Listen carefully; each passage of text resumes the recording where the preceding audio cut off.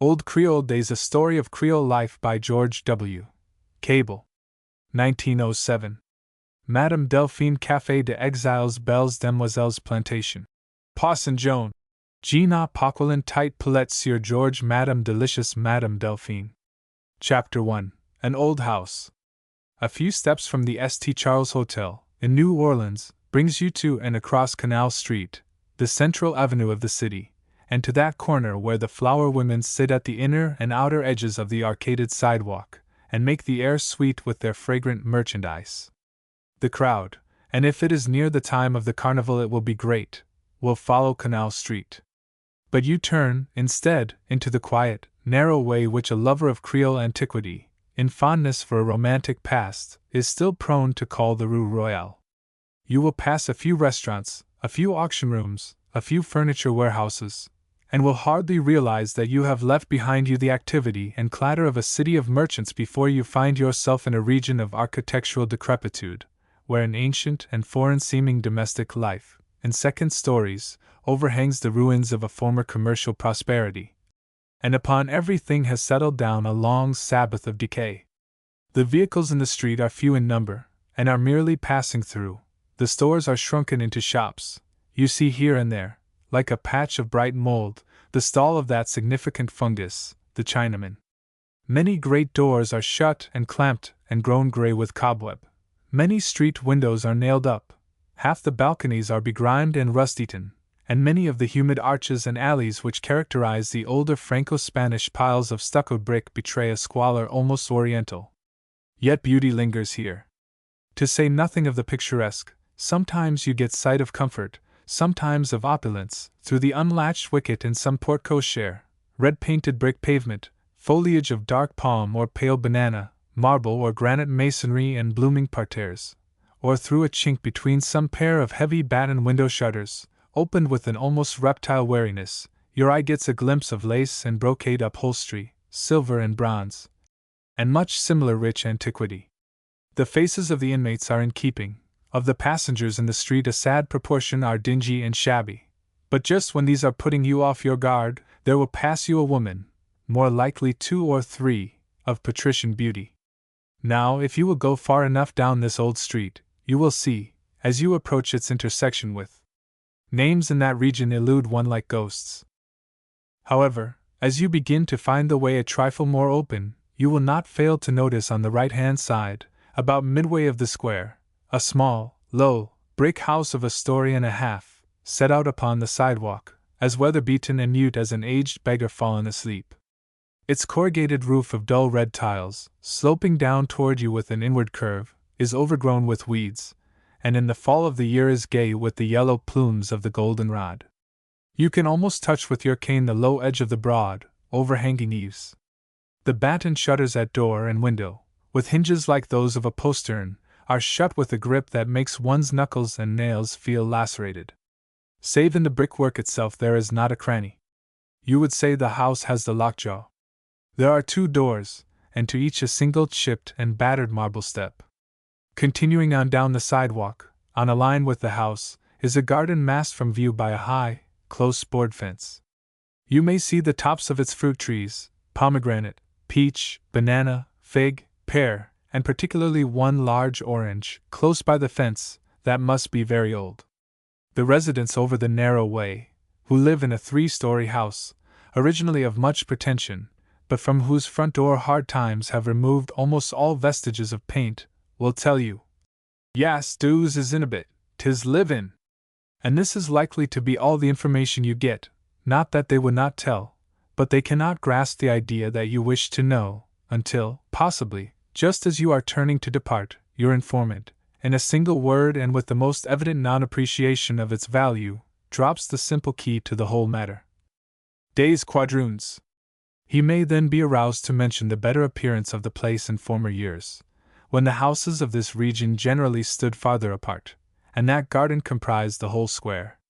Here dwelt, 60 years ago and more, one Delphine Carrez, or, as she was commonly designated by the few who knew her, Madame Delphine. That she owned her home, and that it had been given her by the then deceased companion of her days of beauty, were facts so generally admitted as to be, even as far back as that 60 years ago, no longer a subject of gossip. She was never pointed out by the denizens of the quarter as a character, nor her house as a feature. It would have passed all Creole powers of guessing to divine what you could find worthy of inquiry concerning a retired quadroon woman, and not the least puzzled of all would have been the timid and restive Madame Delphine herself. Chapter 2. Madame Delphine. During the first quarter of the present century, the free quadroon caste of New Orleans was in its golden age. Earlier generations, sprung, upon the one hand, from the merry gallants of a French colonial military service which had grown gross by affiliation with Spanish-American frontier life, and upon the other hand from comely Ethiopians culled out of the less negroidal types of African live goods, and bought at the ship's side with vestiges of quills and cowries and copper wires still in their headdresses. These earlier generations, with scars of battle or private rencontre still on the fathers, and of servitude on the manumitted mothers, afforded a mere hint of the splendor that was to result from a survival of the fairest through 75 years devoted to the elimination of the black pigment and the cultivation of Hyperion excellence and Nymphean grace and beauty. Nor, if we turn to the present, is the evidence much stronger which is offered by the gens de couleur whom you may see in the quadroon quarter this afternoon, with Ichabod legible on their murky foreheads through a vain smearing of toilet powder, dragging their chairs down to the narrow gateway of their close-fenced gardens, and staring shrinkingly at you as you pass, like a nest of yellow kittens. But as the present century was in its second and third decades, the quadroons, for we must contrive a feminine spelling to define the strict limits of the caste as then established, came forth in splendor. Old travelers spare no terms to tell their praises, their faultlessness of feature, their perfection of form, their varied styles of beauty, for there were even pure Caucasian blondes among them, their fascinating manners, their sparkling vivacity, their chaste and pretty wit, their grace in the dance, their modest propriety, their taste and elegance in dress. In the gentlest and most poetic sense they were indeed the sirens of this land where it seemed, always afternoon, a momentary triumph of an Arcadian over a Christian civilization, so beautiful and so seductive that it became the subject of special chapters by writers of the day more original than correct as social philosophers. The balls that were got up for them by the male Sangper were to that day what the carnival is to the present. Society balls given the same nights proved failures through the coincidence. The magnates of government, municipal, state, federal, those of the army, of the learned professions and of the clubs, in short, the white male aristocracy in everything save the ecclesiastical desk, were there. Tickets were high-priced to ensure the exclusion of the vulgar. No distinguished stranger was allowed to miss them. They were beautiful. They were clad in silken extenuations from the throat to the feet, and wore, withal, a pathos in their charm that gave them a family likeness to innocence. Madame Delphine, were you not a stranger, could have told you all about it, though hardly, I suppose, without tears. But at the time of which we would speak, 1821–22, her day of splendor was set, and her husband, let us call him so for her sake, was long dead. He was an American, and if we take her word for it, a man of noble heart and extremely handsome. But this is knowledge which we can do without. Even in those days the house was always shut, and Madame Delphine's chief occupation and end in life seemed to be to keep well locked up indoors. She was an excellent person, the neighbors said, a very worthy person, and they were, maybe, nearer correct than they knew. They rarely saw her save when she went to or returned from church, a small, rather tired-looking, dark quadroon of very good features and a gentle thoughtfulness of expression which would take long to describe, call it a widow's look. In speaking of Madame Delphine's house, mention should have been made of a gate in the fence on the Royal Street sidewalk. It is gone now, and was out of use then, being fastened once for all by an iron staple clasping the crossbar and driven into the post. Which leads us to speak of another person. Chapter 3. Capitaine Lemaitre. He was one of those men that might be any age, 30, 40, 45. There was no telling from his face what was years and what was only weather. His countenance was of a grave and quiet, but also luminous sort, which was instantly admired and ever afterward remembered, as was also the fineness of his hair and the blueness of his eyes. Those pronounced him youngest who scrutinized his face the closest. But waiving the discussion of age, he was odd, though not with the oddness that he who had reared him had striven to produce. He had not been brought up by mother or father. He had lost both in infancy, and had fallen to the care of a rugged old military grandpa of the colonial school, whose unceasing endeavor had been to make his boy as savage and ferocious a holder of unimpeachable social rank as it became a pure-blooded French Creole to be who would trace his pedigree back to the god Mars. "Remember, my boy," was the adjuration received by him as regularly as his waking cup of black coffee, "that none of your family line ever kept the laws of any government or creed. And if it was well that he should bear this in mind, it was well to reiterate it persistently, for, from the nurse's arms, the boy wore a look, not of docility so much as of gentle, judicial benevolence. The domestics of the old man's house used to shed tears of laughter to see that look on the face of a babe.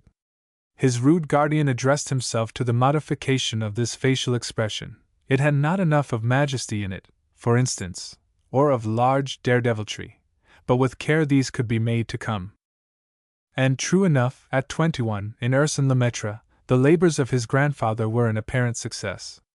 He was not rugged, nor was he loud-spoken, as his venerable trainer would have liked to present him to society, but he was as serenely terrible as a well-aimed rifle, and the old man looked upon his results with pride.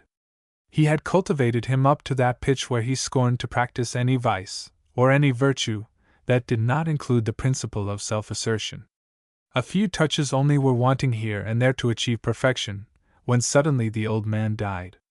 Yet it was his proud satisfaction, before he finally lay down, to see Ursin a favored companion and the peer, both in courtesy and pride, of those polished gentlemen famous in history, the brothers Lafitte.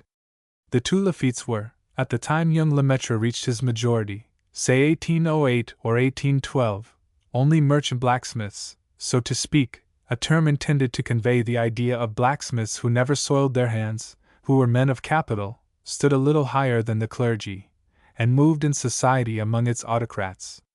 But they were full of possibilities, men of action, and men, too, of thought, with already a pronounced disbelief in the custom house. In these days of big carnivals they would have been patented as the Dukes of Little Manchac and Barataria. Young Ursin Lemaitre, in full the name was Lemaitre Vigneville, had not only the hearty friendship of these good people, but also a natural turn for accounts, and as his two friends were looking about them with an enterprising eye, it easily resulted that he presently connected himself with the blacksmithing profession.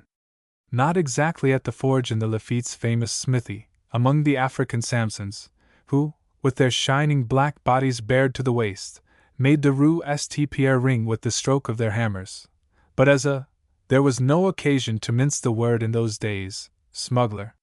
Smuggler, patriot, where was the difference? Beyond the ken of a community to which the enforcement of the revenue laws had long been merely so much out of every man's pocket and dish, into the all-devouring treasury of Spain. At this date they had come under a kinder yoke, and to a treasury that at least echoed when the customs were dropped into it, but the change was still new.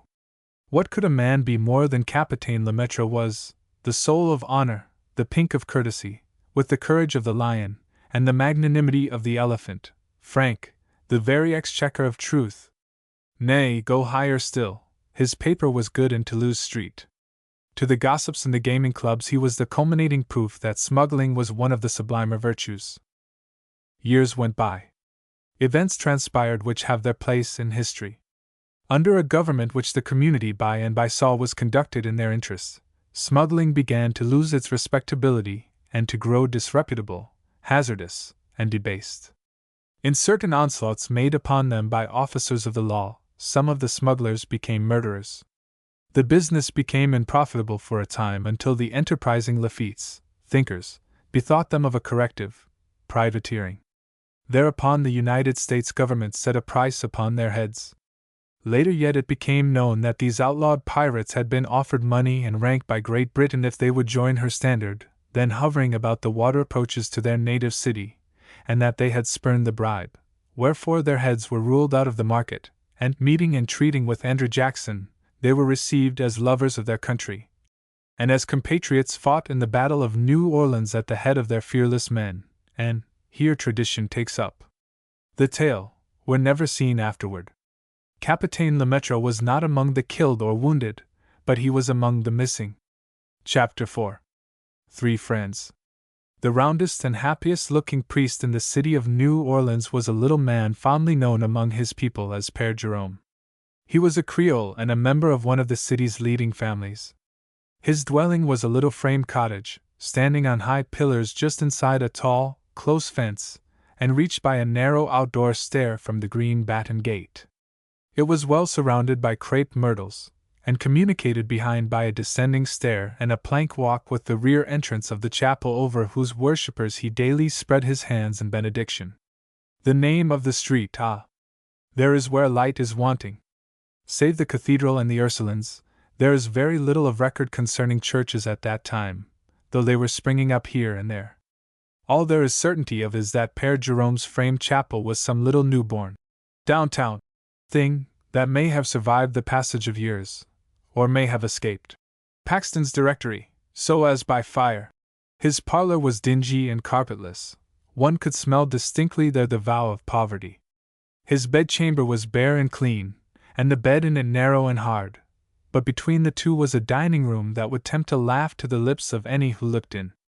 The table was small, but stout, and all the furniture of the room substantial, made of fine wood, and carved just enough to give the notion of wrinkling pleasantry. His mother's and sister's doing, Père Jerome would explain, they would not permit this apartment, or department, to suffer. Therein, as well as in the parlor, there was odor, but of a more Epicurean sort, that explained interestingly the Père Jerome's rotundity and rosy smile. In this room, and about this miniature round table, used sometimes to sit with Père Jerome 2 friends to whom he was deeply attached, one, Évariste Verilat, a playmate from early childhood, now his brother-in-law, the other, Jean Thompson, a companion from youngest manhood, and both, like the little priest himself, the regretful rememberers of a fourth comrade who was a comrade no more. Like Père Jerome, they had come, 3 years, to the thick of life's conflicts, the priest's brother-in-law a physician, the other an attorney, and brother-in-law to the lonely wanderer, yet they loved to huddle around this small board, and be boys again in heart while men in mind. Neither one nor another was leader. In earlier days they had always yielded to him who no longer met with them a certain chieftainship, and they still thought of him and talked of him, and in their conjectures, groped after him, as one of whom they continued to expect greater things than of themselves.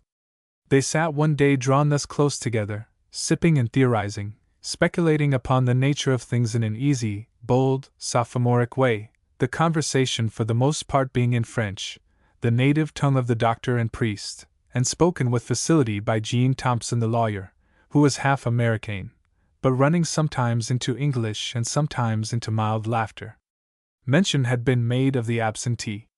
Père Jerome advanced an idea something like this. It is impossible for any finite mind to fix the degree of criminality of any human act or of any human life. The Infinite One alone can know how much of our sin is chargeable to us, and how much to our brothers or our fathers. We all participate in one another's sins. There is a community of responsibility attaching to every misdeed. No human since Adam, nay, nor Adam himself, ever sinned entirely to himself. And so I never am called upon to contemplate a crime or a criminal, but I feel my conscience pointing at me as one of the accessories. In a word, said Évariste Verilat, the physician, you think we are partly to blame for the omission of many of your paternosters, eh? Father Jerome smiled. No, a man cannot plead so in his own defense. Our first father tried that, but the plea was not allowed. But now there is our absent friend. I tell you truly, this whole community ought to be recognized as partners in his moral errors. Among another people, reared under wiser care and with better companions, how different might he not have been? How can we speak of him as a lawbreaker who might have saved him from that name? Here the speaker turned to Jean Thompson, and changed his speech to English. A lady says to me today, Père Jerome, our dad is a dreadful daddy gone at the coas of Cuba to be one corsair. Ain't it? Ah, madam, I says, 'tis a terrible. I hope de good God will FO give me an UFO dat. Jean Thompson answered quickly. You should not have let her say that. Mays FOWI? Why, because if you are partly responsible, you ought so much the more to do what you can to shield his reputation. You should have said, the attorney changed to French. He is no pirate. He has merely taken out letters of marque and reprisal under the flag of the Republic of Carthagena. Ah, bah! Exclaimed Dr. Verilat, and both he and his brother-in-law, the priest, laughed. Why not? Demanded Thompson. Oh, said the physician, with a shrug. Say I de that way for you want. Then, suddenly becoming serious, he was about to add something else, when Père Jerome spoke. I will tell you what I could have said. I could have said, Madam, yes, 'tis a terrible FO him. He stumble in de dark, but dat good God will make it a mo terrible FO dat man whoever he is, W at put at light out. But how do you know he is a pirate? Demanded Thompson, aggressively. How do we know? Said the little priest, returning to French. Ah! There is no other explanation of the 99 stories that come to us, from every port where ships arrive from the north coast of Cuba, of a commander of pirates there who is a marvel of courtesy and gentility. 1. Footnote 1. See Gazettes of the period. And whose name is Lafitte? Said the obstinate attorney. And who, nevertheless, is not Lafitte? Insisted Père Jerome. Das true, Jean, said Dr. Verilat. We all know das true. Père Jerome leaned forward over the board and spoke, with an air of secrecy, in French. You have heard of the ship which came into port here last Monday. You have heard that she was boarded by pirates, and that the captain of the ship himself drove them off. An incredible story, said Thompson. But not so incredible as the truth. I have it from a passenger. There was on the ship a young girl who was very beautiful. She came on deck, where the corsair stood, about to issue his orders, and more beautiful than ever in the desperation of the moment, confronted him with a small missal spread open, and her finger on the Apostles' Creed, commanded him to read. He read it, uncovering his head as he read, then stood gazing on her face, which did not quail, and then with a low bow said, Give me this book and I will do your bidding. She gave him the book and bade him leave the ship, and he left it unmolested. Père Jerome looked from the physician to the attorney and back again, once or twice, with his dimpled smile. But he speaks English, they say, said Jean Thompson. He has, no doubt, learned it since he left us, said the priest. But this shipmaster, too, says his men called him Lafitte. Lafitte? No, do you not see? It is your brother-in-law, Jean Thompson. It is your wife's brother. Not Lafitte, but, softly, Lemaitre. Lemaitre. Capitaine Arsène Lemaitre.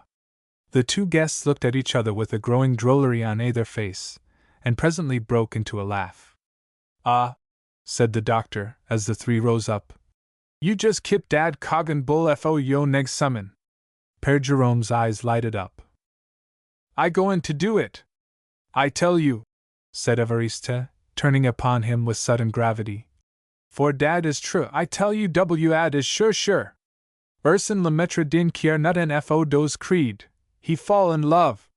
Then, with a smile, turning to Jean Thompson, and back again to Père Jerome. But anyhow you tell it in dad summon daddy higher fo dad creed. Père Jerome sat up late that night, writing a letter. The remarkable effects upon a certain mind, effects which we shall presently find him attributing solely to the influences of surrounding nature, may find for some a more sufficient explanation in the fact that this letter was but one of a series, and that in the rover of doubted identity and incredible eccentricity Père Jerome had a regular correspondent. Chapter 5. The Cap Fits.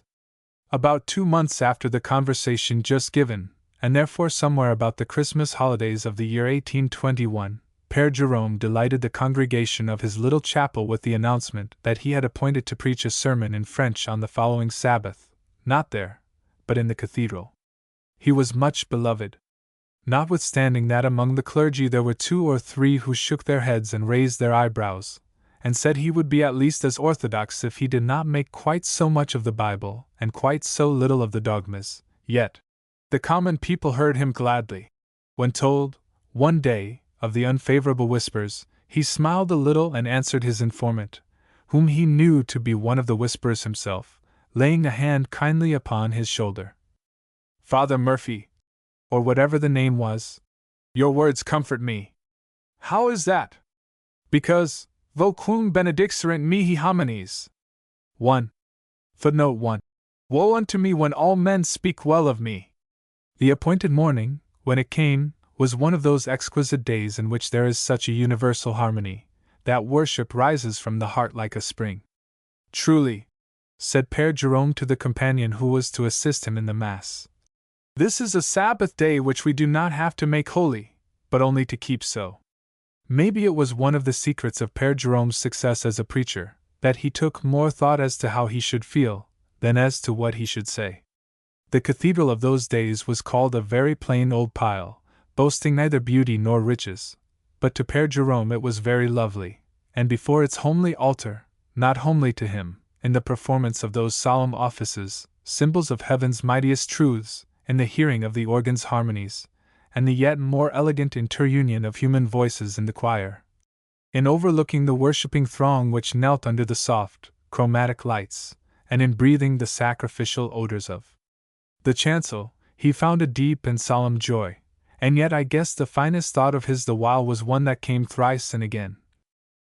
Be not deceived, Père Jerome, because saintliness of feeling is easy here. You are the same priest who overslept this morning, and overate yesterday, and will, in some way, easily go wrong tomorrow and the day after. He took it with him when, the Veni Creator sung, he went into the pulpit.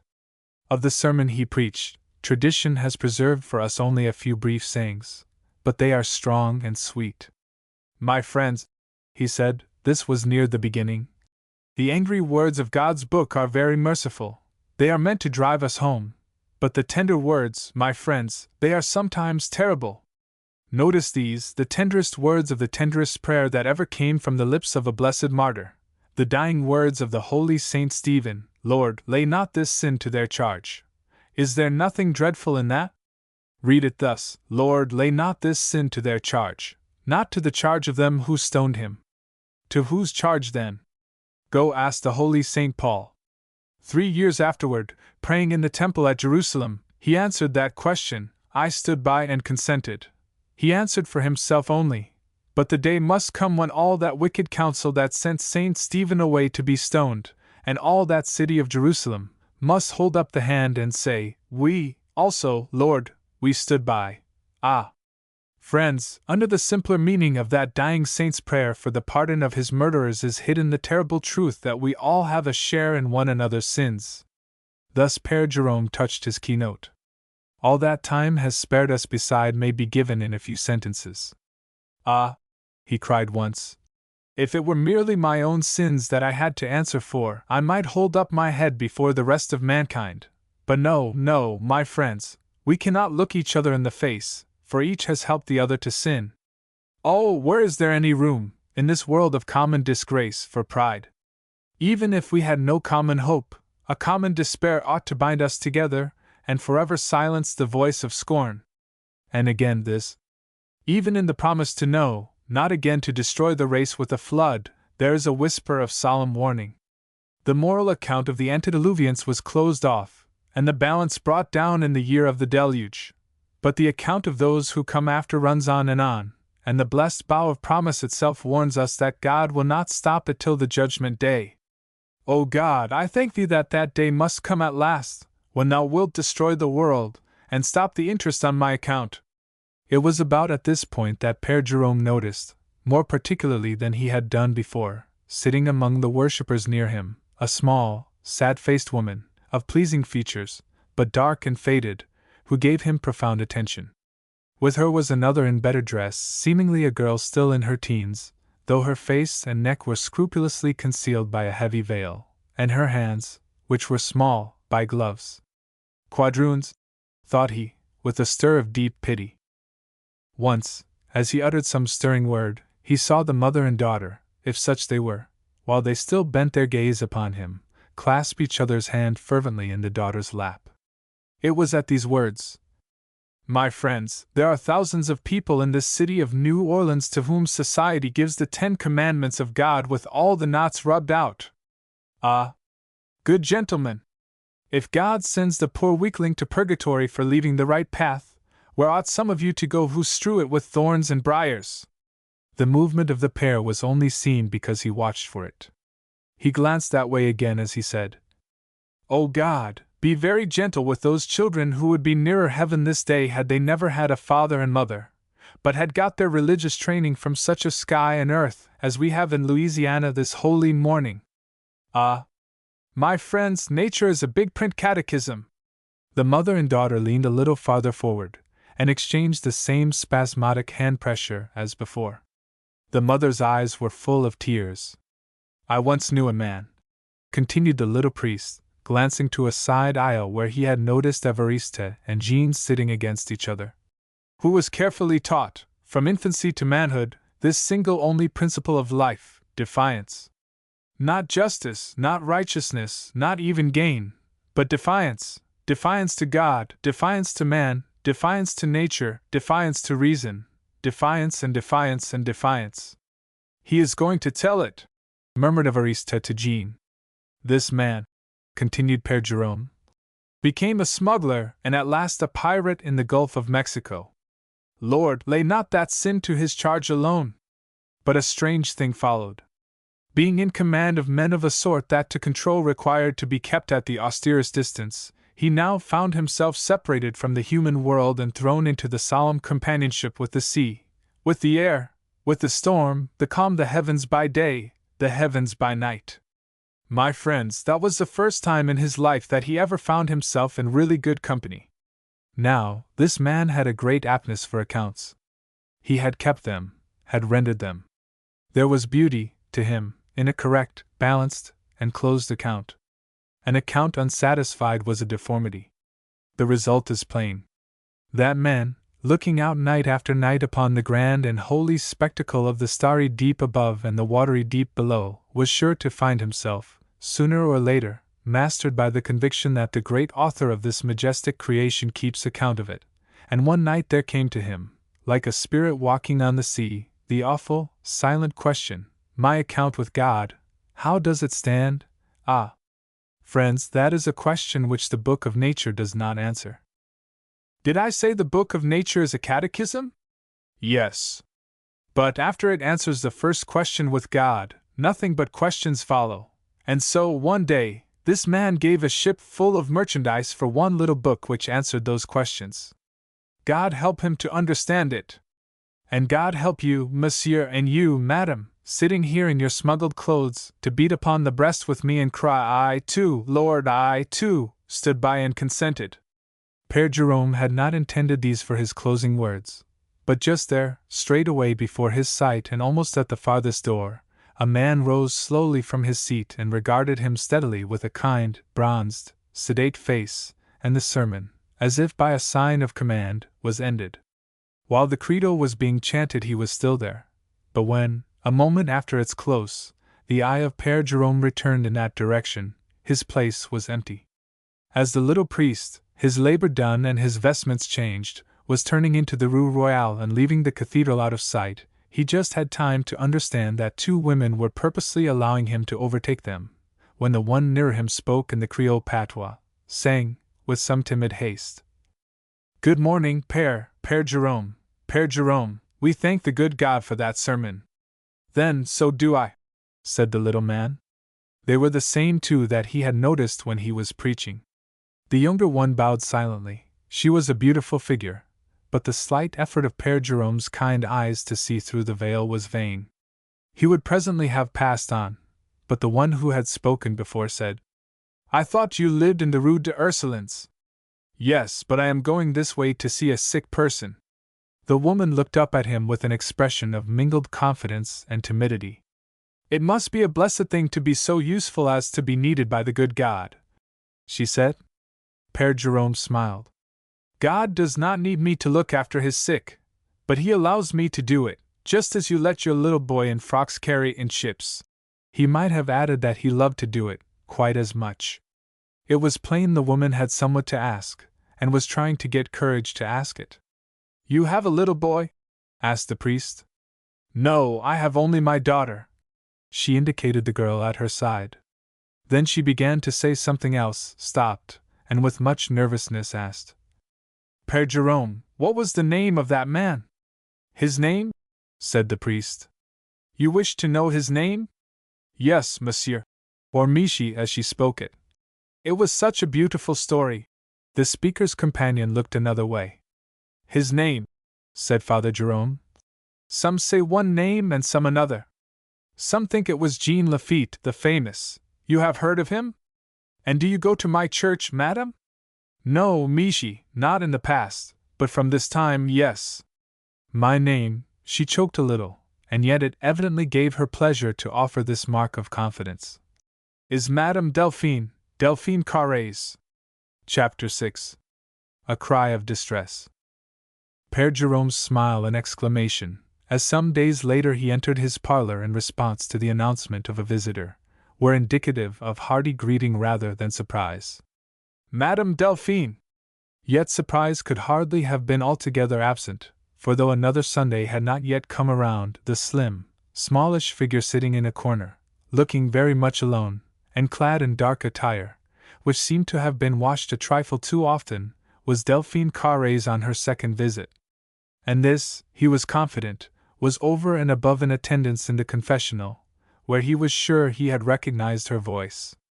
She rose bashfully and gave her hand, then looked to the floor, and began a faltering speech, with a swallowing motion in the throat, smiled weakly and commenced again, speaking, as before, in a gentle, low note, frequently lifting up and casting down her eyes while shadows of anxiety and smiles of apology chased each other rapidly across her face. She was trying to ask his advice. "Sit down," said he, and when they had taken seats she resumed, with downcast eyes.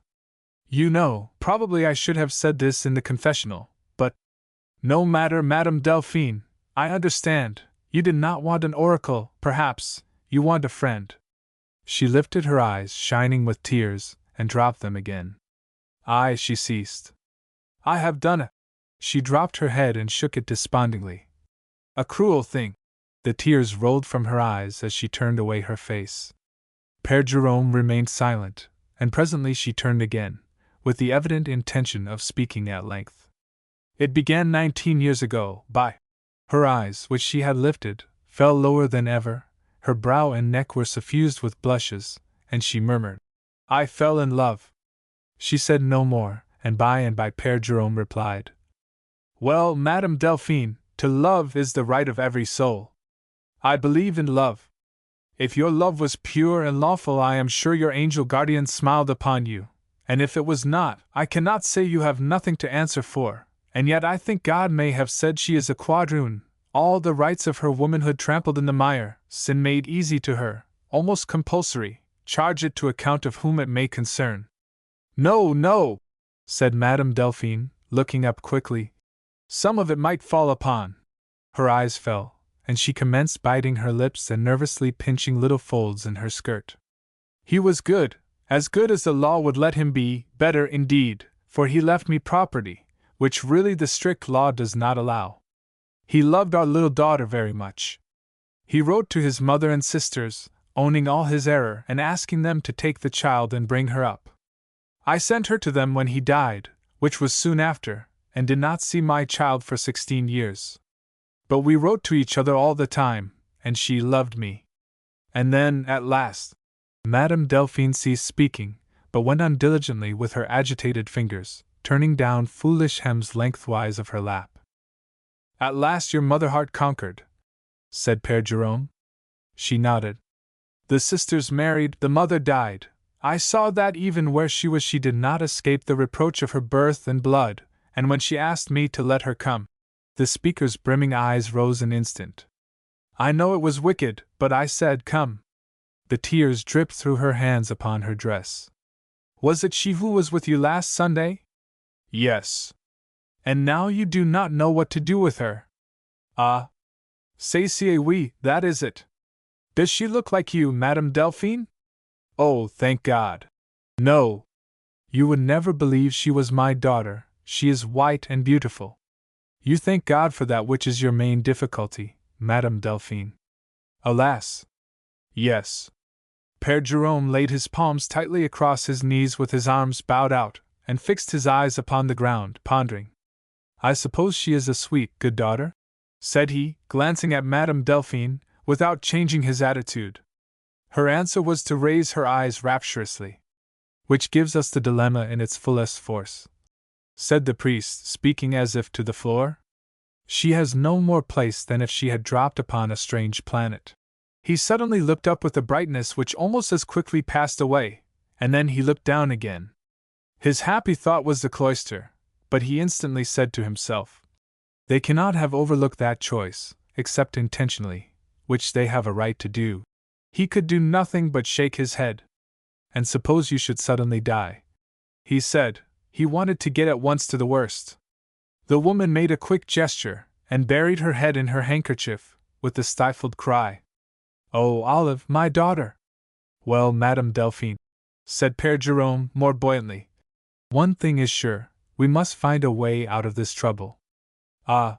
She exclaimed, looking heavenward. If it might be! But it must be! Said the priest. But how shall it be? Asked the desponding woman. Ah! Said Père Jerome, with a shrug. God knows. Yes, said the quadroon, with a quick sparkle in her gentle eye. And I know, if God would tell anybody, he would tell you. The priest smiled and rose. Do you think so? Well, leave me to think of it. I will ask him. And he will tell you, she replied. And he will bless you. She rose and gave her hand. As she withdrew it, she smiled. I had such a strange dream, she said, backing toward the door. Yes? Yes. I got my troubles all mixed up with your sermon. I dreamed I made that pirate the guardian of my daughter. Père Jerome smiled also, and shrugged. To you, Madame Delphine, as you are placed, every white man in this country, on land or on water, is a pirate, and of all pirates, I think that one is, without doubt, the best. Without doubt, echoed Madame Delphine wearily, still withdrawing backward. Père Jerome stepped forward and opened the door. The shadow of someone approaching it from without fell upon the threshold, and a man entered, dressed in dark blue cottonade, lifting from his head a fine Panama hat, and from a broad, smooth brow, fair where the hat had covered it, and dark below, gently stroking back his very soft, brown locks. Madame Delphine slightly started aside, while Père Jerome reached silently, but eagerly, forward, grasped a larger hand than his own, and motioned its owner to a seat. Madame Delphine's eyes ventured no higher than to discover that the shoes of the visitor were of white duck. Well, Père Jerome, she said in a hurried undertone, I am just going to say Hail Marys all the time till you find that out for me. Well, I hope that will be soon, Madame Carrez. Good day, Madame Carrez. And as she departed, the priest turned to the newcomer and extended both hands, saying, in the same familiar dialect in which he had been addressing the quadroon, Well a day, old playmate! After so many years! They sat down side by side, like husband and wife, the priest playing with the other's hand, and talked of times and seasons past, often mentioning Évariste and often Jean. Madame Delphine stopped short halfway home and returned to Père Jerome's. His entry door was wide open and the parlor door ajar. She passed through the one and with downcast eyes was standing at the other, her hand lifted to knock, when the door was drawn open and the white duck shoes passed out. She saw, besides, this time the blue cottonade suit. Yes, the voice of Père Jerome was saying, as his face appeared in the door. Ah, madame, I left my par_soul_, said Madame Delphine, in English. There was this quiet evidence of a defiant spirit hidden somewhere down under her general timidity, that, against a fierce conventional prohibition, she wore a bonnet instead of the turban of her caste, and carried a parasol. Père Jerome turned and brought it. He made a motion in the direction in which the late visitor had disappeared. Madame Delphine, you saw that man? Not his face. You couldn't believe me, for I tell you what that man purposed to do. Is that so, Père Jerome?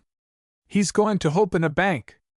Ah, said Madame Delphine, seeing she was expected to be astonished. Père Jerome evidently longed to tell something that was best kept secret. He repressed the impulse, but his heart had to say something. He threw forward one hand and, looking pleasantly at Madame Delphine, with his lips dropped apart, clenched his extended hand and, thrusting it toward the ground, said in a solemn undertone, "He is God's own banker, Madame Delphine." Chapter 7. Michi Vigneville. Madame Delphine sold one of the corner lots of her property. She had almost no revenue, and now and then a piece had to go. As a consequence of the sale, she had a few large banknotes sewed up in her petticoat, and one day, maybe a fortnight after her tearful interview with Père Jerome, she found it necessary to get one of these changed into small money. She was in the Rue Toulouse, looking from one side to the other for a bank which was not in that street at all, when she noticed a small sign hanging above a door, bearing the name Vigneville. She looked in. Père Jerome had told her, when she had gone to him to ask where she should apply for change, that if she could only wait a few days, there would be a new concern opened in Toulouse Street. It really seemed as if Vigneville was the name, if she could judge. It looked to be, and it was, a private banker's. UL Vigneville's, according to a larger inscription which met her eyes as she ventured in. Behind the counter, exchanging some last words with a busy-mannered man outside, who, in withdrawing, seemed bent on running over Madame Delphine, stood the man in blue cottonade, whom she had met in Père Jerome's doorway. Now, for the first time, she saw his face, its strong, grave, human kindness shining softly on each and every bronzed feature. The recognition was mutual. He took pains to speak first, saying, in a reassuring tone, and in the language he had last heard her use, "How I can serve you, madam? For you please to make dat bill change, Michi." She pulled from her pocket a wad of dark cotton handkerchief, from which she began to untie the imprisoned note. Madame Delphine had an uncommonly sweet voice, and it seemed so to strike Monsieur Vigneville. He spoke to her once or twice more, as he waited on her, each time in English, as though he enjoyed the humble melody of its tone, and presently, as she turned to go, he said, "Madame Carrez." She started a little, but bethought herself instantly that he had heard her name in Père Jerome's parlor. The good father might even have said a few words about her after her first departure. He had such an overflowing heart. "Madame Carrez," said Monsieur Vigneville, "dose kind of note what you and me just now is being contrafeit. You must take care from dose kind of note. You see," he drew from his cash drawer a note resembling the one he had just changed for her, and proceeded to point out certain tests of genuineness. The counterfeit, he said, was so and so. "But," she exclaimed, with much dismay, "dat was the manner of my bill. ID must be, let me see dat bill what I give you, if you please, Michi." Monsieur Vigneville turned to engage in conversation with an employee and a new visitor, and gave no sign of hearing Madame Delphine's voice. She asked a second time, with like result, lingered timidly, and as he turned to give his attention to a third visitor, reiterated, "Michi Vigneville, I was you please led." "Madame Carrez," he said, turning so suddenly as to make the frightened little woman start, but extending his palm with a show of frankness, and assuming a look of benignant patience. "How I can find dose note now, mongs all de res? For you p is not to make me dose troop dot." The dimmest shadow of a smile seemed only to give his words a more kindly authoritative import, and as he turned away again with a manner suggestive of finality, Madame Delphine found no choice but to depart. But she went away loving the ground beneath the feet of Monsieur Huel Vigneville. "Oh, Père Jerome!" she exclaimed in the corrupt French of her caste, meeting the little father on the street a few days later. "You told the truth that day in your parlor. Emo con l'asider. I know him now. He is just what you called him.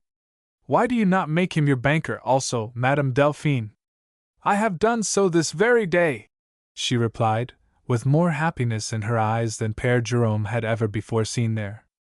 "Madame Delphine," he said, his own eyes sparkling, "make him your daughter's guardian. For myself, being a priest, it would not be best, but ask him. I believe he will not refuse you." Madame Delphine's face grew still brighter as he spoke. "It was in my mind," she said. Yet to the timorous Madame Delphine many trifles became, one after another, an impediment to the making of this proposal, and many weeks elapsed before further delay was positively without excuse. But at length, one day in May, 1822, in a small private office behind Monsieur Vigneville's banking room, he sitting beside a table, and she, more timid and demure than ever, having just taken a chair by the door, she said, trying, with a little bashful laugh, to make the matter seem unimportant, and yet with some tremor of voice: "Monsieur Vigneville, I've been making my will." Having commenced their acquaintance in English, they spoke nothing else. "'Tis a good idea," responded the banker.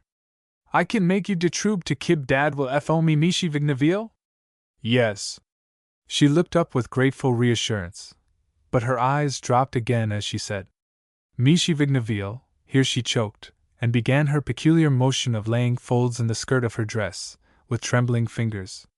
She lifted her eyes, and as they met the look of deep and placid kindness that was in his face, some courage returned, and she said, "Michi, what'd you want?" asked he, gently. "If it arrived to me to die." "Yes?" Her words were scarcely audible. "I want you take care of my little girl. You ave one little gal, Madame Carres?" She nodded with her face down. "And you got some emo chillin'?" "No. I never know dad, Madame Carres." "She's a lil small gal?" "Mothers forget their daughter's stature," Madame Delphine said. "Yes." For a few moments either spoke, and then Monsieur Vigneville said, "I will do dad." "Like she been you own?" asked the mother, suffering from her own boldness. "She's a good lil chilly, eh?" "Michi, she's a lil hangel!" exclaimed Madame Delphine, with a look of distress. "Yes, I take care of your lag my own. I make you dad promise." But there was something still in the way, Madame Delphine seemed to think. The banker waited in silence. "I suppose you will want to see my little girl?" He smiled, for she looked at him as if she would implore him to decline. "Oh, I take you word fo hall dad, Madame Carres. It make no different what she look lag. I don't want see her." Madame Delphine's parting smile, she went very shortly, was gratitude beyond speech. Monsieur Vigneville returned to the seat he had left, and resumed a newspaper, the Louisiana Gazette in all probability, which he had laid down upon Madame Delphine's entrance. His eyes fell upon a paragraph which had previously escaped his notice. There they rested. Either he read it over and over unwearyingly, or he was lost in thought. Jean Thompson entered. "No," said Mr. Thompson, in a suppressed tone, bending a little across the table, and laying one palm upon a package of papers which lay in the other. "It is completed. You could retire from your business any day inside of 6 hours without loss to anybody. Both here and elsewhere, let it be understood that where good English is given the words were spoken in good French." Monsieur Vigneville raised his eyes and extended the newspaper to the attorney, who received it and read the paragraph. Its substance was that a certain vessel of the Navy had returned from a cruise in the Gulf of Mexico and Straits of Florida, where she had done valuable service against the pirates, having, for instance, destroyed in one fortnight in January last 12 pirate vessels afloat, 2 on the stocks, and 3 establishments ashore. "United States brig Porpoise," repeated Jean Thompson. "Do you know her?" "We are acquainted," said Monsieur Vigneville. Chapter 8. A quiet footstep, a grave new presence on financial sidewalks, a neat garb slightly out of date, a gently strong and kindly pensive face, a silent bow, a new sign in the Rue Toulouse, a lone figure with a cane, walking in meditation in the evening light under the willows of Canal Marigny, a long darkened window relighted in the Rue Conti. These were all. A fall of dew would scarce have been more quiet than was the return of Ursin Lemaitre Vigneville to the precincts of his birth and early life. But we hardly give the event its right name. It was Capitaine Lemaitre who had disappeared. It was Monsieur Vigneville who had come back. The pleasures, the haunts, the companions that had once held out their charms to the impetuous youth, offered no enticements to Madame Delphine's banker.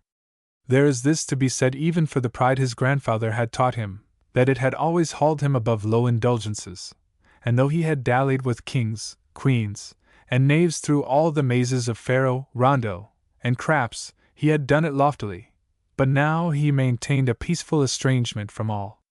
Évariste and Jean, themselves, found him only by seeking. "It is the right way," he said to Père Jerome, the day we saw him there. "Arsène Lemaitre is dead.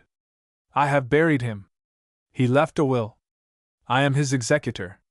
"He is crazy," said his lawyer brother-in-law, impatiently. "On the contract, why?" replied the little priest. "He has come at his F." Évariste spoke. "Look at his face, Jean. Men with that kind of face are the last to go crazy."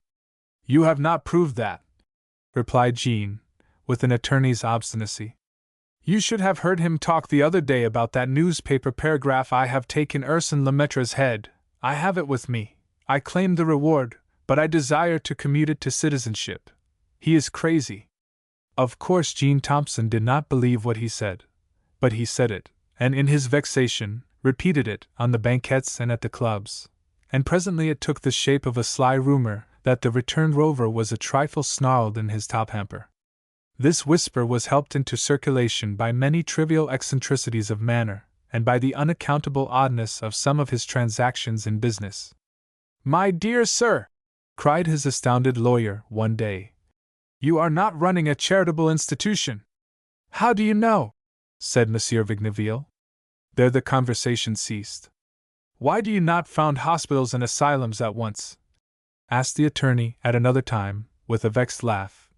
"And get the credit of it?" "And make the end worse than the beginning," said the banker, with a gentle smile, turning away to a desk of books. "Bah!" muttered Jean Thompson.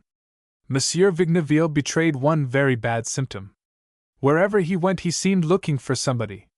It may have been perceptible only to those who were sufficiently interested in him to study his movements, but those who saw it once saw it always. He never passed an open door or gate but he glanced in, and often, where it stood but slightly ajar, you might see him give it a gentle push with his hand or cane. It was very singular. He walked much alone after dark.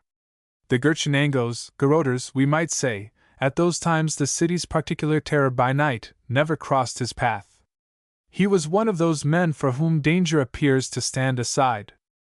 One beautiful summer night, when all nature seemed hushed in ecstasy, the last blush gone that told of the sun's parting, Monsieur Vigneville, in the course of one of those contemplative, uncompanioned walks which it was his habit to take, came slowly along the more open portion of the Rue Royale, with a step which was soft without intention, occasionally touching the end of his stout cane gently to the ground and looking upward among his old acquaintances, the stars.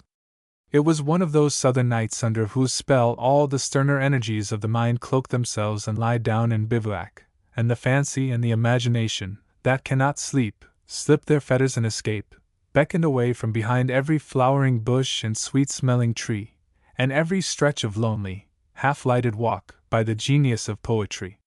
The air stirred softly now and then, and was still again, as if the breezes lifted their expectant pinions and lowered them once more, awaiting the rising of the moon in a silence which fell upon the fields, the roads, the gardens, the walls, and the suburban and half-suburban streets, like a pause in worship. And anon she rose.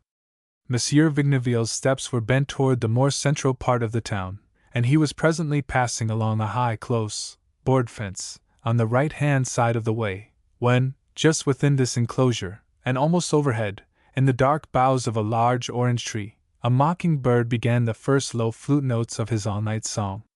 It may have been only the nearness of the songster that attracted the passer's attention, but he paused and looked up. And then he remarked something more, that the air where he had stopped was filled with the overpowering sweetness of the night jasmine. He looked around. It could only be inside the fence. There was a gate just there. Would he push it, as his wont was? The grass was growing about it in a thick turf, as though the entrance had not been used for years.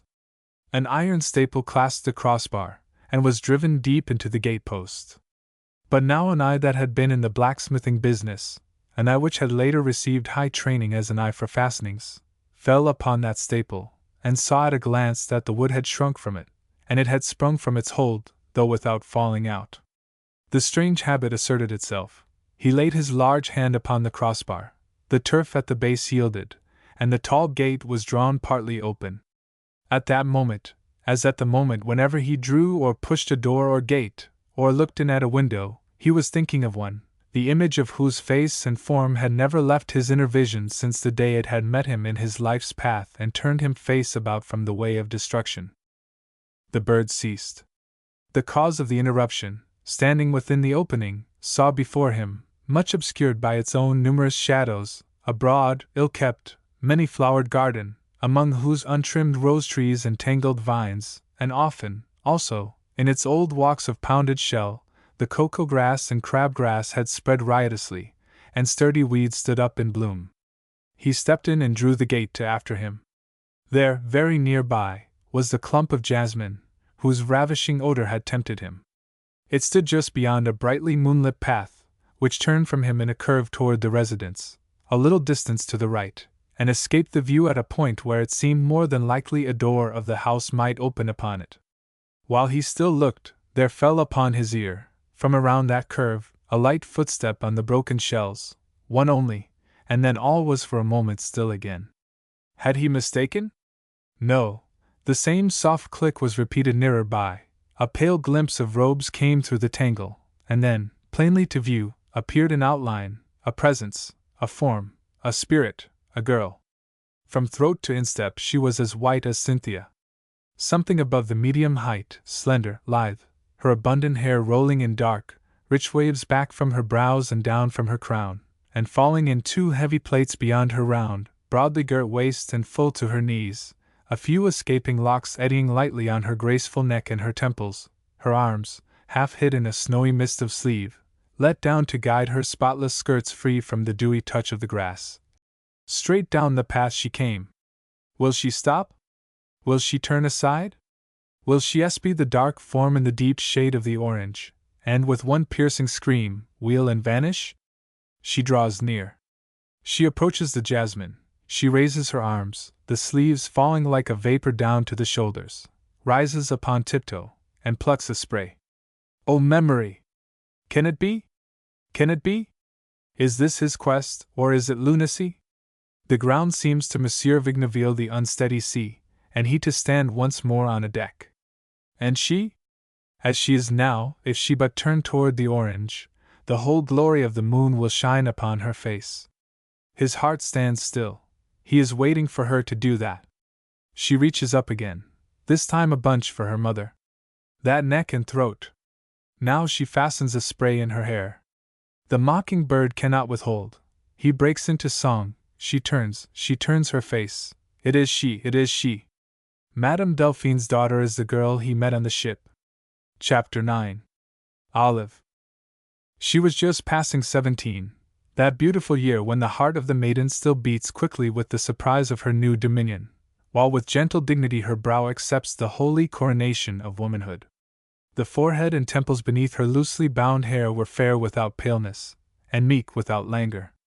She had the soft, lackluster beauty of the South, no ruddiness of coral, no waxen white, no pink of shell, no heavenly blue in the glance, but a face that seemed, in all its other beauties, only a tender accompaniment for the large, brown, melting eyes, where the openness of child nature mingled dreamily with the sweet mysteries of maiden thought.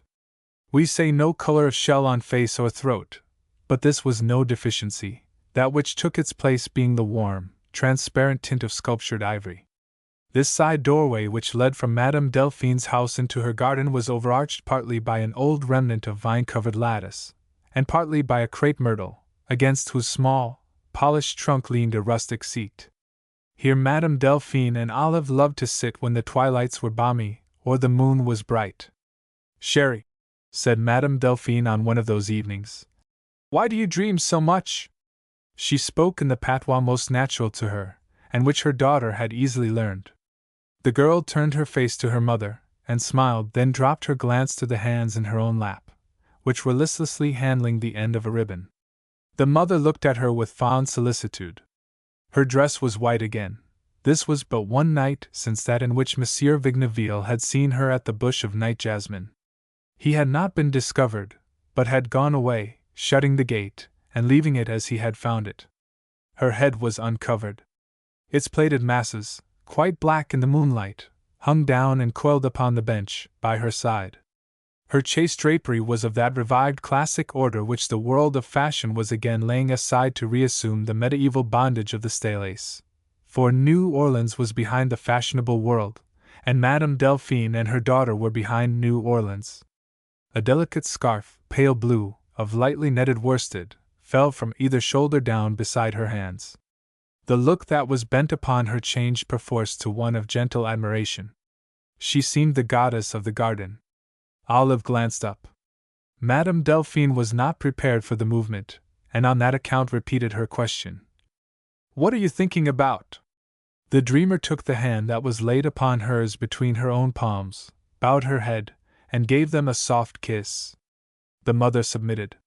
Wherefore, in the silence which followed, a daughter's conscience felt the burden of having withheld an answer, and Olive presently said, as the pair sat looking up into the sky, "I was thinking of Père Jerome's sermon." Madame Delphine had feared so. Olive had lived on it ever since the day it was preached. The poor mother was almost ready to repent having ever afforded her the opportunity of hearing it. Meat and drink had become of secondary value to her daughter. She fed upon the sermon. Olive felt her mother's thought and knew that her mother knew her own, but now that she had confessed, she would ask a question. "Do you think, Maman, that Père Jerome knows it was I who gave that missal?" "No," said Madame Delphine. "I am sure he does not." Another question came more timidly. Do you think he knows him?" "Yes, I do." "He said in his sermon he did?" Both remained for a long time very still, watching the moon gliding in and through among the small dark and white clouds. At last the daughter spoke again. "I wish I was Père. I wish I was as good as Père Jerome." "My child," said Madame Delphine, her tone betraying a painful summoning of strength to say what she had lacked the courage to utter. "My child, I pray the good God you will not let your heart go after one whom you may never see in this world." The maiden turned her glance, and their eyes met. She cast her arms about her mother's neck, laid her cheek upon it for a moment, and then, feeling the maternal tear, lifted her lips, and kissing her, said, "I will not! I will not!" But the voice was one, not of willing consent, but of desperate resolution. "It would be useless, anyhow," said the mother, laying her arm around her daughter's waist. Olive repeated the kiss, prolonging it passionately. "I have nobody but you," murmured the girl. "I am a poor quadroon." She threw back her plaited hair for a third embrace, when a sound in the shrubbery startled them. "Que sais-je pas?" called Madame Delphine, in a frightened voice, as the two stood up, holding to each other. No answer. "It was only the dropping of a twig," she whispered, after a long holding of the breath. But they went into the house and barred it everywhere. It was no longer pleasant to sit up. They retired, and in course of time, but not soon, they fell asleep, holding each other very tight, and fearing, even in their dreams, to hear another twig fall. Chapter 10. Birds. Monsieur Vigneville looked in at no more doors or windows, but if the disappearance of this symptom was a favorable sign, others came to notice which were especially bad, for instance, wakefulness. At well-nigh any hour of the night the city guard, which itself dared not patrol singly, would meet him on his slow, unmolested, sky-gazing walk. "Seems to enjoy it," said Jean Thompson. "The worst sort of evidence. If he showed distress of mind, it would not be so bad, but his calmness, ugly feature." The attorney had held his ground so long that he began really to believe it was tenable. By day, it is true, Monsieur Vigneville was at his post in his quiet bank. Yet here, day by day, he was the source of more and more vivid astonishment to those who held preconceived notions of a banker's calling. As a banker, at least, he was certainly out of balance, while as a promenader, it seemed to those who watched him that his ruling idea had now veered about, and that of late he was ever on the quiet alert, not to find, but to evade, somebody.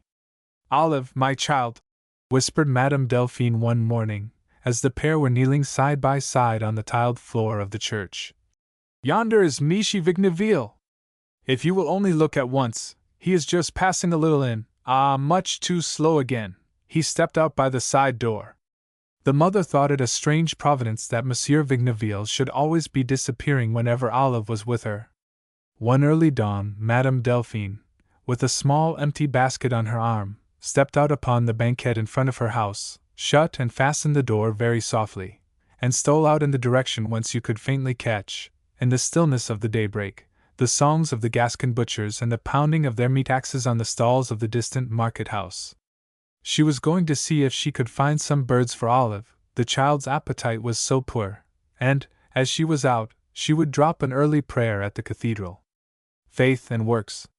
One must venture something, sometimes, in the cause of religion, thought she, as she started timorously on her way. But she had not gone a dozen steps before she repented her temerity. There was someone behind her. There should not be anything terrible in a footstep merely because it is masculine, but Madame Delphine's mind was not prepared to consider that. A terrible secret was haunting her.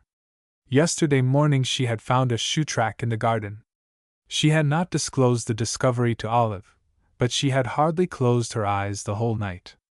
The step behind her now might be the fall of that very shoe. She quickened her pace, but did not leave the sound behind. She hurried forward almost at a run, yet it was still there, no farther, no nearer. Two frights were upon her at once, one for herself, another for Olive, left alone in the house, but she had but the one prayer. God protect my child! After a fearful time she reached a place of safety, the cathedral. There, panting, she knelt long enough to know the pursuit was, at least, suspended, and then arose, hoping and praying all the saints that she might find the way clear for her return in all haste to Olive. She approached a different door from that by which she had entered, her eyes in all directions and her heart in her throat. Madame Carré's! She started wildly and almost screamed, though the voice was soft and mild. Monsieur Vigneville came slowly forward from the shade of the wall. They met beside a bench, upon which she dropped her basket. "Ah, Monsieur Vigneville, I thank de good God to mid you. Is dad so, Madame Carré's? FOWY dad is. A man was chased me all dad way since my youth." "Yes, madam, I sawed him." "You sawed him? Oh, it was. 'Twas only one man wad is a full is. De people say he's crazy. Mays, he don goin' to make you no arm. But I was scare FO my lil' girl. Nobody don goin' trouble you lil' gal, Madame Carré's." Madame Delphine looked up into the speaker's strangely kind and patient eyes, and drew sweet reassurance from them. "Madame," said Monsieur Vigneville, "what pud you bout so hearly dis morning?" She told him her errand. She asked if he thought she would find anything. "Yes," he said. "It was possible, a few lil' becassines de mer, you samas in league. But FOWY you lil' gal lose those happetide? Ah, Michi." Madame Delphine might have tried 1,000 times again without ever succeeding half so well in lifting the curtain upon the whole, sweet, tender, old-fashioned truth. "Ah, Michi, she won't tell me. But anyhow, madame, what'd you think?" "Michi," she replied, looking up again with a tear standing in either eye, and then looking down once more as she began to speak. I think she's lonesome." "You think?" She nodded. "Ah, Madame Carré's," he said, partly extending his hand. "You see, 'tis impossible to make you O's should so tied to prevent dad. Madame, I med one mistake." "Ah, non, Michi." "Yes. There har not one possibility FO me to be dad guardian of you daughter." Madame Delphine started with surprise and alarm. "There is only one what can be," he continued. "But Michi? God! Ah, Michi Vigneville." She looked at him appealingly. "I don goin' to desert you, Madame Carré's," he said. She lifted her eyes. They filled. She shook her head, a tear fell, she bit her lip, smiled, and suddenly dropped her face into both hands, sat down upon the bench and wept until she shook. "You know what I mean, Madame Carré's?" She did not know. "I mean dad guardian of you daughter God to find and now one husband, and nobody are able to do dat except de good God himself. But madam, I tell you what I do." She rose up. He continued. "Go open you O's. I fin you dot a dad husband dot. Madame Delphine was a helpless, timid thing, but her eyes showed she was about to resent this offer. Monsieur Vigneville put forth his hand, it touched her shoulder, and said kindly still, and without eagerness. "One W-8 man, madam, 'tis praticable. I know 'tis praticable. One W-8 gentleman, madam. You can trust me. I go and fetch him. H only you go H open you O's." Madame Delphine looked down, twining her handkerchief among her fingers. He repeated his proposition. "You will come furs by USEF?" she asked. "For you want." She lifted up once more her eye of faith. That was her answer. "Come," he said gently. "I wants in some bird at you lil gal." And they went away. Madame Delphine's spirit grown so exaltedly bold that she said as they went, though a violent blush followed her words, "Michi Vigneville, I think Père Jerome might be a bee to tell you somebody." Chapter 11. Face to Face. Madame Delphine found her house neither burned nor rifled. "Ah! Ma, pity sans popa! Ah, I'm my little fatherless one!" Her faded bonnet fell back between her shoulders, hanging on by the strings, and her dropped basket, with its few little becassines de mer dangling from the handle, rolled out its okra and soup joint upon the floor. "Ma, pity! Kiss, kiss, kiss!" "But is it good news you have, or bad?" cried the girl, a fourth or fifth time. "Dieu sait, ma sœur, et mon pas con." "God knows, my darling, I cannot tell." The mother dropped into a chair, covered her face with her apron, and burst into tears, then looked up with an effort to smile, and wept afresh. "What have you been doing?" asked the daughter, in a long-drawn, fondling tone. She leaned forward and unfastened her mother's bonnet strings. "Why do you cry?" "For nothing at all, my darling, for nothing. I am such a fool." The girl's eyes filled. The mother looked up into her face and said, "No, it is nothing, nothing, only that," turning her head from side to side with a slow, emotional emphasis. "Michi Vigneville is the best man on the good Lord's earth." Olive drew a chair close to her mother, sat down and took the little yellow hands into her own white lap, and looked tenderly into her eyes. Madame Delphine felt herself yielding. She must make a show of telling something. "He sent you those birds."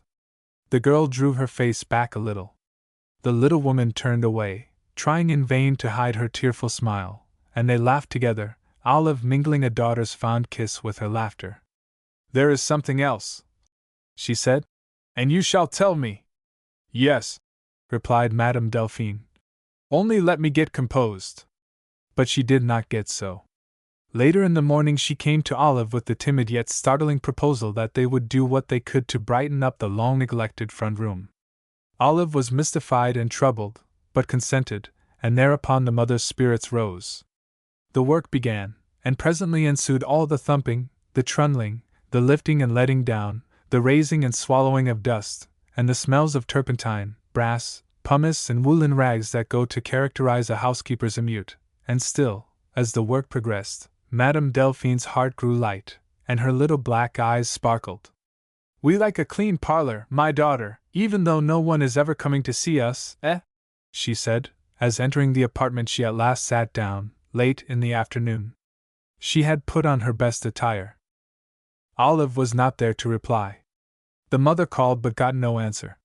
She rose with an uneasy heart, and met her a few steps beyond the door that opened into the garden, in a path which came up from an old latticed bower. Olive was approaching slowly, her face pale and wild. There was an agony of hostile dismay in the look, and the trembling and appealing tone with which, taking the frightened mother's cheeks between her palms, she said, "Ah, ma mère, que venez-vous ici soir? Who is coming here this evening?" "Why, my dear child, I was just saying, we like a clean." But the daughter was desperate. "Oh, tell me, my mother, who is coming?" "My darling, it is our blessed friend, Michi Vigneville." "To see me?" cried the girl. "Yes." "Oh, my mother, what have you done?" "Why, Olive, my child," exclaimed the little mother, bursting into tears, "do you forget it is Michi Vigneville who has promised to protect you when I die?" The daughter had turned away and entered the door, but she faced around again, and extending her arms toward her mother, cried, "How can, he is a white man, I am a poor." "Ah, Sherry," replied Madame Delphine, seizing the outstretched hands. It is there that he shows himself the best man alive. He sees that difficulty, he proposes to meet it, he says he will find you a suitor."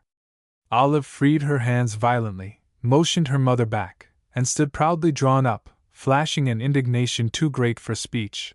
But the next moment she had uttered a cry, and was sobbing on the floor. The mother knelt beside her and threw an arm about her shoulders. "Oh, my sweet daughter, you must not cry! I did not want to tell you at all. I did not want to tell you. It isn't fair for you to cry so hard. Michi Vigneville says you shall have the one you wish, or none at all, Olive, or none at all. None at all! None at all! None, none, none!" "No, no, Olive," said the mother. "None at all. He brings none with him tonight, and shall bring none with him hereafter."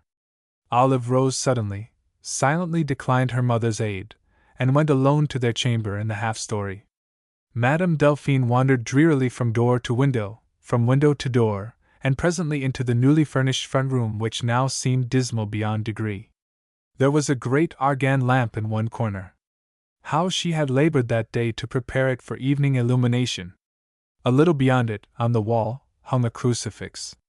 She knelt under it, with her eyes fixed upon it, and thus silently remained until its outline was indistinguishable in the deepening shadows of evening. She arose. A few minutes later, as she was trying to light the lamp, an approaching step on the sidewalk seemed to pause. Her heart stood still. She softly laid the phosphorus box out of her hands. A shoe grated softly on the stone step, and Madame Delphine, her heart beating in great thuds, without waiting for a knock, opened the door, bowed low, and exclaimed in a soft, perturbed voice, "Michi Vigneville!" He entered, hat in hand, and with that almost noiseless tread which we have noticed. She gave him a chair and closed the door, then hastened, with words of apology, back to her task of lighting the lamp. But her hands paused in their work again. Olive's step was on the stairs, then it came off the stairs, then it was in the next room, and then there was the whisper of soft robes, a breath of gentle perfume, and a snowy figure in the door. She was dressed for the evening. "Maman?" Madame Delphine was struggling desperately with the lamp, and at that moment it responded with a tiny bead of light. "I am here, my daughter." She hastened to the door, and Olive, all unaware of a third presence, lifted her white arms, laid them about her mother's neck, and ignoring her effort to speak, wrested a fervent kiss from her lips.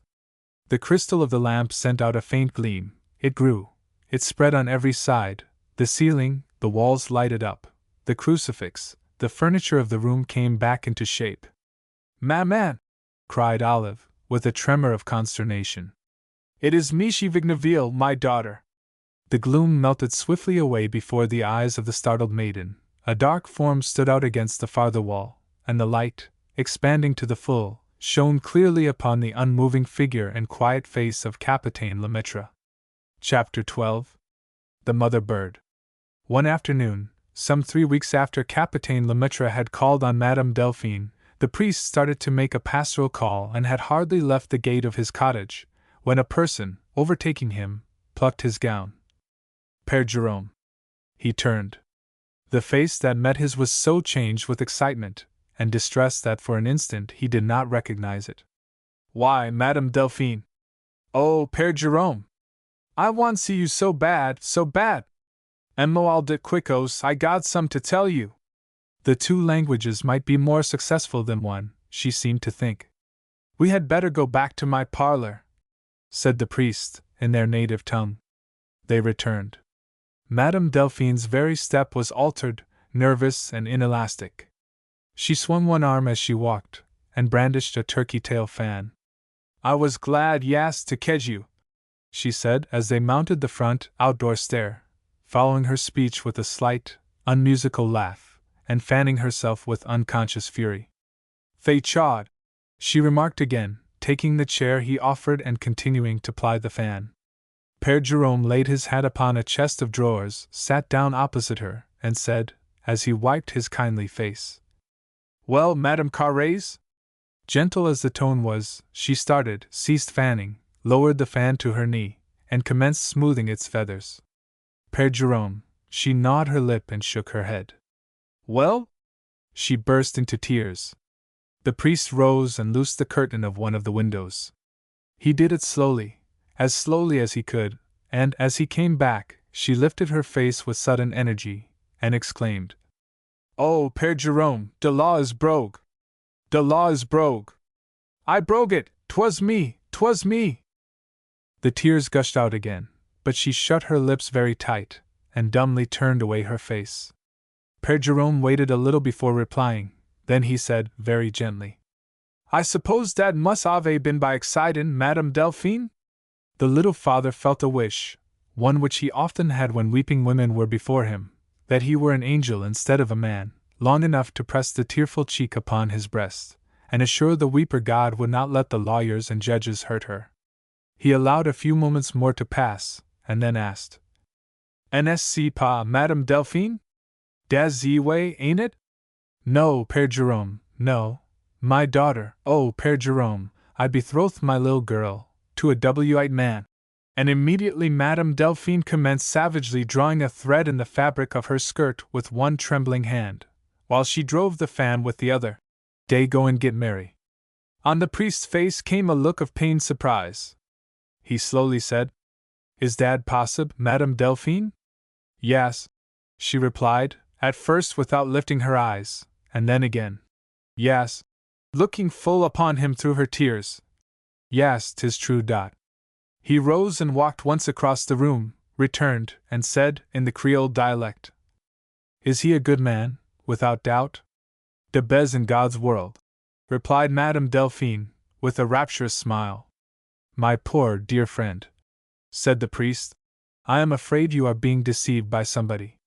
There was the pride of an unswerving faith in the triumphant tone and smile with which she replied, raising and slowly shaking her head. "Aich, no, Michi! Aich, no, no! Not by Ursin le Maître Vigneville." Père Jerome was confounded. He turned again, and with his hands at his back and his eyes cast down, slowly paced the floor. "He is a good man," he said by and by, as if he thought aloud. At length he halted before the woman, Madame Delphine. The distressed glance with which she had been following his steps was lifted to his eyes. "Suppose Dad should be true at those pop say about Ursin. Que ci? What is that?" asked the quadroon, stopping her fan. "Some pop say Ursin is crazy." "Ah, Père Jerome!" She leaped to her feet as if he had smitten her, and putting his words away with an outstretched arm and wide open palm, suddenly lifted hands and eyes to heaven, and cried, "I was to God, the whole world was crazy Dad same way." She sank trembling into her chair. "Oh, no, no," she continued, shaking her head. "'Tis not Michi Vigneville w's crazy." Her eyes lighted with sudden fierceness. "'Tis Dad Law. Dad Law is crazy. Dad Law is a fool." A priest of less heart wisdom might have replied that the law is the law, but Père Jerome saw that Madame Delphine was expecting this very response. Wherefore he said with gentleness, "Madame Delphine, a priest is not a bailiff, but a physician. How can I help you?" A grateful light shone a moment in her eyes, yet there remained a piteous hostility in the tone in which she demanded, "Mais pourquoi fait cette mécanique là?" What business had they to make that contraption? His answer was a shrug with his palms extended and a short, disclamatory, "Ah." He started to resume his walk, but turned to her again and said, "Why did they make that law?" "Well, they made it to keep the two races separate." Madame Delphine startled the speaker with a loud, harsh, angry laugh. Fire came from her eyes and her lip curled with scorn. "Then they made a lie, Père Jerome. Separate? No! They do not want to keep us separated. No, no! But they do want to keep us despised." She laid her hand on her heart, and frowned upward with physical pain. "But very well! From which race do they want to keep my daughter separate?" She is 7 parts white. The law did not stop her from being that, and now, when she wants to be a white man's good and honest wife, shall that law stop her? Oh, no! She rose up. No, I will tell you what that law is made for. It is made to punish my child for not choosing her father. Père Jerome, my God, what a law! She dropped back into her seat. The tears came in a flood, which she made no attempt to restrain. No, she began again, and here she broke into English. Fo me I don't care, but Père Jerome, 'tis fo dat I came to tell you, dey shall not punish my daughter. She was on her feet again, smiting her heaving bosom with the fan. She shall marry she want.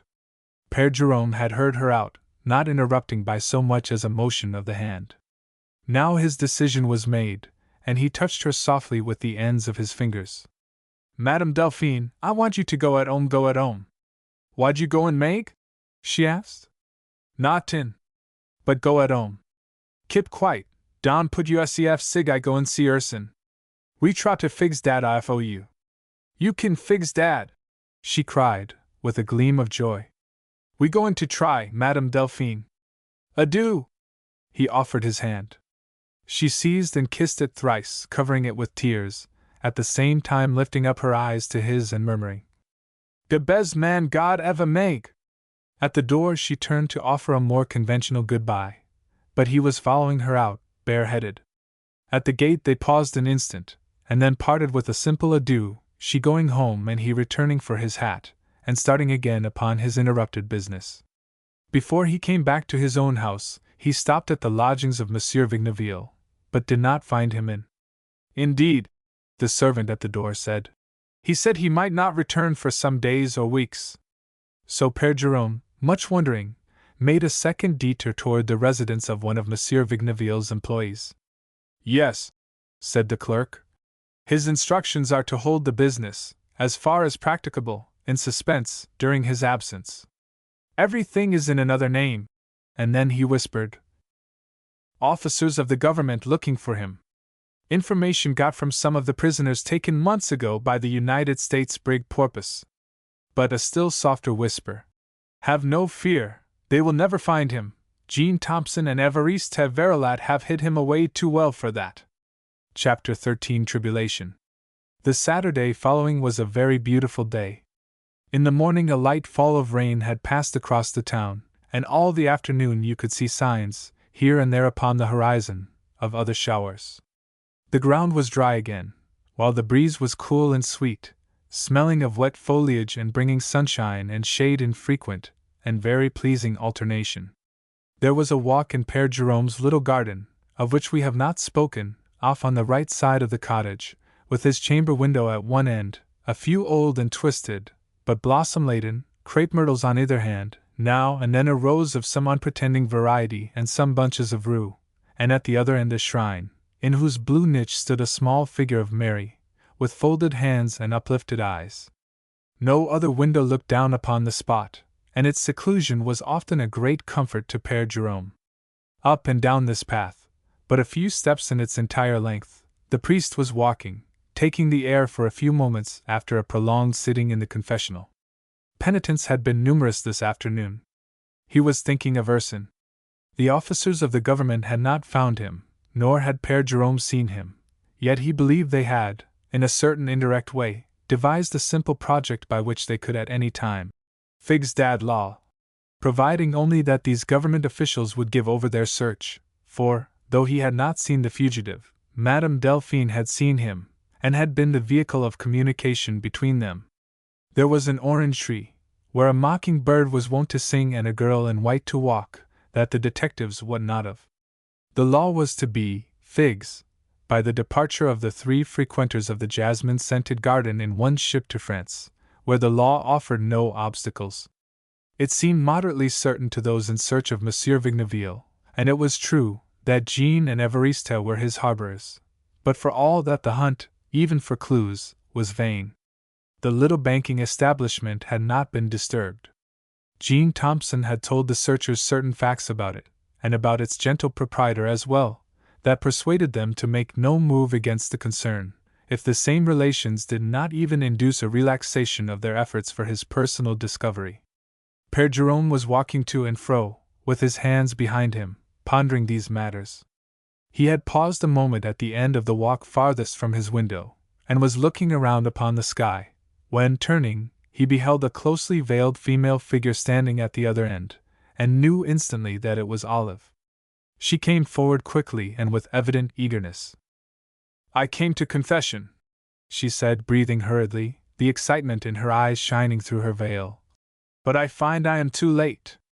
"There is no too late or too early for that. I am always ready," said the priest. "But how is your mother?" "Ah." Her voice failed. "More trouble?"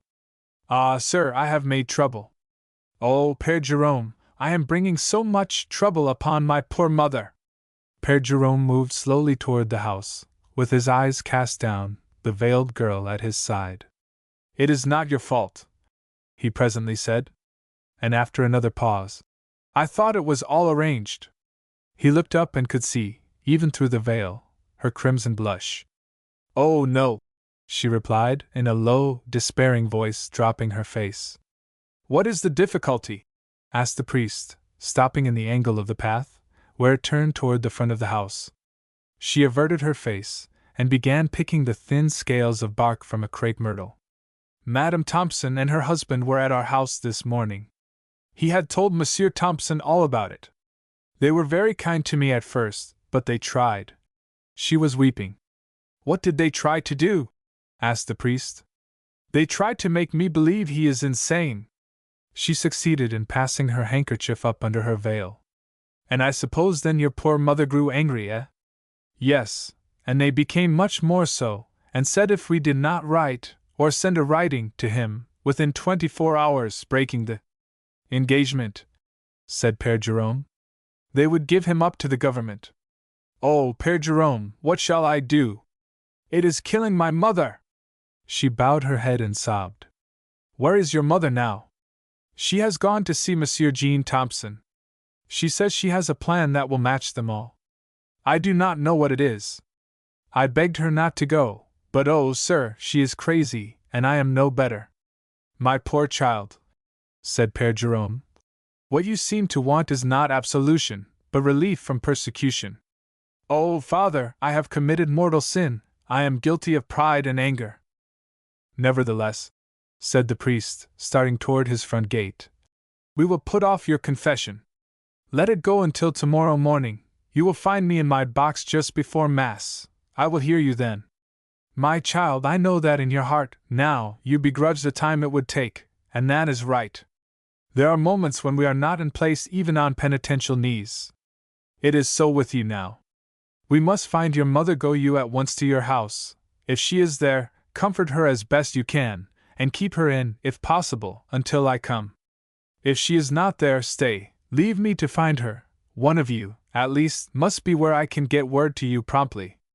God comfort and uphold you. I hope you may find her at home. Tell her, for me, not to fear." He lifted the gate latch. "That she and her daughter are of more value than many sparrows, that God's priest sends her that word from him.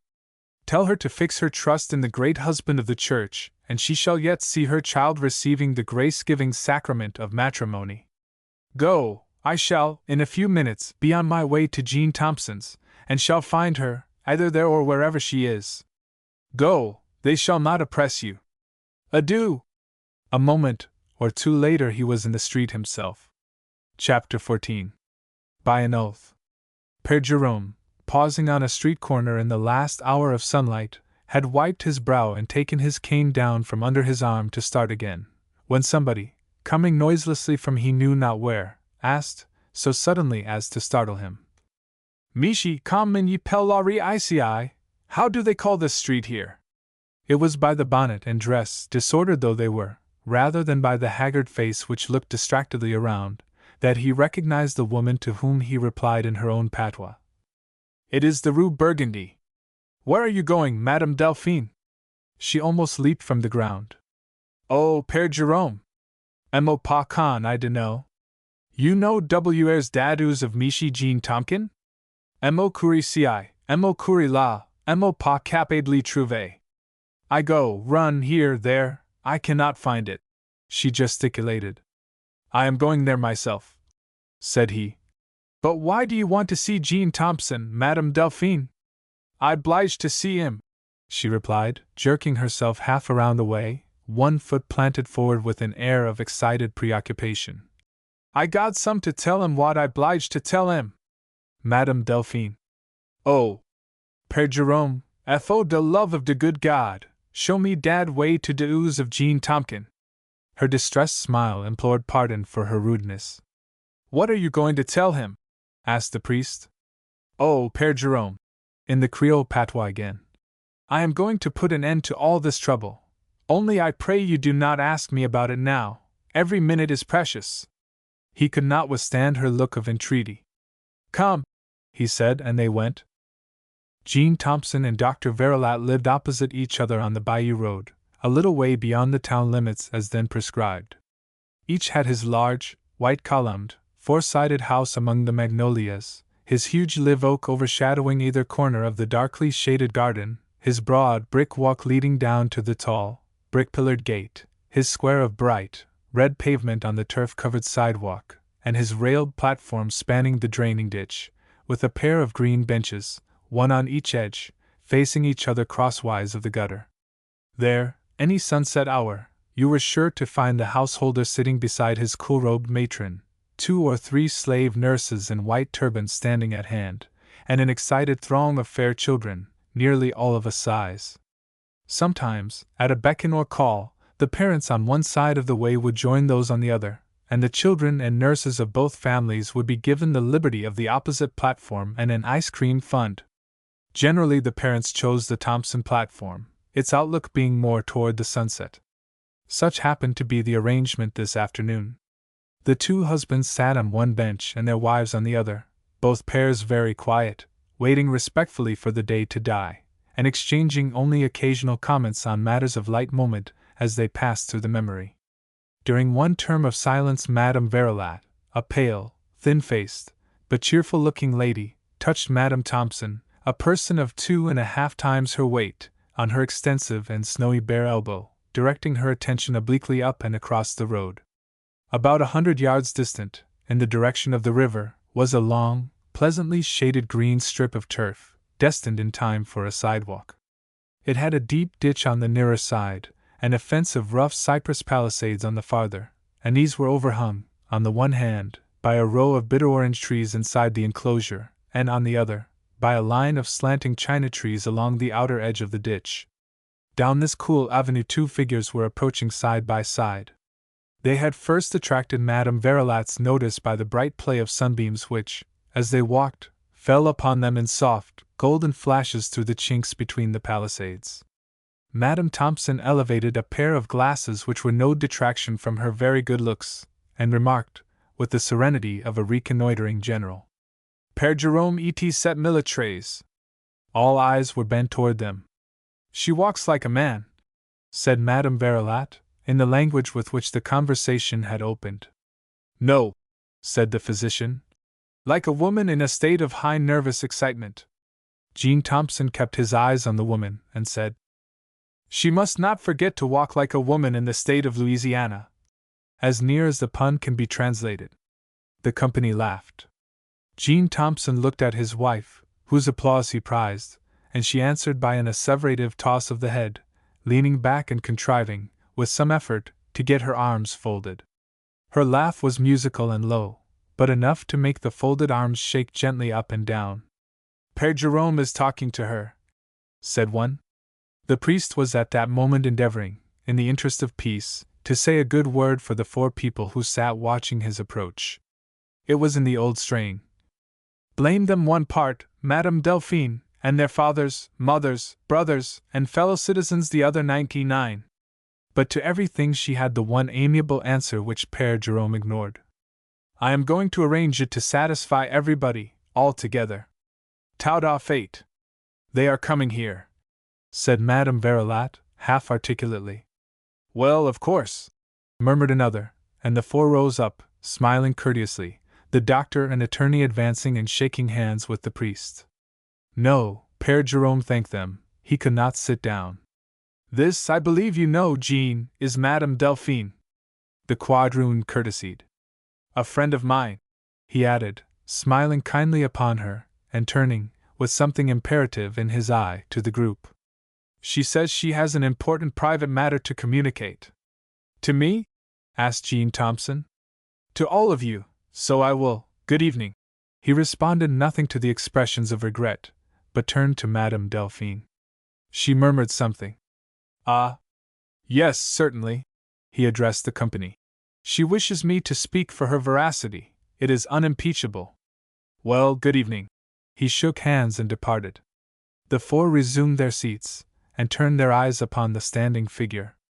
Have you something to say to us? Asked Jean Thompson, frowning at her law-defying bonnet. Oui, replied the woman, shrinking to one side, and laying hold of one of the benches. Moi de tous cios. I want to tell everything. Michi Vigneville la please bonhomme de main. The best man in the world. Mo pas capable fait tracas. I cannot give him trouble. Mo pas capable, non, mo de tous cios. She attempted to fan herself, her face turned away from the attorney, and her eyes rested on the ground. Take a seat, said Dr. Verilat, with some suddenness, starting from his place and gently guiding her sinking form into the corner of the bench. The ladies rose up. Somebody had to stand. The two races could not both sit down at once, at least not in that public manner. Your salts, said the physician to his wife. She handed the vial.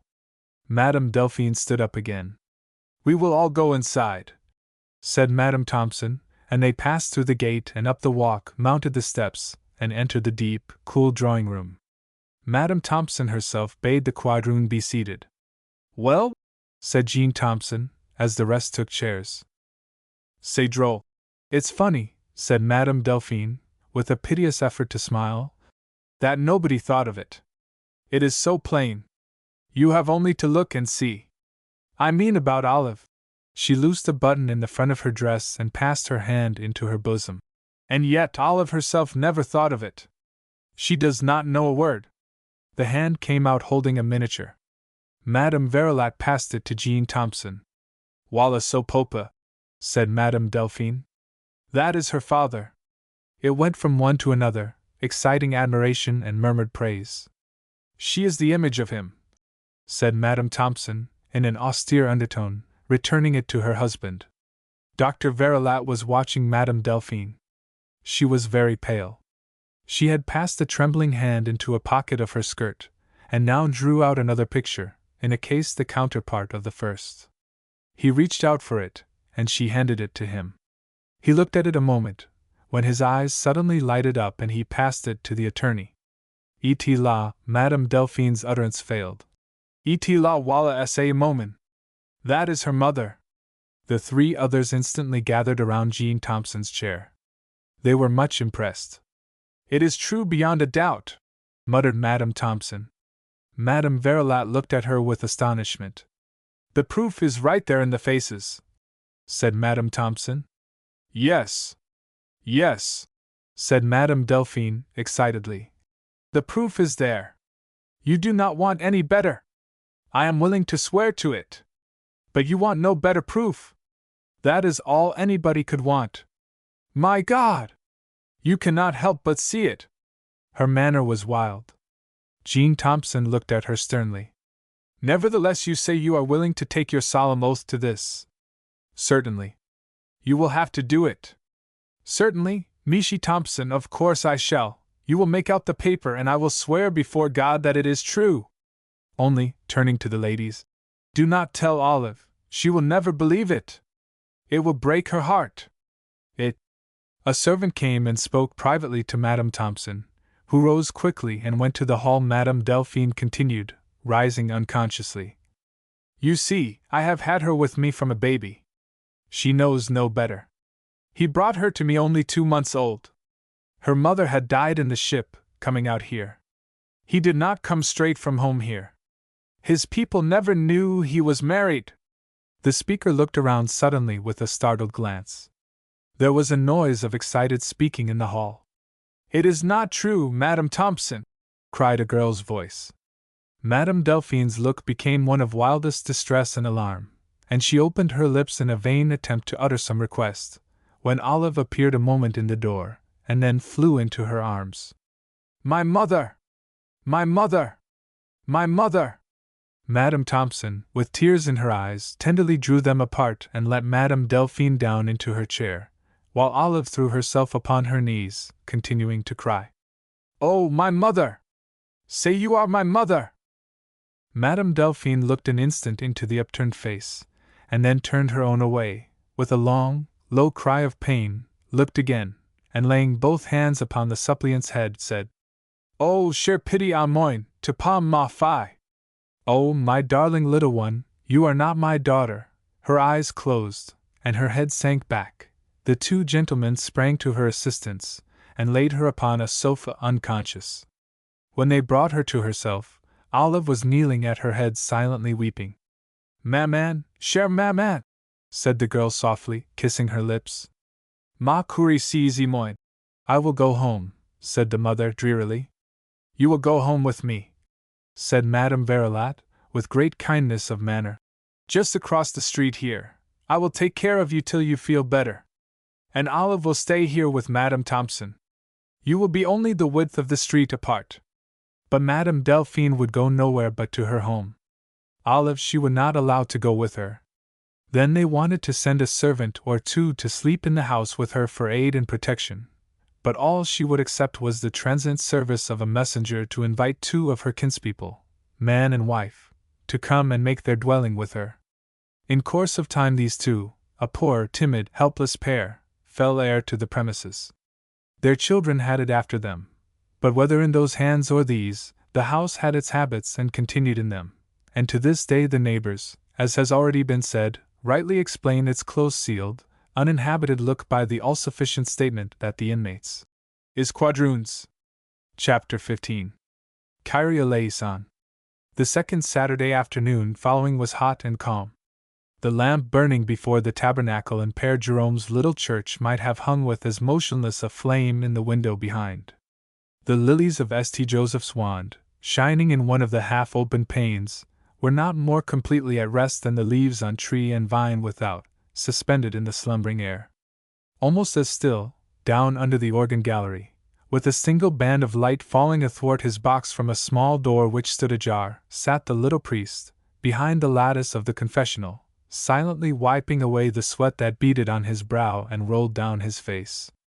At distant intervals the shadow of someone entering softly through the door would obscure, for a moment, the band of light, and an aged crone, or a little boy, or some gentle presence that the listening confessor had known only by the voice for many years, would kneel a few moments beside his waiting ear, in prayer for blessing and in review of those slips and errors which prove us all akin. The day had been long and fatiguing. First, early Mass, a hasty meal, then a business call upon the Archbishop in the interest of some projected charity, then back to his cottage, and so to the banking house of Vigneville, in the Rue Toulouse. There all was open, bright, and reassured, its master virtually, though not actually, present. The search was over and the seekers gone, personally wiser than they would tell, and officially reporting that, to the best of their knowledge and belief, based on evidence, and especially on the assurances of an unexceptionable eyewitness, to wit, Monsieur Vigneville, banker, Capitaine Lemaitre was dead and buried. At noon there had been a wedding in the little church. Its scenes lingered before Père Jerome's vision now, the kneeling pair, the bridegroom, rich in all the excellences of man, strength and kindness slumbering interlocked in every part and feature, the bride, a saintly weariness on her pale face, her awesome eyes lifted in adoration upon the image of the Saviour, the small knots of friends behind, Madame Thompson, large, fair, self-contained, Jean Thompson, with the affidavit of Madame Delphine showing through his tightly buttoned coat, the physician and his wife, sharing one expression of amiable consent, and last, yet first, one small, shrinking female figure, here at one side, in faded robes and dingy bonnet. She sat as motionless as stone, yet wore a look of apprehension, and in the small, restless black eyes which peered out from the pinched and wasted face, betrayed the peacelessness of a harrowed mind, and neither the recollection of bride, nor of groom, nor of potential friends behind, nor the occupation of the present hour, could shut out from the tired priest the image of that woman, or the sound of his own low words of invitation to her, given as the company left the church, come to confession this afternoon. By and by a long time passed without the approach of any step, or any glancing of light or shadow, save for the occasional progress from station to station of someone over on the right who was noiselessly going the way of the cross. Yet Père Jerome tarried. She will surely come, he said to himself. She promised she would come. A moment later, his sense, quickened by the prolonged silence, caught a subtle evidence or two of approach, and the next moment a penitent knelt noiselessly at the window of his box, and the whisper came tremblingly, in the voice he had waited to hear. Bénisses moi, mon père, parce que mo péché. Bless me, Father, for I have sinned. He gave his blessing. Ainsi soit-il, amen, murmured the penitent, and then, in the soft accents of the Creole patois, continued. I confess to Almighty God, to the blessed Mary, ever Virgin, to blessed Michael the Archangel, to blessed John the Baptist, to the holy apostles Peter and Paul, and to all the saints, that I have sinned exceedingly in thought, word, and deed, through my most grievous fault. I confessed on Saturday, 3 weeks ago, and received absolution, and I have performed the penance enjoined. Since then, there she stopped. There was a soft stir, as if she sank slowly down, and another as if she rose up again, and in a moment she said, Olive is my child. The picture I showed to Jean Thompson is the half-sister of my daughter's father, dead before my child was born. She is the image of her and of him, but, O God! Thou knowest! O Olive, my own daughter! She ceased, and was still. Père Jerome waited, but no sound came. He looked through the window. She was kneeling, with her forehead resting on her arms, motionless. He repeated the words of absolution. Still she did not stir. My daughter, he said, go to thy home in peace. But she did not move. He rose hastily, stepped from the box, raised her in his arms, and called her by name. Madame Delphine! Her head fell back in his elbow. For an instant there was life in the eyes. It glimmered, it vanished, and tears gushed from his own and fell upon the gentle face of the dead, as he looked up to heaven and cried, Lord, lay not this sin to her charge. Café des Exiles. That which in 1835, I think he said 35, was a reality in the Rue Burgundy, I think he said Burgundy, is now but a reminiscence. Yet so vividly was its story told me, that at this moment the old Café des Exiles appears before my eye, floating in the clouds of reverie, and I doubt not I see it just as it was in the old times. An antiquated story-and-a-half Creole cottage sitting right down on the banquette, as do the Choctaw squaws who sell bay and sassafras and life everlasting, with a high, close board fence shutting out of view the diminutive garden on the southern side. An ancient willow droops over the roof of round tiles, and partly hides the discolored stucco, which keeps dropping off into the garden as though the old café was stripping for the plunge into oblivion, disrobing for its execution. I see, well up in the angle of the broadside gable, shaded by its rude awning of clapboards, as the eyes of an old dame are shaded by her wrinkled hand, the window of Pauline. Oh, for the image of the maiden, were it but for one moment, leaning out of the casement to hang her mocking bird and looking down into the garden, where, above the barrier of old boards, I see the top of the fig tree, the pale green clump of bananas, the tall palmetto with its jagged crown, Pauline's own 2 orange trees holding up their bands toward the window, heavy with the promises of autumn, the broad, crimson mass of the many-stemmed oleander, and the crisp boughs of the pomegranate, loaded with freckled apples, and with here and there a lingering scarlet blossom. The Café des Exiles, to use a figure, flowered, bore fruit, and dropped it long ago, or rather time and fate, like some uncursed Adam and Eve, came side by side and cut away its clusters, as we sever the golden burden of the banana from its stem. Then, like a banana which has borne its fruit, it was raised to the ground and made way for a newer, brighter growth. I believe it would set every tooth on edge should I go by there now that I have heard the story, and see the old site covered by the shoe-fly coffee house. pleasanter far to close my eyes and call to view the unpretentious portals of the old cafe, with her children, for such those exiles seemed to me, dragging their rocking chairs out, and sitting in their wonted group under the long, outreaching eaves which shaded the banquette of the Rue Burgundy. It was in 1835 that the Café des Exiles was, as one might say, in full blossom. Old M. d'Himcourt, father of Pauline and host of the café, himself a refugee from San Domingo, was the cause, at least the human cause, of its opening.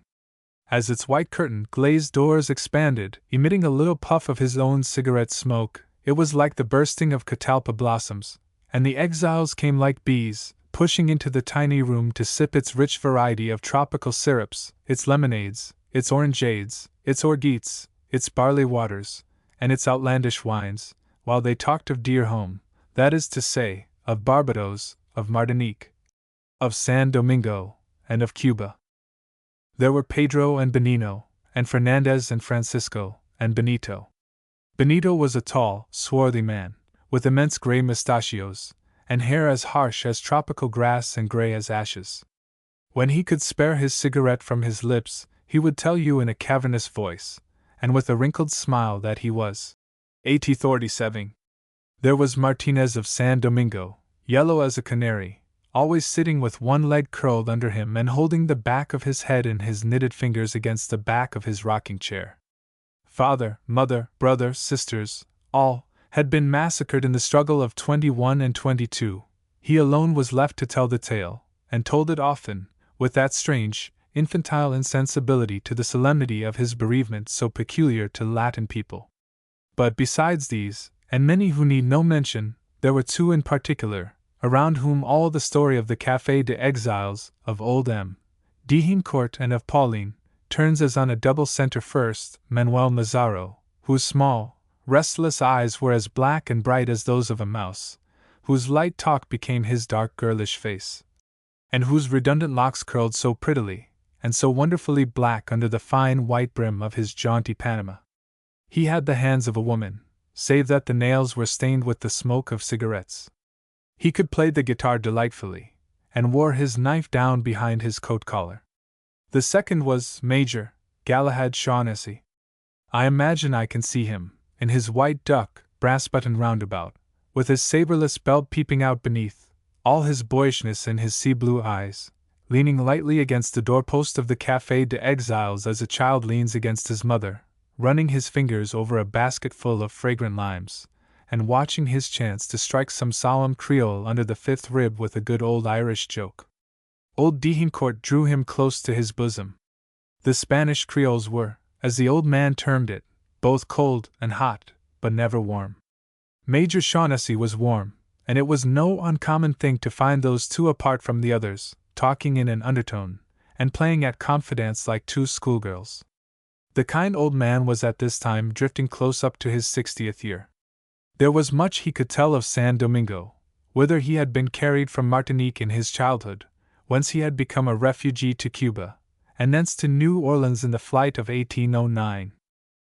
It fell one day to Manuel Mazzaro's lot to discover, by sauntering within earshot, that to Galahad Shaughnessy only, of all the children of the Café des Exiles, the good host spoke long and confidentially concerning his daughter.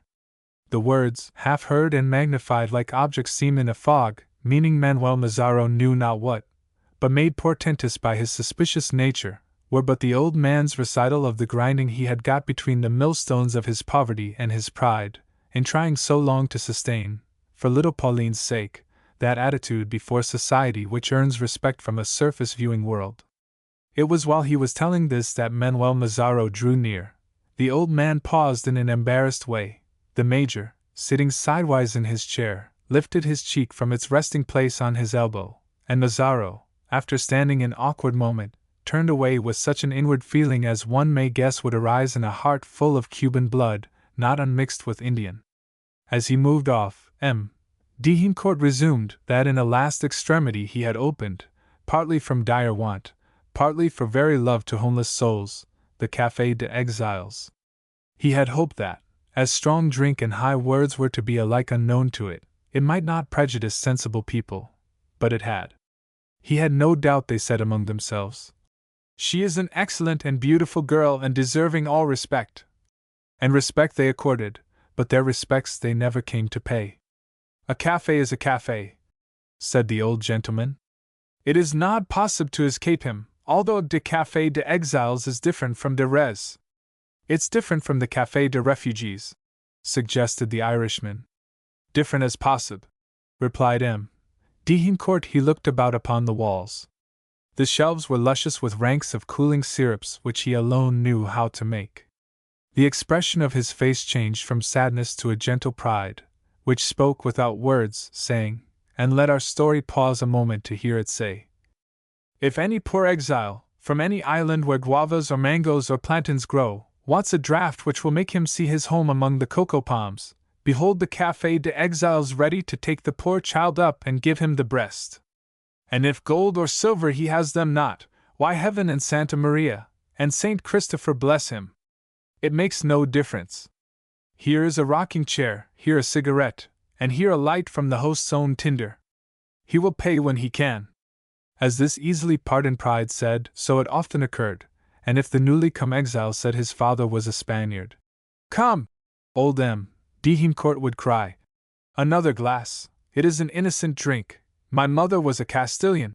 But if the exile said his mother was a Frenchwoman, the glasses would be forthcoming all the same, for my father, the old man would say, was a Frenchman of Martinique, with blood as pure as that wine and a heart as sweet as this honey. Come, a glass of orgeat.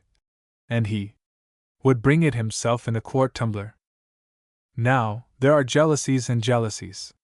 There are people who rise up quickly and kill, and there are others who turn their hot thoughts over silently in their minds as a brooding bird turns her eggs in the nest. Thus did Manuel Mazzaro, and took it ill that Galahad should see a vision in the temple while he and all the brethren tarried without. Pauline had been to the Café de Exiles in some degree what the image of the Virgin was to their churches at home, and for her father to whisper her name to one and not to another was, it seemed to Mazzaro, as if the old man, were he a sacristan, should say to some single worshipper, here you may have this Madonna, I make it a present to you. Or if such was not the handsome young Cuban's feeling, such, at least, was the disguise his jealousy put on. If Pauline was to be handed down from her niche, why then, farewell Café de Exiles. She was its preserving influence, she made the place holy, she was the burning candles on the altar. Surely the reader will pardon the pen that lingers in the mention of her. And yet I know not how to describe the forbearing, unspoken tenderness with which all these exiles regarded the maiden. In the balmy afternoons, as I have said, they gathered about their mother's knee, that is to say, upon the banquette outside the door. There, lolling back in their rocking chairs, they would pass the evening hours with oft-repeated tales of home, and the moon would come out and glide among the clouds like a silver barge among islands wrapped in mist, and they loved the silently gliding orb with a sort of worship, because from her soaring height she looked down at the same moment upon them and upon their homes in the far Antilles. It was somewhat thus that they looked upon Pauline as she seemed to them held up halfway to heaven, they knew not how. Ah, those who have been pilgrims, who have wandered out beyond harbor and light, whom fate hath led in lonely paths strewn with thorns and briars not of their own sowing, who, homeless in a land of homes, see windows gleaming and doors ajar, but not for them, it is they who well understand what the worship is that cries to any daughter of our dear Mother Eve whose footsteps chance may draw across the path, the silent, beseeching cry, stay a little instant that I may look upon you. O woman, beautifier of the earth! Stay till I recall the face of my sister, stay yet a moment, while I look from afar, with helpless hanging hands, upon the softness of thy cheek, upon the folded coils of thy shining hair, and my spirit shall fall down and say those prayers which I may never again, God knoweth, say at home. She was seldom seen, but sometimes, when the lounging exiles would be sitting in their afternoon circle under the eaves, and some old man would tell his tale of fire and blood and capture and escape, and the heads would lean forward from the chair backs and a great stillness would follow the ending of the story, old M. D'Hincourt would all at once speak up and say, laying his hands upon the narrator's knee, comrade, your throat is dry, here are fresh limes, let my dear child herself come and mix you a lemonade. Then the neighbors over the way, sitting about their doors, would by and by softly say, "See, see! There is Pauline!" And all the exiles would rise from their rocking chairs, take off their hats and stand as men stand in church, while Pauline came out like the moon from a cloud, descended the 3 steps of the cafe door, and stood with waiter and glass, a new Rebecca with her pitcher, before the swarthy wanderer. What tales that would have been tear-compelling, nay, heart-rending, had they not been palpable inventions, the pretty, womanish Mazzaro from time to time poured forth, in the ever-unratified hope that the goddess might come down with a draught of nectar for him, it profiteth not to recount. But I should fail to show a family feature of the Café des Exiles did I omit to say that these make-believe adventures were heard with every mark of respect and credence, while, on the other hand, they were never attempted in the presence of the Irishman. He would have moved an eyebrow, or made some barely audible sound, or dropped some seemingly innocent word, and the whole company, spite of themselves, would have smiled. Wherefore, it may be doubted whether at any time the curly-haired young Cuban had that playful affection for his Celtic comrade, which a habit of giving little velvet taps to Galahad's cheek made a show of. Such was the Café des Exiles, such its inmates, such its guests, when certain apparently trivial events began to fall around it as germs of blight fall upon corn, and to bring about that end which cometh to all things. The little seed of jealousy, dropped into the heart of Manuel Mazzaro, we have already taken into account. Galahad Shaughnessy began to be specially active in organizing a society of Spanish Americans, the design of which, as set forth in its manuscript constitution, was to provide proper funeral honors to such of their membership as might be overtaken by death, and whenever it was practicable, to send their ashes to their native land. Next to Galahad in this movement was an elegant old Mexican physician, doctor, his name escapes me, whom the Café des Exiles sometimes took upon her lap, that is to say doorstep, but whose favorite resort was the old Café de Refugees in the Rue Royale, Royal Street, as it was beginning to be called. Manuel Mazzaro was made secretary. It was for some reason thought judicious for the society to hold its meetings in various places, now here, now there, but the most frequent rendezvous was the Café des Exiles. It was quiet. Those Spanish Creoles, however they may afterward cackle, liked to lay their plans noiselessly, like a hen in a barn. There was a very general confidence in this old institution, a kind of inward assurance that Mother wouldn't tell. Though, after all, what great secrets could there be connected with a mere burial society?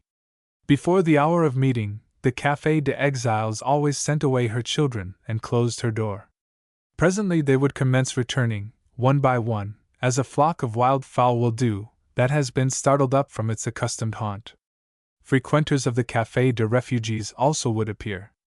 A small gate in the close garden fence let them into a room behind the café proper, and by the apartment would be full of dark-visaged men conversing in the low, courteous tone common to their race. The shutters of doors and windows were closed, and the chinks stopped with cotton. Some people are so jealous of observation. On a certain night after one of these meetings had dispersed in its peculiar way, the members retiring 2 by 2 at intervals, Manuel Mazzaro and M. d'Hincourt were left alone, sitting close together in the dimly lighted room, the former speaking, the other, with no pleasant countenance, attending.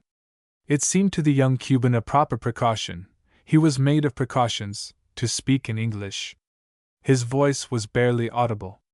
"Says to me, Manuel, she teething I want and to marry her. Senor, you shall ave see him laugh." M. d'Hincourt lifted up his head, and laid his hand upon the young man's arm.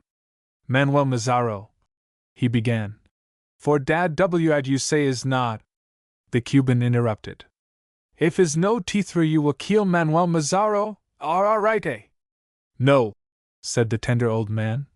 "No, but I am positive dad de Madre will shoot you." Mazzaro nodded, and lifted one finger for attention. "Says to me, Manuel, you go and tell a Senor d'Hincourt, I finna you some night and cut a you heart o' you. And I says to him, bode if Senor d'Hincourt he finna owe you frown Pauline." "Silence!" fiercely cried the old man. "My God, Sir Mazzaro, neither you, neither somebody else all used the name of me daughter. It is not possible dad you all spick him. I cannot permit that." While the old man was speaking these vehement words, the Cuban was emphatically nodding approval. Correcte, senor, he replied. Senor, you are right, excuse me, senor, excuse me. Senor D'Hincourt, Mayor Shangness, when he talkin' why me he usin' hore name o' the teeth I'm My friend, said M. D'Hincourt, rising and speaking with labored control, I must tell you good night.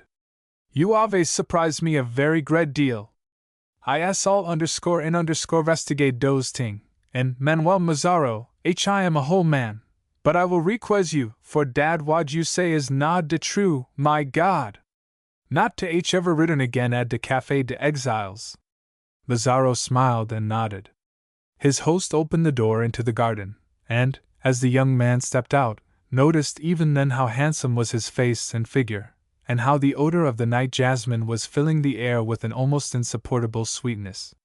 The Cuban paused a moment, as if to speak, but checked himself, lifted his girlish face, and looked up to where the daggers of the palmetto tree were crossed upon the face of the moon, dropped his glance, touched his Panama, and silently followed by the bareheaded old man, drew open the little garden gate, looked cautiously out, said good night, and stepped into the street. As M. D'Hincourt returned to the door through which he had come, he uttered an ejaculation of astonishment. Pauline stood before him. She spoke hurriedly in French. Papa, it is not true. No, my child, he responded. I am sure it is not true, I am sure it is all false. But why do I find you out of bed so late, little bird? The night is nearly gone. He laid his hand upon her cheek. Ah, Papa, I cannot deceive you. I thought Manuel would tell you something of this kind, and I listened. The father's face immediately betrayed a new and deeper distress. Pauline, my child, he said with tremulous voice, if Manuel's story is all false, in the name of heaven how could you think he was going to tell it? He unconsciously clasped his hands. The good child had one trait which she could not have inherited from her father. She was quick-witted and discerning, yet now she stood confounded. Speak, my child, cried the alarmed old man. Speak! Let me live, and not die. Oh, Papa, she cried. I do not know. The old man groaned. Papa, she cried again. I felt it, I know not how, something told me. Alas! Exclaimed the old man. If it was your conscience. No, Papa, cried Pauline. But I was afraid of Manuel Mazzaro, and I think he hates him, and I think he will hurt him in any way he can, and I know he will even try to kill him. Oh! My God! She struck her hands together above her head, and burst into a flood of tears. Her father looked upon her with such sad sternness as his tender nature was capable of. He laid hold of one of her arms to draw a hand from the face whither both hands had gone. You know something else, he said.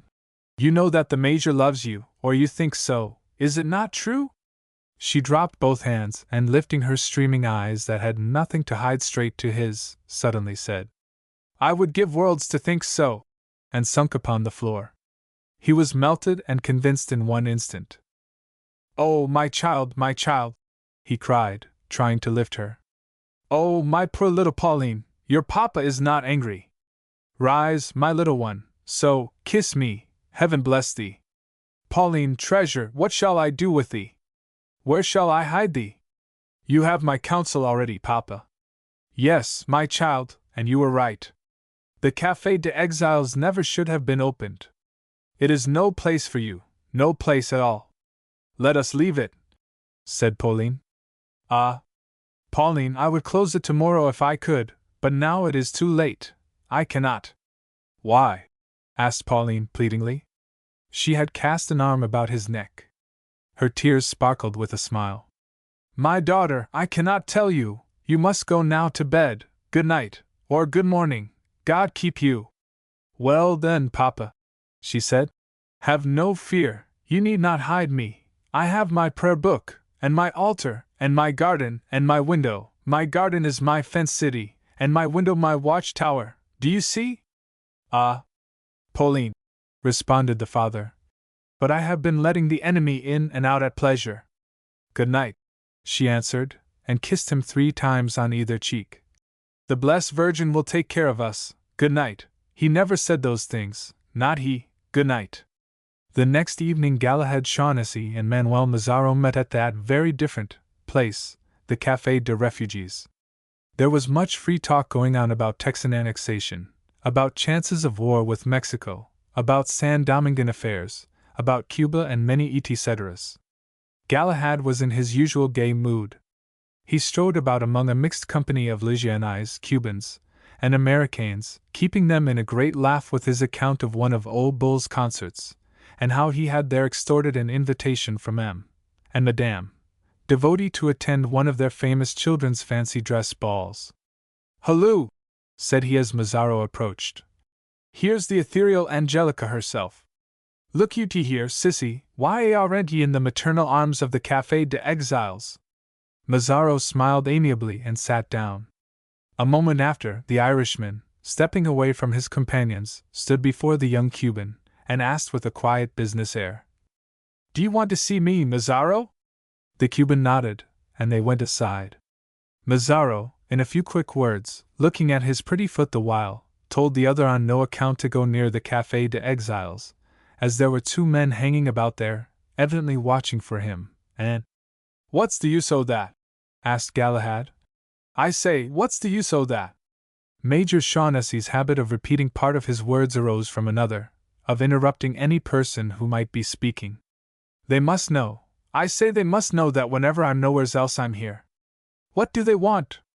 Mazzaro made a gesture, signifying caution and secrecy, and smiled, as if to say, "You ought to know." "Aha!" said the Irishman softly. "Why don't they come here?" "Zia fry," said Mazzaro. "Do they fray to doing teening dithys a crowth?" "That's so," said the Irishman. "I say, that's so. If I don't feel very much like goin', I'll not go. I say, I'll not go. We've no business tonight, Mazzaro?" "No, senor." A second evening was much the same, Mazzaro repeating his warning. But when, on the third evening, the Irishman again repeated his willingness to stay away from the Café de Exiles unless he should feel strongly impelled to go, it was with the mental reservation that he did feel very much in that humor, and unknown to Mazzaro, should thither repair, if only to see whether some of those deep old fellows were not contriving a practical joke. "Mazzaro," said he, "I'm going around the corner a bit. I want ye to wait here till I come back. I say I want ye to wait here till I come back. I'll be gone about 3/4 of an hour." Mazzaro assented. He saw with satisfaction the Irishman start in a direction opposite that in which lay the Café de Exiles, tarried 15 or 20 minutes, and then, thinking he could step around to the Café de Exiles and return before the expiration of the allotted time, hurried out. Meanwhile that peaceful habitation sat in the moonlight with her children about her feet. The company outside the door was somewhat thinner than common. M. D'Hincourt was not among them, but was sitting in the room behind the café. The long table which the burial society used at their meetings extended across the apartment, and a lamp had been placed upon it. M. D'Hincourt sat by the lamp. Opposite him was a chair, which seemed awaiting an expected occupant. Beside the old man sat Pauline. They were talking in cautious undertones, and in French. "No," she seemed to insist. "We do not know that he refuses to come. We only know that Manuel says so." The father shook his head sadly. "When has he ever stayed away 3 nights together before?" he asked. "No, my child, it is intentional. Manuel urges him to come, but he only sends poor excuses." "But," said the girl, shading her face from the lamp and speaking with some suddenness, "why have you not sent word to him by some other person?" M. D'Hincourt looked up at his daughter a moment, and then smiled at his own simplicity. "Ah," he said. "Certainly, and that is what I will. Run away, Pauline. There is Manuel, now, ahead of time." A step was heard inside the café.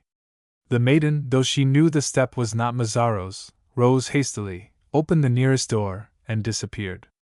She had barely closed it behind her when Galahad Shaughnessy entered the apartment. M. Hincourt rose up, both surprised and confused. "Good evening, Monsieur D'Hincourt," said the Irishman. Monsieur de Heimcourt, I know it's against rules, I know it's against rules to come in here, but, smiling, I want to have a private word with ye. I want to have a private word with ye. In the closet of bottles the maiden smiled triumphantly. She also wiped the dew from her forehead, for the place was very close and warm. With her father was no triumph. In him sadness and doubt were so mingled with anger that he dared not lift his eyes, but gazed at the knot in the wood of the table, which looked like a caterpillar curled up. Mazzaro, he concluded, had really asked the Major to come. Mazzaro told you? He asked. Yes, answered the Irishman. Mazzaro told me I was watched, and asked. Major, unluckily interrupted the old man, suddenly looking up and speaking with subdued fervor. For Mazzaro told you, for you didn't come more sooner? Dad is one evy charge again you. Didn't Mazzaro tell you why I didn't come? Asked the other, beginning to be puzzled at his host's meaning. Yes, replied M. de Heimcourt, but one brave gentleman should not be afraid of. The young man stopped him with a quiet laugh. Monsieur de Heimcourt, said he, I'm nor afraid of any two men living. I say I'm nor afraid of any two men living, and certainly not of the two that's been a-watchin' me lately, if they're the two I think they are. M. de Heimcourt flushed in a way quite incomprehensible to the speaker, who nevertheless continued. It was the charges, he said, with some slyness in his smile. They are heavy, as ye say, and that's the very reason, I say that's the very reason why I stayed away, ye see, I say that's the very reason I stayed away. Then, indeed, there was a dew for the maiden to wipe from her brow, unconscious that every word that was being said bore a different significance in the mind of each of the three. The old man was agitated. Bud, sir, he began, shaking his head and lifting his hand. Bless your soul, Monsieur de Heimcourt, interrupted the Irishman. What's the use o' grapplin' two cutthroats, when— Major Shaughnessy, cried M. de Heimcourt, losing all self-control. I am not a cutthroat, Major Shaughnessy, and I have a right to watch you. The Major rose from his chair. What do ye mean? He asked vacantly, and then. Look you here, Monsieur de Heimcourt, one of yous is crazy. I say 1 inch. No, sar, cried the other, rising and clenching his trembling fist. I am not crazy. I have a right to watch dat man wad make remark aboot me daughter. I never did know such a thing. You did. I never did know such a thing. But you have a just hacknowledge. I never did know such a thing, I tell ye, and the man that's told ye so is a liar. I-H-H, said the old man, wagging his finger. I-H-H. You call Manuel Mazzaro one liar? The Irishman laughed out. Well, I should say so. He motioned the old man into his chair, and both sat down again. Why, Monsieur de Heimcourt, Mazzaro's been keepin' me away from here with a yarn about 2 Spaniards watchin' for me. That's what I came in to ask ye about. My dear sir, do ye suppose I would talk about the goddess, I mean, your daughter, to the likes o' Mazzaro? I say to the likes o' Mazzaro? To say the old man was at sea would be too feeble an expression. He was in the trough of the sea, with a hurricane of doubts and fears whirling around him. Somebody had told a lie, and he, having struck upon its sunken surface, was dazed and stunned. He opened his lips to say he knew not what, when his ear caught the voice of Manuel Mazzaro, replying to the greeting of some of his comrades outside the front door. He is comin', cried the old man. Make Yusef hide, Major. Do not let him kedge you, mon Dieu. The Irishman smiled. The little yellow wretch, said he quietly, his blue eyes dancing. I'm going to catch him. A certain hidden hearer instantly made up her mind to rush out between the 2 young men and be a heroine. Non, non! Exclaimed M. de Heimcourt excitedly. Not in de Café de Exiles, not now, Major. Go in dad door, if you please, Major. You will hear him at he have to say. Meg Yusef de Trube.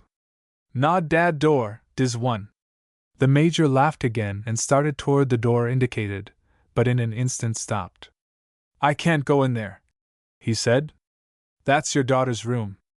Oui, mais! Cried the other softly, but Mazzaro's step was near. I'll just slip in here. And the amused Shaughnessy tripped lightly to the closet door, drew it open in spite of a momentary resistance from within which he had no time to notice, stepped into a small recess full of shelves and bottles, shut the door, and stood face to face, the broad moonlight shining upon her through a small, high-grated opening on one side, with Pauline. At the same instant the voice of the young Cuban sounded in the room. Pauline was in a great tremor. She made as if she would have opened the door and fled, but the Irishman gave a gesture of earnest protest and reassurance. The reopened door might make the back parlor of the Café des Exiles a scene of blood. Thinking of this, what could she do? She stayed. You got the hipe through senor, said Manuel Mazzaro, taking the seat so lately vacated. He had patted M. D'Hincourt tenderly on the back, and the old gentleman had flinched, hence the remark, to which there was no reply. Was a becrouth of the Café the Refugees, continued the young man. Bud W. Dad Madra Shaughnessy? Demanded M. D'Hincourt, with the little sternness he could command. Mayor Shaftness, yes, was there, bote, with a disparaging smile and shake of the head.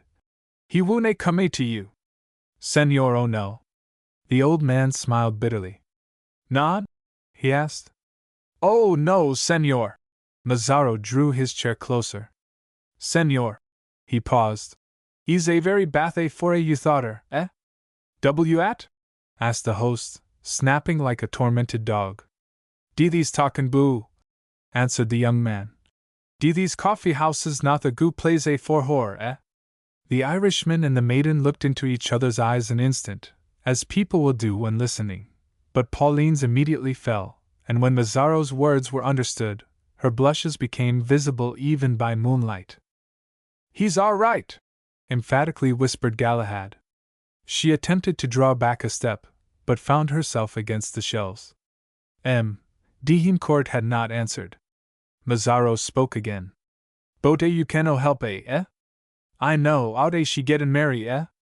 Pauline trembled. Her father summoned all his force and rose as if to ask his questioner to leave him, but the handsome Cuban motioned him down with a gesture that seemed to beg for only a moment more.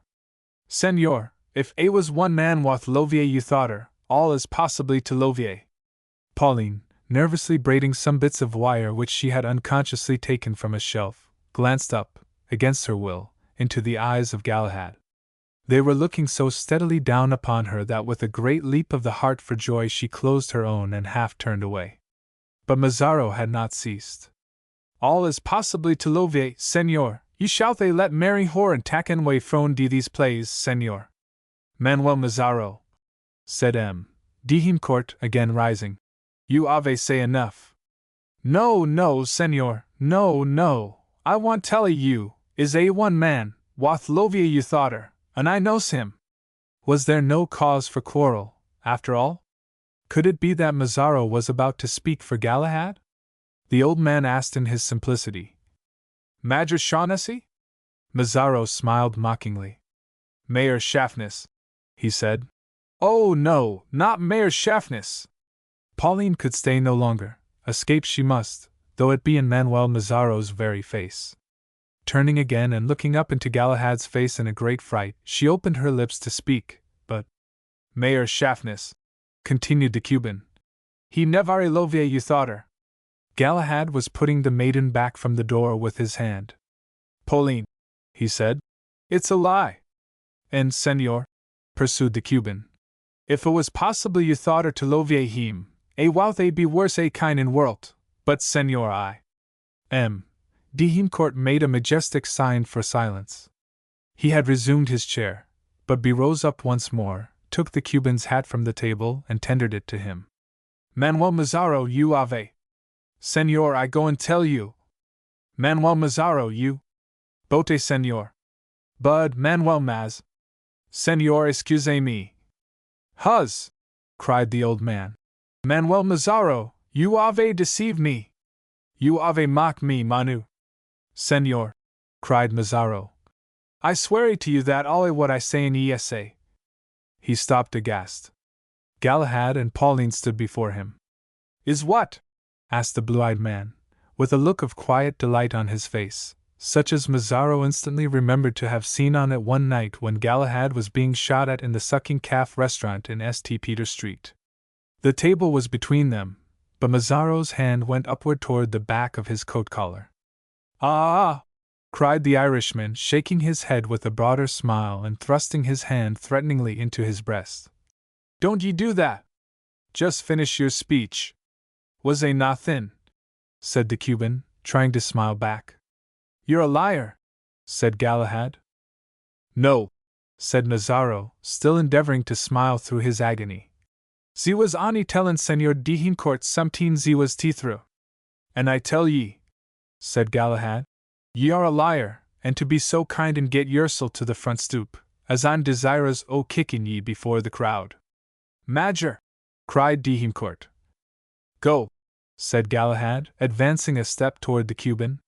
Had Manuel Mazzaro wished to personate the Prince of Darkness, his beautiful face had the correct expression for it. He slowly turned, opened the door into the cafe, sent one glowering look behind, and disappeared. Pauline laid her hand upon her lover's arm. Major, began her father. Oh, Major and Major, said the Irishman. Monsieur d'Hincourt, just say Major, here's a good wife for ye, and I'll let the little serpent go. Thereupon, sure enough, both d'Hincourt and his daughter, rushing together, did what I have been hoping all along, for the reader's sake, they would have dispensed with. They burst into tears, whereupon the Major, with his Irish appreciation of the ludicrous, turned away to hide his smirk and began good-humoredly to scratch himself first on the temple and then on the thigh. Mazzaro passed silently through the group about the doorsteps, and not many minutes afterward, Galahad Shaughnessy, having taken a place among the exiles, rose with the remark that the old gentleman would doubtless be willing to tell them good night. Good night was accordingly said. The Café des Exiles closed her windows, then her doors, winked a moment or two through the cracks in the shutters, and then went fast asleep. The Mexican physician, at Galahad's request, told Mazzaro that at the next meeting of the Burial Society he might and must occupy his accustomed seat without fear of molestation, and he did so. The meeting took place some 7 days after the affair in the back parlor, and on the same ground. Business being finished, Galahad, who presided, stood up, looking, in his white duck suit among his darkly clad companions, like a white sheep among black ones, and begged leave to order glasses from the front room. I say among black sheep, yet, I suppose, than that double row of languid, effeminate faces, one would have been taxed to find a more harmless-looking company. The glasses were brought and filled. Gentlemen, said Galahad, comrades, this may be the last time we ever meet together in unbroken body. Martinez of San Domingo, he of the horrible experience, nodded with a lurking smile, curled a leg under him and clasped his fingers behind his head. Who knows, continued the speaker, but Senor Benito, though strong and sound and hardly 37, here all smiled, may be taken ill tomorrow? Martinez smiled across to the tall, grey Benito on Galahad's left, and he, in turn, smilingly showed to the company a thin, white line of teeth between his mustachios like distant reefs. Who knows? The young Irishman proceeded to inquire. I say, who knows but Pedro there may be struck with a fever? Pedro, a short, compact man of thoroughly mixed blood, and with an eyebrow cut away, whose surname no one knew, smiled his acknowledgments. Who knows? Resumed Galahad, when those who understood English had explained in Spanish to those who did not. But they may soon need the services not only of our good doctor here, but of our society, and that Fernandez and Benino, and Gonzalez and Dominguez may not be chosen to see, on that very schooner lying at the Picayune just now, their beloved remains and so forth safely delivered into the hands and lands of their people. I say, who knows but it may be so? The company bowed graciously as who should say, well-turned phrases, senor, well-turned. And amigos, if so be that such is their approaching fate, I will say. He lifted his glass, and the rest did the same. I will say to them, Creoles, countrymen, and lovers, bound voyage and good luck to yez. For several moments there was much translating, bowing, and murmured acknowledgments. Mazzaro said, Bueno! And all around among the long double rank of mustachioed lips amiable teeth were gleaming, some white, some brown, some yellow, like bones in the grass. And now, gentlemen, Galahad recommenced. Fellow exiles, once more. Monsieur de Heimcourt, it was your practice, until lately, to reward a good talker with a glass from the hands o' your daughter. Si. I'm bur a poor speaker. Si, senor, zia fine kine can be, si. However, I'll ask ye, not knowin' bur it may be the last time we all meet together, if you will not let the goddess of the Café de Exiles grace our company with her presence for just about 1 minute? Yeze, senor, si, yeze, oui. Every head was turned toward the old man, nodding the echoed request. Ye see, friends, said Galahad in a true Irish whisper, as M. de Heimcourt left the apartment. Her position has been growing more and more embarrassing daily, and the operations of our society were likely to make it worse in the future, wherefore I have lately taken steps. I took steps this morn to relieve the old gentleman's distresses and his daughter's. He paused. M. de Heimcourt entered with Pauline, and the exiles all rose up. Ah, but why say again she was lovely? Galahad stepped forward to meet her, took her hand, led her to the head of the board, and turning to the company said, Friends and fellow patriots, Mistress Shaughnessy. There was no outburst of astonishment, only the same old bowing, smiling, and murmuring of compliment. Galahad turned with a puzzled look to M. de Heimcourt, and guessed the truth. In the joy of an old man's heart he had already that afternoon told the truth to each and every man separately, as a secret too deep for them to reveal, but too sweet for him to keep. The Major and Pauline were man and wife. The last laugh that was ever heard in the Café de Exiles sounded softly through the room. Lads, said the Irishman, fill your glasses. Here's to the Café de Exiles, God bless her! And the meeting slowly adjourned. 2 days later, signs and rumors of sickness began to find place about the Café de Refugees, and the Mexican physician made 3 calls in 1 day. It was said by the people around that the tall Cuban gentleman named Benito was very sick in one of the back rooms. A similar frequency of the same physician's calls was noticed about the Café de Exiles. The man with one eyebrow, said the neighbors, is sick. Pauline left the house yesterday to make room for him. Ah! Is it possible? Yes, it is really true, she and her husband. She took her mockingbird with her, he carried it, he came back alone. On the next afternoon the children about the Café de Refugees enjoyed the spectacle of the invalid Cuban moved on a trestle to the Café de Exiles, although he did not look so deathly sick as they could have liked to see him, and on the 4th morning the doors of the Café de Exiles remained closed. A black-bordered funeral notice, veiled with crape, announced that the great caller home of exiles had served his summons upon Don Pedro Hernandez, surname borrowed for the occasion, and Don Carlos Mendez y Benito. The hour for the funeral was fixed at 4 p.m. It never took place.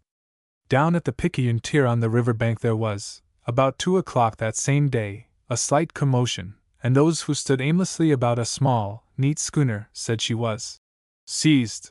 At 4 there suddenly appeared before the Café de Exiles a squad of men with silver crescents on their breasts, police officers. The old cottage sat silent with closed doors, the crape hanging heavily over the funeral notice like a widow's veil, the little unseen garden sending up odors from its hidden censers, and the old weeping willow bending over all. Nobody here? Asked the leader. The crowd which has gathered stares without answering. As quietly and peaceably as possible the officers pry open the door. They enter, and the crowd pushes in after.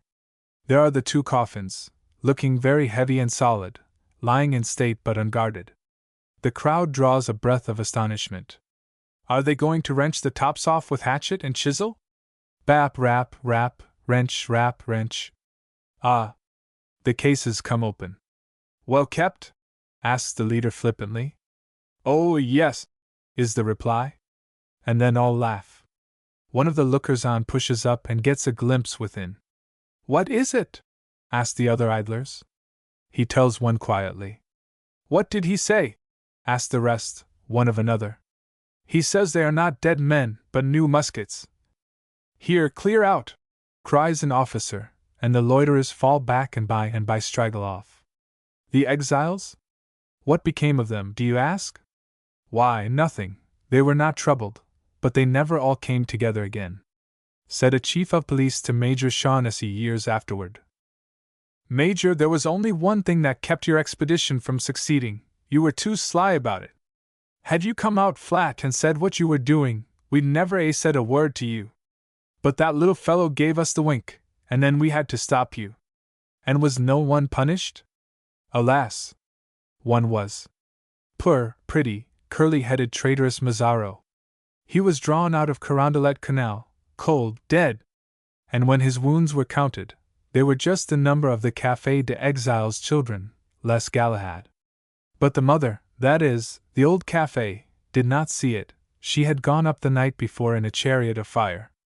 In the files of the old Picayune and Price Current of 1837 may be seen the mention of Galahad Shaughnessy among the merchants. Our enterprising and accomplished fellow townsman, and all that. But old M. d'Eyncourt's name is cut in marble, and his citizenship is in a city whose maker and builder is God. Only yesterday I dined with the Shaughnesseys, fine old couple and handsome. Their children sat about them and entertained me most pleasantly. But there isn't one can tell a tale as their father can. 'Twas he told me this one, though here and there my enthusiasm may have taken liberties. He knows the history of every old house in the French Quarter, or, if he happens not to know a true one, he can make one up as he goes along. Belles Demoiselles Plantation. The original grantee was Count, assumed the name to be de Charlot. The old Creoles never forgive a public mention. He was the French king's commissary. One day, called to France to explain the lucky accident of the commissariat having burned down with his account books inside, he left his wife, a Choctaw comtesse, behind.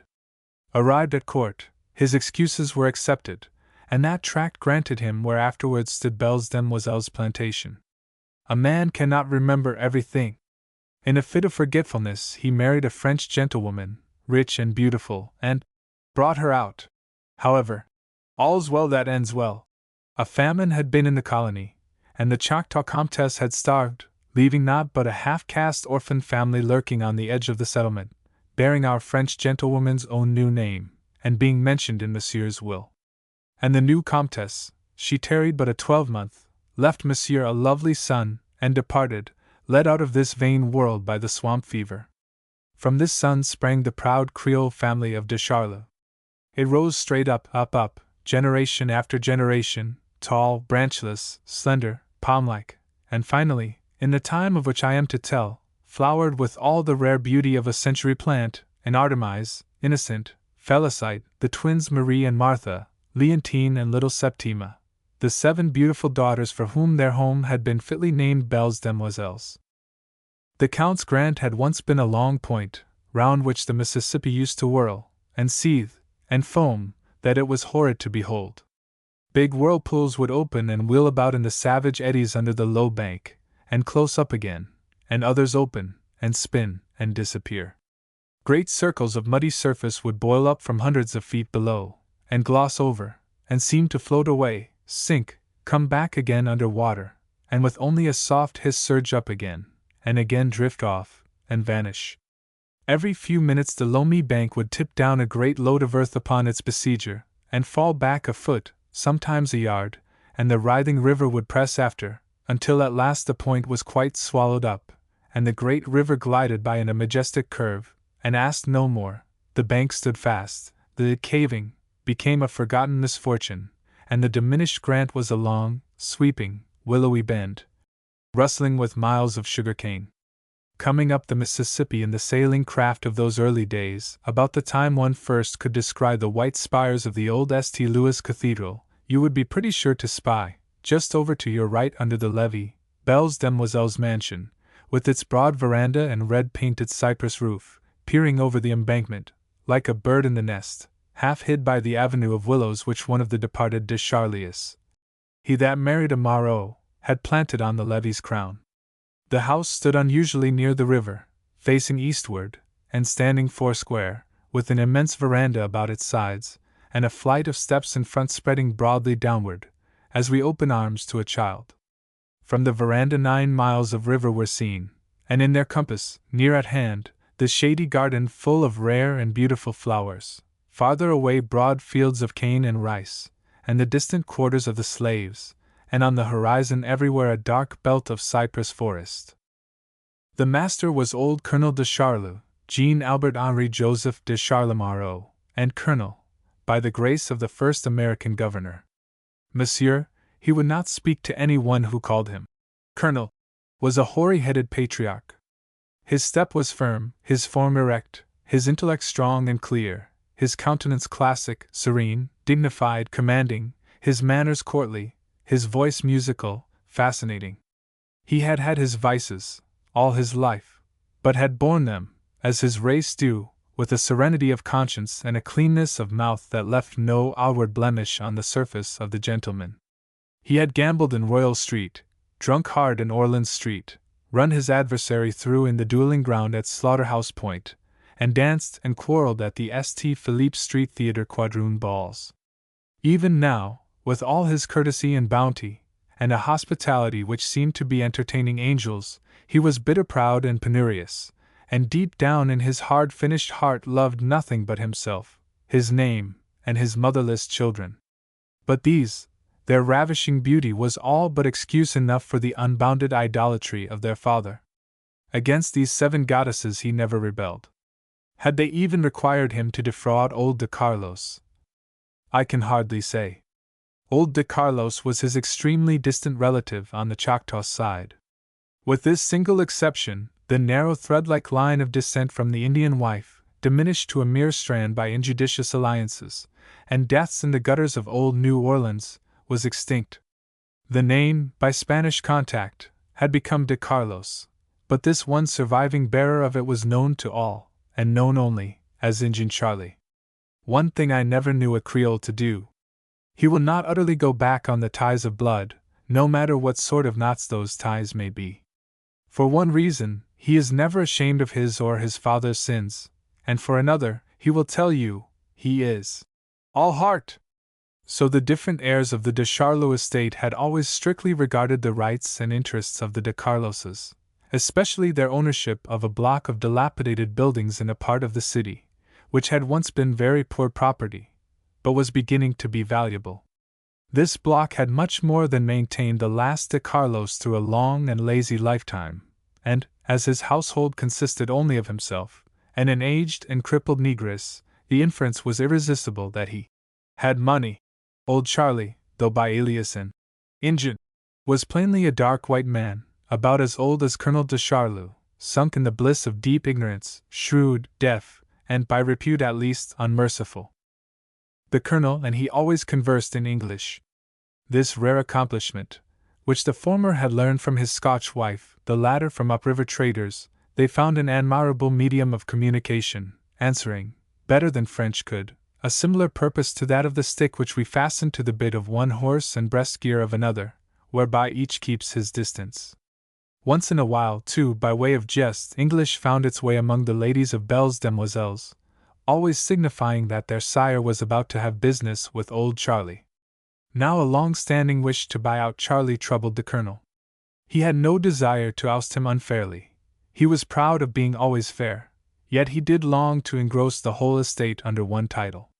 Out of his luxurious idleness he had conceived this desire, and thought little of so slight an obstacle as being already somewhat in debt to old Charlie for money borrowed, and for which Belle's demoiselles was, of course, good 10 times over. Lots, buildings, rents, all might as well be his, he thought, to give, keep, or destroy. Had he but the old man's heritage. Ah! He might bring that into existence which his Belle's demoiselles had been begging for, since many years, a home, and such a home, in the gay city.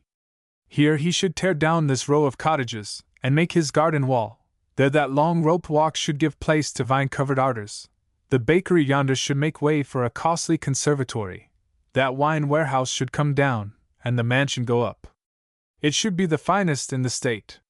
Men should never pass it, but they should say, the palace of the de Charlius, a family of grand descent, a people of elegance and bounty, a line as old as France, a fine old man, and 7 daughters as beautiful as happy. Whoever dare attempt to marry there must leave his own name behind him.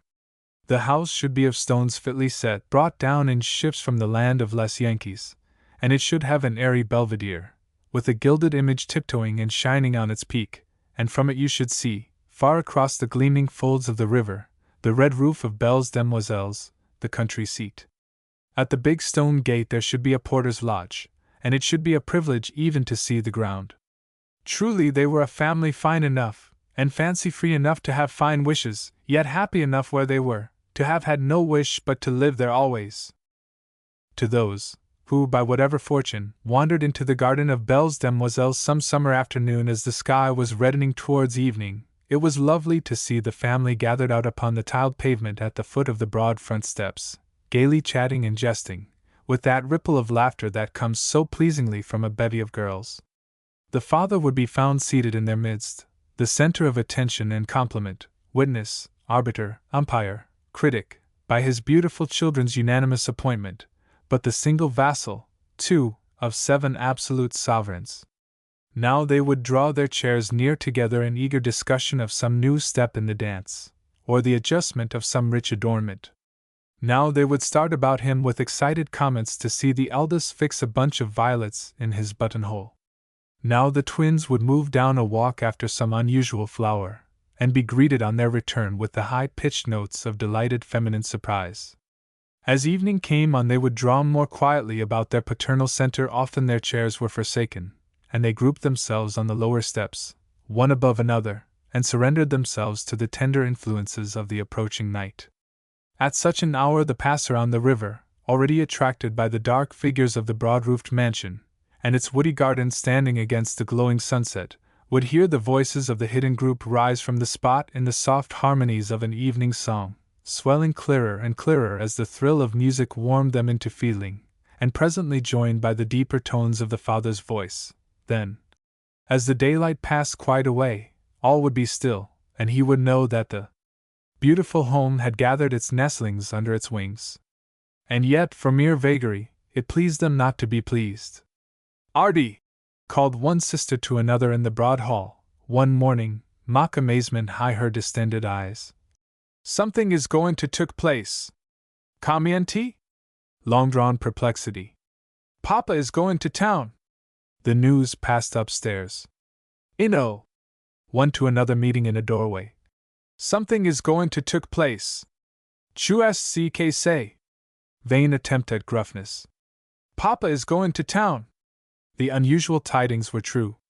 It was afternoon of the same day that the colonel tossed his horse's bridle to his groom, and stepped up to old Charlie, who was sitting on his bench under a china tree, his head as was his fashion, bound in a madras handkerchief. The old man was plainly under the effect of spirits and smiled a deferential salutation without trusting himself to his feet.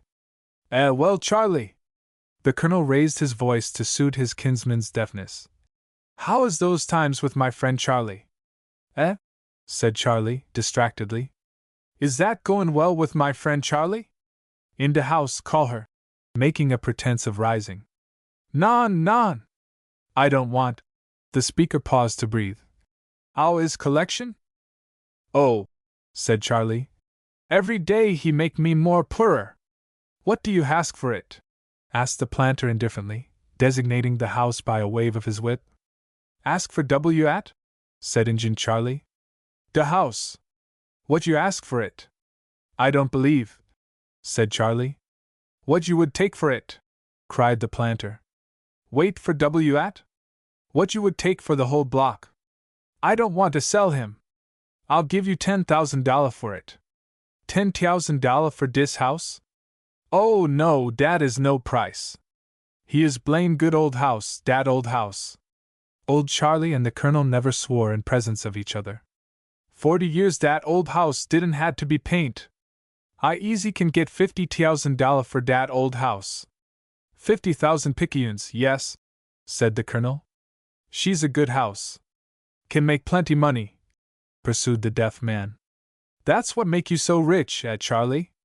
Non, I don't make nothing. Too blame clever me, dat's the trube. She's a good house, make money fast like a steamboat, make a barrel full in a week. Me, I lose money all the days. Too blame clever. Charlie! Eh? Tell me what you'll take. Make? I don't make nothing. Too blame clever. What will you take? Oh! I got enough already, half drunk now. What will you take for the ooze? You want to buy her? I don't know. Shrug. May underscore be underscore, if you sell it cheap. She's a bully old house. There was a long silence. By and by old Charlie's commenced. Old Injun Charlie is a low-down dog. C'est vrai, oui, retorted the colonel in an undertone. He's got Injun blood in him.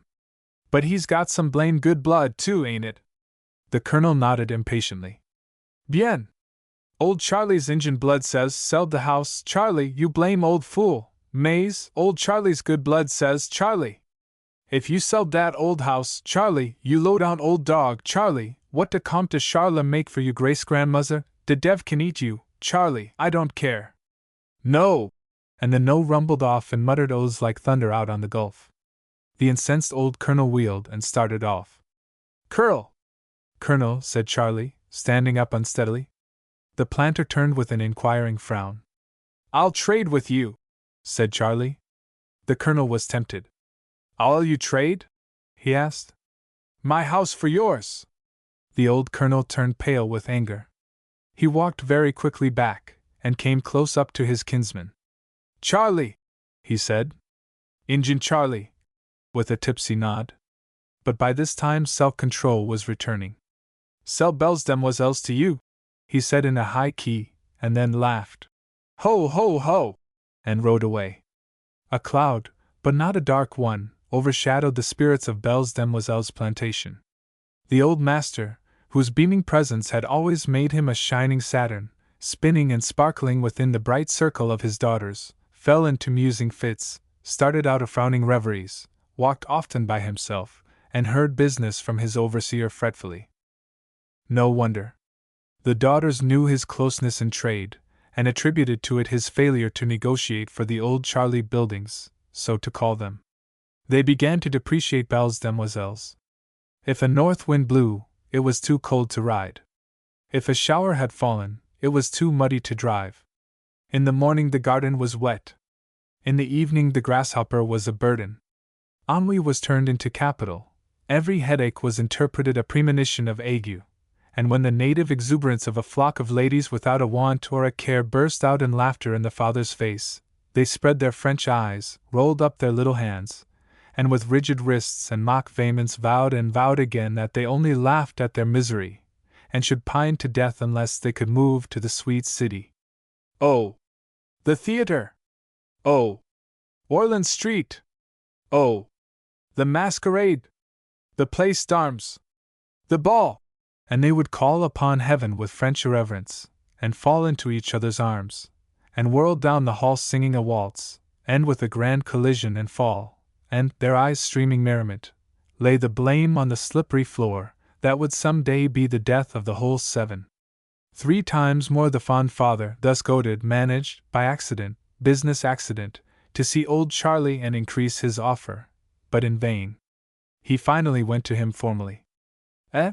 Said the deaf and distant relative. For what you want him, eh? Why you don't stay where you always be happy? Dis is a blame old rat hole, good for old Injun Charlie, das all. Why you don't stay where you be always happy? Why you don't buy somewheres else? That's none of your business, snapped the planter. Truth was, his reasons were unsatisfactory even to himself. A sullen silence followed. Then Charlie spoke. Well, now look here, I sell you old Charlie's house. Bien. And the whole block, said the colonel. Hold on, said Charlie. I sell you dues and de block. Den I go and get drunk, and go to sleep. De dev comes along and says, Charlie. Old Charlie, you blame low-down old dog, wake up. What you doin' here? Where's the ooze what Monsieur le Comte give your Grace grandmother?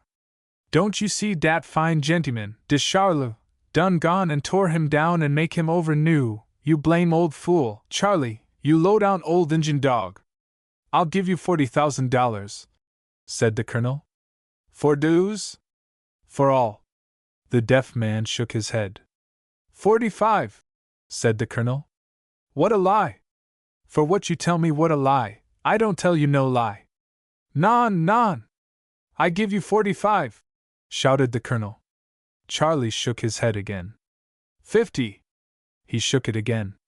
The figures rose and rose to 75. The answer was an invitation to go away and let the owner alone, as he was, in certain specified respects, the vilest of living creatures, and no company for a fine gentleman.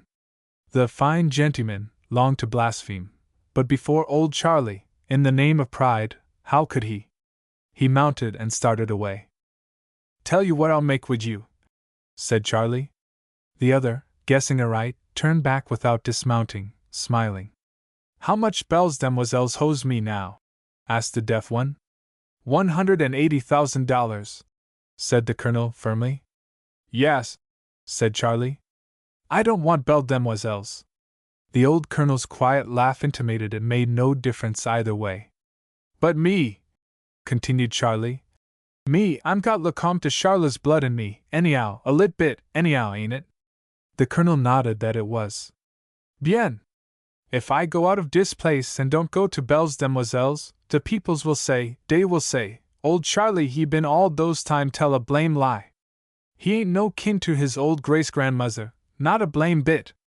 He don't got nary drop of de Charlotte blood to save his blame low-down old Injun soul. No, sir.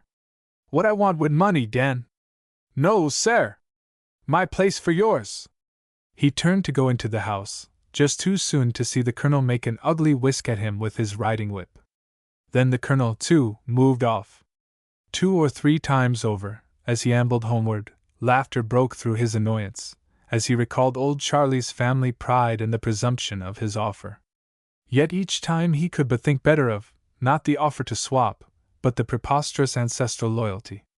It was so much better than he could have expected from his low-down relative, and not unlike his own whim withal. The proposition which went with it was forgiven. This last defeat bore so harshly on the master of belles demoiselles that the daughters, reading chagrin in his face, began to repent. They loved their father as daughters can, and when they saw their pretended dejection harassing him seriously, they restrained their complaints, displayed more than ordinary tenderness, and heroically and ostentatiously concluded there was no place like belles demoiselles. But the new mood touched him more than the old, and only refined his discontent. Here was a man, rich without the care of riches, free from any real trouble, happiness as native to his house as perfume to his garden, deliberately, as it were with premeditated malice, taking joy by the shoulder and bidding her begone to town, whither he might easily have followed. Only that the very same ancestral nonsense that kept Injun Charlie from selling the old place for twice its value prevented him from choosing any other spot for a city home. But by and by the charm of nature and the merry hearts around him prevailed. The fit of exalted sulks passed off, and after a while the year flared up at Christmas, flickered, and went out. New Year came and passed. The beautiful garden of belles demoiselles put on its spring attire.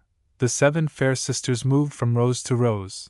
The cloud of discontent had warmed into invisible vapor in the rich sunlight of family affection, and on the common memory the only scar of last year's wound was old Charlie's sheer impertinence in crossing the caprice of the de Charlies. The cup of gladness seemed to fill with the filling of the river. How high that river was! Its tremendous current rolled and tumbled and spun along, hustling the long funeral flotillas of drift, and how near shore it came! Men were out day and night, watching the levee. On windy nights even the old colonel took part, and grew light-hearted with occupation and excitement, as every minute the river threw a white arm over the levee's top, as though it would vault over. But all held fast, and, as the summer drifted in, the water sunk down into its banks and looked quite incapable of harm. On a summer afternoon of uncommon mildness, old Colonel Jean Albert Henri Joseph de Charlemagne, being in a mood for reverie, slipped the custody of his feminine rulers and sought the crown of the levee, where it was his wont to promenade. Presently he sat upon a stone bench, a favorite seat. Before him lay his broad-spread fields, near by, his lordly mansion, and being still, perhaps by female contact, somewhat sentimental, he fell to musing on his past. It was hardly worthy to be proud of. All its morning was reddened with mad frolic, and far toward the meridian it was marred with elegant rioting. Pride had kept him well nigh useless, and despised the honors won by valor. Gaming had dimmed prosperity, death had taken his heavenly wife, voluptuous ease had mortgaged his lands, and yet his house still stood, his sweet-smelling fields were still fruitful, his name was fame enough, and yonder, among the trees and flowers, like angels walking in Eden, were the 7 goddesses of his only worship. Just then a slight sound behind him brought him to his feet. He cast his eyes anxiously to the outer edge of the little strip of bank between the levee's base and the river. There was nothing visible. He paused, with his ear toward the water, his face full of frightened expectation. Ha! There came a single plashing sound, like some great beast slipping into the river, and little waves in a wide semicircle came out from under the bank and spread over the water. My God! He plunged down the levee and bounded through the low weeds to the edge of the bank. It was sheer, and the water about 4 feet below. He did not stand quite on the edge, but fell upon his knees a couple of yards away, wringing his hands, moaning and weeping, and staring through his watery eyes at a fine, long crevice just discernible under the matted grass, and curving outward on either hand toward the river. My God! He sobbed aloud. My God! And even while he called, his God answered. The tough Bermuda grass stretched and snapped, the crevice slowly became a gape, and softly, gradually, with no sound but the closing of the water at last, a ton or more of earth settled into the boiling eddy and disappeared. At the same instant a pulse of the breeze brought from the garden behind, the joyous, thoughtless laughter of the fair mistresses of Belle's demoiselles. The old colonel sprang up and clambered over the levee. Then, forcing himself to a more composed movement, he hastened into the house and ordered his horse. Tell my children to make merry while I am gone. He left word. I shall be back tonight. And the horse's hoofs clattered down a by-road leading to the city. Charlie, said the planter, riding up to a window, from which the old man's nightcap was thrust out. What you say, Charlie? My house for yours, Charlie, what you say? Hello, said Charlie. From where you come from this time of tonight? I come from the exchange in St. Louis Street. A small fraction of the truth. What you want? Said matter-of-fact Charlie. I come to trade. The low-down relative drew the worsted off his ears. Oh, yes, he said with an uncertain air. Well, old man Charlie, what you say, my house for yours, like you said, Charlie? I dunno, said Charlie. It's nearly mine now. Why you don't stay there, Yusef? Because I don't want, said the colonel savagely. Is that reason enough for you? You better take me into notion, old man, I tell you, yes. Charlie never winced, but how his answer delighted the colonel. Quoth Charlie. I don't care, I take him, May's possession give right off. Not the whole plantation, Charlie, only. I don't care, said Charlie. We easy can fix that, Mays. What for you don't want to keep him? I don't want him. You better keep him. Don't you try to make no fool of me, old man, cried the planter. Oh, no, said the other. Oh, no. But you make a fool of yourself, ain't it? The dumbfounded colonel stared. Charlie went on. Yes. Belle's demoiselles is more wort dan tree block like this one. I pass by dere since 2 weeks. Oh, pretty Belle's demoiselles. De cane was wavin' de wind, de garden smell like a bouquet, de white cap was jump up and down on de river, 7 Belle's demoiselles was ridin' on horses. Pretty, pretty, pretty, says old Charlie. Ah, Monsieur le Père, how happy. Yes, he continued, the colonel still staring. Le Comte de Charlot have 2 family. One was low-down Choctaw, one was high-up noblesse. He gave the low-down Choctaw dis old rat hole. He give Belle's demoiselles to you grandfather, and now you don't be satisfied. What I'll do wid Belle's demoiselles? She'll break me in 2 years, yas? And what you'll do wid old Charlie's house, You'll tear her down and make USEF a blame old fool. I rather wouldn't trade. The planter caught a big breathful of anger, but Charlie went straight on. I rather wouldn't, Mays, I will do it for you, just the same, Like Monsieur le Comte would say, Charlie, you old fool, I want to change houses with you. So long as the Colonel suspected irony, he was angry. But as Charlie seemed, after all, to be certainly in earnest, he began to feel conscience-stricken. He was by no means a tender man, but his lately discovered misfortune had unhinged him, and this strange, undeserved, disinterested family fealty on the part of Charlie touched his heart. And should he still try to lead him into the pitfall he had dug? He hesitated. No, he would show him the place by broad daylight, and if he chose to overlook the caving bank, it would be his own fault. A trade's a trade. Come, said the planter. Come at my house tonight. Tomorrow we look at the place before breakfast, and finish the trade. For what? Said Charlie. Oh, because I got to come in town in the morning. I don't want, said Charlie. How I'm going to come, dear? I give you a horse at the Liberty stable. Well, anyhow, I don't care, I'll go. And they went. When they had ridden a long time, and were on the road darkened by hedges of Cherokee rose, the Colonel called behind him to the lowdown. Scion.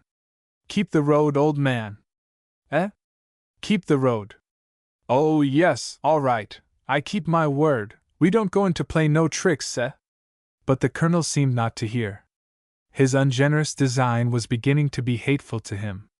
Not only old Charlie's unprovoked goodness was prevailing, the eulogy on Belle's demoiselles had stirred the depths of an intense love for his beautiful home. True, if he held to it, the caving of the bank, at its present fearful speed, would let the house into the river within 3 months. But were it not better to lose it so, than sell his birthright? Again, coming back to the first thought, to betray his own blood. It was only Injun Charlie, but had not the de Charle blood just spoken out in him? Unconsciously he groaned. After a time they struck a path approaching the plantation in the rear, and a little after, passing from behind a clump of live oaks, they came in sight of the villa.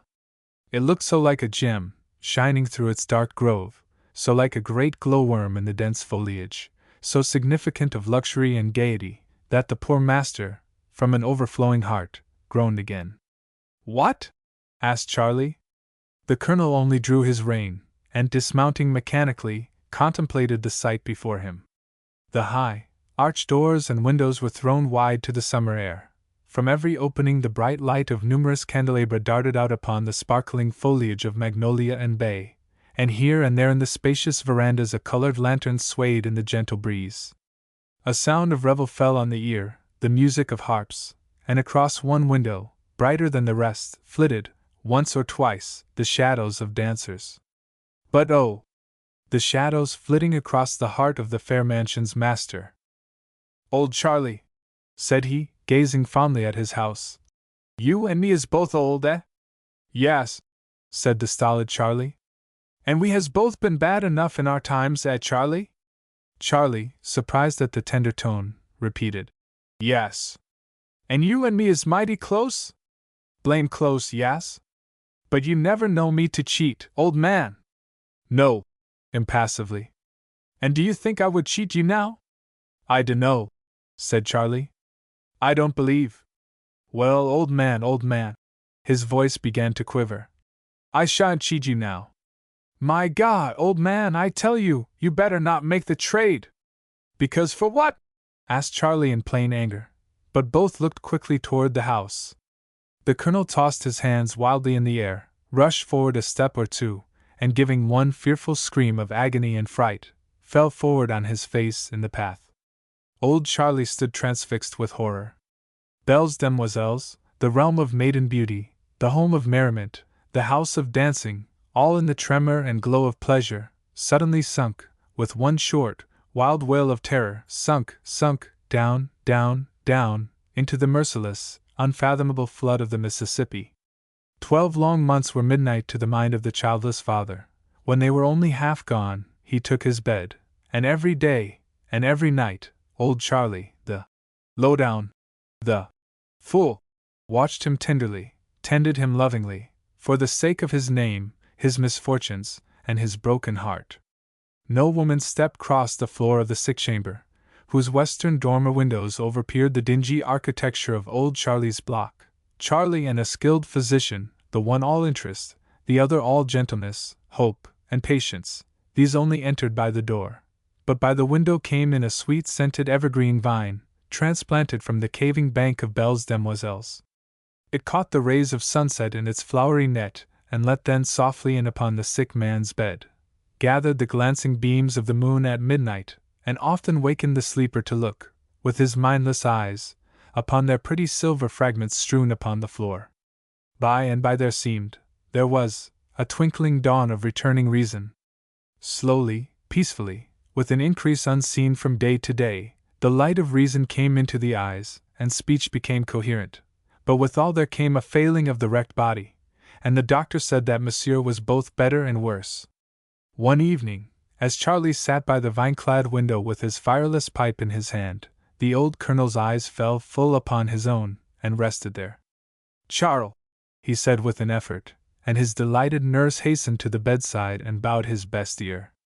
There was an unsuccessful effort or two, and then he whispered, smiling with sweet sadness, "We didn't trade." The truth, in this case, was a secondary matter to Charlie. The main point was to give a pleasing answer. So he nodded his head decidedly, as who should say, "Oh yes, we did, it was a bona fide swap."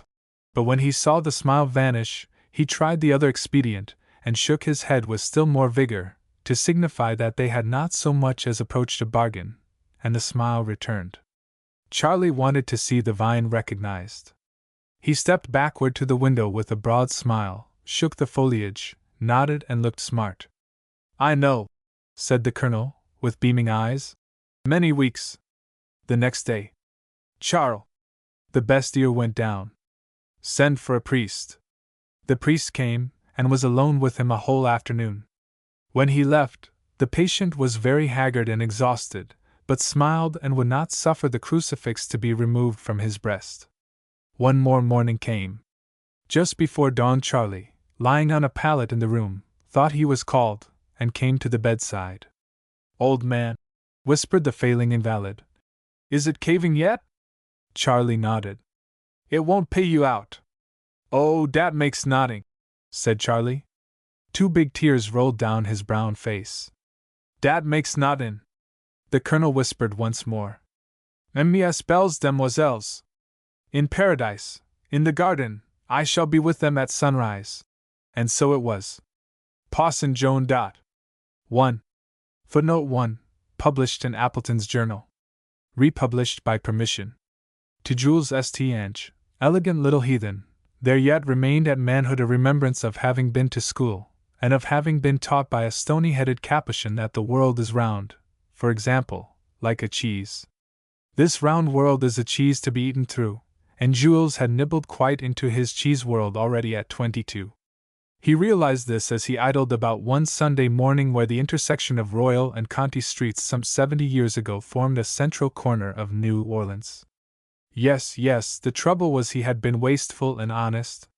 He discussed the matter with that faithful friend and confidant, Baptiste, his yellow body servant.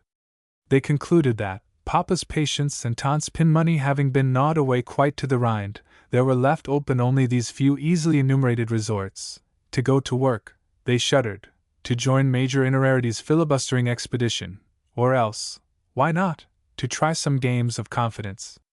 At 22 one must begin to be something. Nothing else tempted. Could that avail? One could but try. It is noble to try, and besides, they were hungry. If one could make the friendship of some person from the country, for instance, with money, not expert at cards or dice, but, as one would say, willing to learn, one might find cause to say some Hail Marys.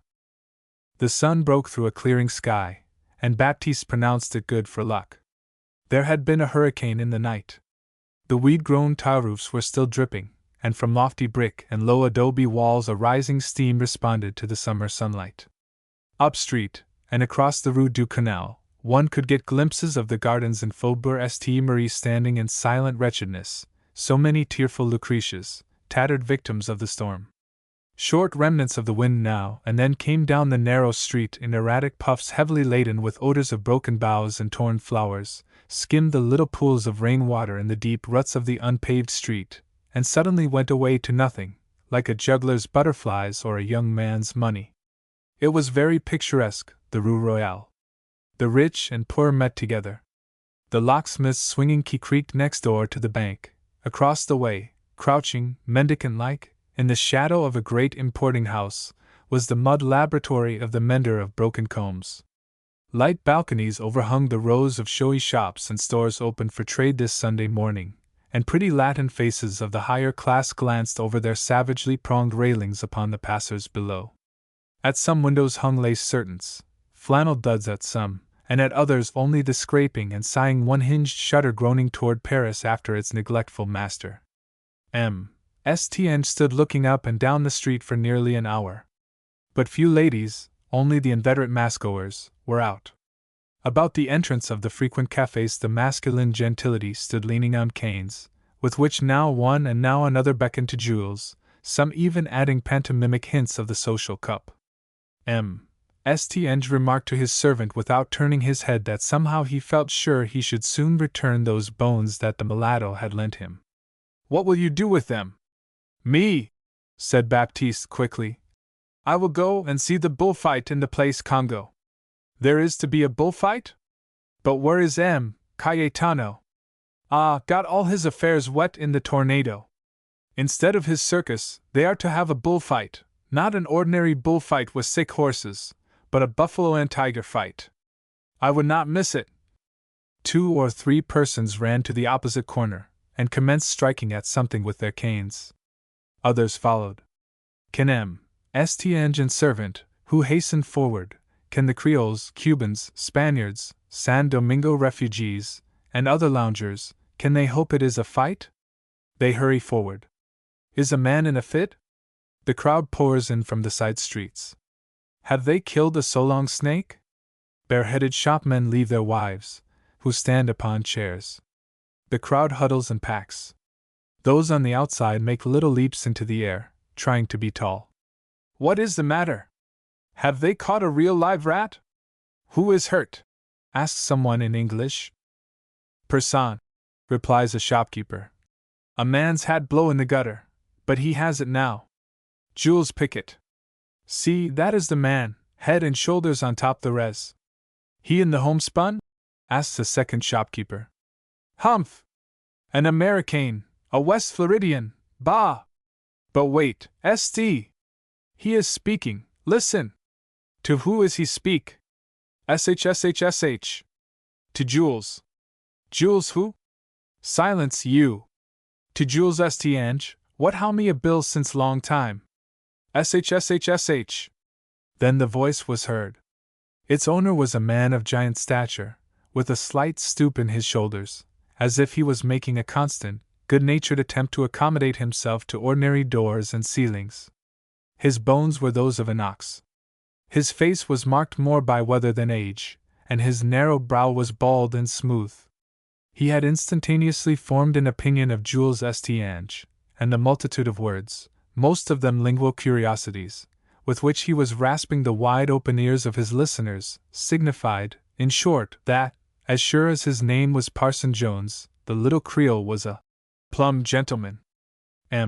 St. bowed and smiled, and was about to call attention, by both gesture and speech, to a singular object on top of the still uncovered head, when the nervous motion of the American anticipated him, as, throwing up an immense hand, he drew down a large roll of banknotes.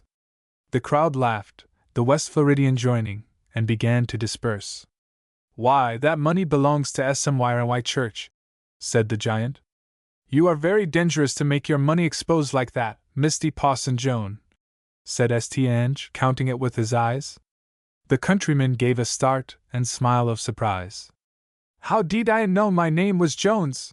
He asked, but without pausing for the Creole's answer, furnished in his reckless way some further specimens of West Floridian English, and the conciseness with which he presented full intelligence of his home, family, calling, lodging-house, and present and future plans, might have passed for consummate art, had it not been the most run-wild nature. And I've done been to Mobile, you know, on Boosie_Ness_ for Bethesdy Church. It's the honest time I ever been from home. Now you wouldn't have believed that, would you? But I admire to have saw you, that's so. You've got to come and eat with me. Me and my boy ain't been fed yet. What might one call your name? Jules? Come on, Jules. Come on, Colossus. That's my nigga, his name's Colossus of Rhodes. Is that yo yalla boy Jules? Fetch him along, Colossus. It seems like a special provi_nk_dot. Jules, do you believe in a special provi_nk_? Jules said he did. The new-made friends moved briskly off, followed by Baptiste and a short, square, old Negro, very black and grotesque, who had introduced himself to the mulatto, with many glittering and cavernous smiles, as "de body sarvant of de Reverend Mr. Jones." Both pairs enlivened their walk with conversation. Parson Jones descanted upon the doctrine he had mentioned, as illustrated in the perplexities of cotton growing, and concluded that there would always be a special provi_nk_ again cotton until folks quits 8% of it and haulin' of it on Sundays. J.E. dis, said St. in response. I think you is just right. I believe, me, strong in the improvidence, yes. You know my papa he hown a sugar plantation, you know. Jules, me son, he say one time to me, I goin' to make 1 barrel sugar to fetch the most high price in New Orleans. Well, he take his best barrel sugar. I never see a so careful man like me papa always to make a so beautiful sugar et syrup.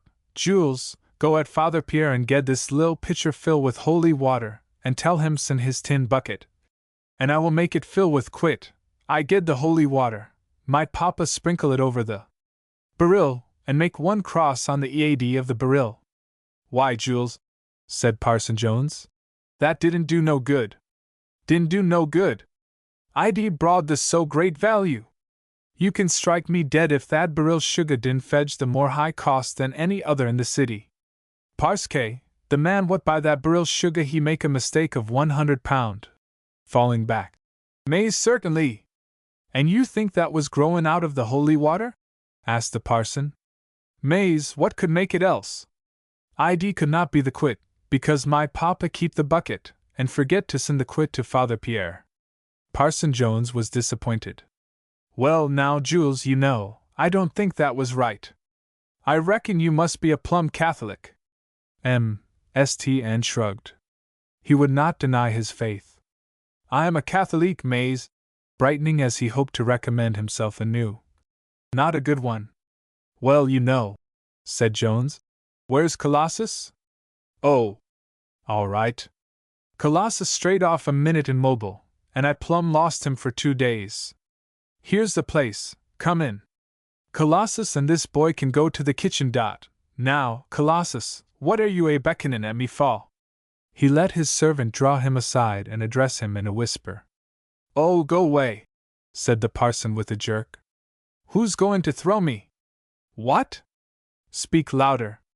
Why, Colossus, you shan't talk so, saw, 'pon my soul, you're the mightiest fool I ever taken up with. Just you go down that alleyway with this yellow boy, and don't show yo face until yo called. The Negro begged. The master wrathily insisted. Colossus, will you do easy I tell you, or shall I hev to strike you, saw? Oh, Mars Jimmy, I's gwine, but, he ventured nearer. Don't on no account drink nothin', Mars Jimmy. Such was the Negro's earnestness that he put 1 foot in the gutter, and fell heavily against his master. The parson threw him off angrily. Thar, now! Why, Colossus, you most have been dosted with somethin'. Yo plumb crazy. Humph, come on, Jules, let's eat. Humph! To tell me that when I never taken a drop, except in 4 chills, in my life, which he knows so as well as me. The 2 masters began to ascend a stair. Mays, he is a sassy, I would sell him, me, said the young Creole. No, I wouldn't do that, replied the parson. Though there is people in Bethesda who says he is a rascal. He's a powerful smart fool. Why, that boy's got money, Jules, more money than religion, I reckon. I'm sure he fallen into mighty bad company. They passed beyond earshot. Baptiste and Colossus, instead of going to the tavern kitchen, passed to the next door and entered the dark rear corner of a low grocery, where, the law notwithstanding, liquor was covertly sold to slaves. There, in the quiet company of Baptiste and the grocer, The colloquial powers of Colossus, which were simply prodigious, began very soon to show themselves. For whilst, said he, Ma's Jimmy has education, you know, whilst he has education, I has scretion. He has education and I has scretion, and so we gets along. He drew a black bottle down the counter, and laying half his length upon the damp board, continued. As a principle I discredits de imbimin of August liquors. De imbimin of August liquors, de violation of de Sabbath, de playing of de fiddle, and de using of bywords, de is de fo sins of de conscience, and if any man sin de fo sins of de conscience, de devil done sharp his fork fo dat man dot, ain't that so, boss? The grocer was sure it was so. Nevertheless, mind you. Here the orator brimmed his glass from the bottle and swallowed the contents with a dry eye. Mind you, a roicious man, sec as ministers of de gospel and dear body sarvants, can take a leetle for de weak stomach. But the fascinations of Colossus's eloquence must not mislead us. This is the story of a true Christian, to wit, Parson Jones. The parson and his new friend ate. But the coffee St. declared he could not touch, it was too wretchedly bad. At the French market, near by, there was some noble coffee. This, however, would have to be bought, and Parson Jones had scruples. You see, Jules, every man has his conscience to guide him, which it does so in. Oh, yes, cried St. Conscience, that is the bes, Parson Jones. Certainly. I am a Catholic, you is a schismatique. You think it is wrong to drink some coffee. Well, then, it is wrong. You think it is wrong to make the sugar to get the so large price. Well, then, it is wrong. I think it is right. Well, then, it is right. It is all a bit. Say tout. What a man think is right, 'tis all a bit. A man must not go again his conscience. My faith! Do you think I would go again my conscience? Mais allons, let us go and get some coffee. Jules! W at? Jules, it ain't the drinking of coffee, but the buying of it on a Sabbath. You must really excuse me, Jules, it's again conscience, you know. Ah, said St. Say very true. For you it would be a sin, mais for me it is only a bit. Religion is a very strange. I know a man one time, he think it was wrong to go to cockfight Sunday evening. I think it is all a bit. Mais come, Parson Jones, I have got one friend, Miguel. Let us go at his house and get some coffee. Come, Miguel have no family, only him and Joe, always like to see friend. Allons, let us come yonder. Why, Jules, my dear friend, you know, said the shamefaced parson, I never visit on Sundays. Never W at? Asked the astounded Creole. No, said Jones, smiling awkwardly. Never visite? Exceptin' sometimes amongst church members, said Parson Jones. Mais, said the seductive St. Miguel and Joe is church member, certainly. They love to talk about religion. Come at Miguel and talk about some religion. I am nearly expire for me coffee. Parson Jones took his hat from beneath his chair and rose up. Jules, said the weak giant, I ought to be in church right now. Mais, the church is right yonder at Miguel, yes. Ah, continued St. as they descended the stairs. I think every man must have the religion he like the best. Me, I like the Catholic religion the best, for me it is the best. Every man will sure go to heaven if he like his religion the best. Jules, said the West Floridian, laying his great hand tenderly upon the Creole's shoulder, as they stepped out upon the banquette. Do you think you have any sure hopes of heaven? Yes, replied St. I am sure. I think everybody will go to heaven. I think you will go, E.T. I think Miguel will go, E.T. Joe, everybody, I think, mais, of course, not if they not have been Christian. Even I think some niggers will go. Jules, said the parson, stopping in his walk. Jules, I don't want to lose my nigger. Jan will not lose him. With Baptiste he cannot get loose. But Colossus's master was not reassured. No, said he, still tarrying. This is just the way, had I have gone to church. Parson Jones, said Jules. What? I tell you. We go into church. Will you? asked Jones joyously. Allons, come along, said Jules, taking his elbow. They walked down the Rue Chartres, past several corners, and by turned into a cross street. The parson stopped an instant as they were turning and looked back up the street. "W at you lookin'?" asked his companion. "I thought I saw Colossus," answered the parson, with an anxious face. "I reckon TW ain't him, though," and they went on.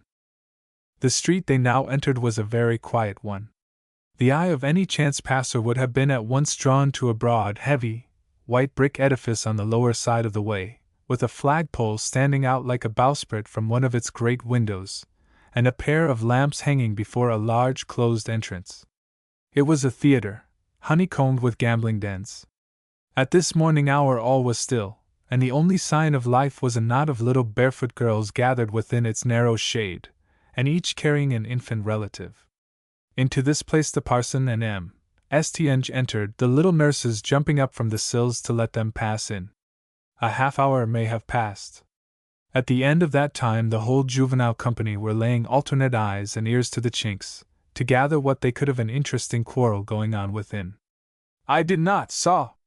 I given you no cause of offense, saw. It's not so, saw.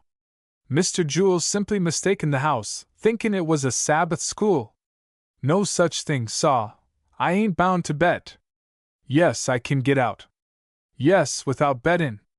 I hev a right to my opinion. I reckon I'm a white man, saw. No, saw. I on'y said I didn't think you could get the game on them cards. No such thing, saw. I do not know how to play. I wouldn't hev a rascal's money ef I should win it. Shoot ef you dare. You can kill me, but you can't scare me. No, I shan't bet. I'll die first. Yes, saw, Mr. Jules can bet for me if he admires to. I ain't his master." Here the speaker seemed to direct his words to St. "Saw, I don't understand you, saw. I never said I'd loan you money to bet for me. I didn't suspicion this from you, saw. No, I won't take any more lemonade. It's the most notorious stuff I ever drank, saw." St.'s replies were in falsetto and not without effect, for presently the parson's indignation and anger began to melt. "Don't ask me, Jules, I can't help you. It's no use, it's a matter of conscience with me, Jules. Mais oui, 'tis a matter of conscience wid me, the same. But, Jules, the money's none o' mine, nohow. It belongs to SMYRNY, you know. If I could make just one bet," said the persuasive St., "I would leave this place, faz, yes. If I had thing, mais I did not suspicion this from you, Parson Joan. Don't, Jules, don't. No. Parson Joan. You're bound to win," said the parson, wavering. "Mais certainement. But it is not to win that I want, 'tis me conscience, me honor. Well, Jules, I hope I'm not doin' no wrong. I'll loan you some of this money if you say you'll come right out 'thout talking your winnin's." All was still. The peeping children could see the parson as he lifted his hand to his breast pocket.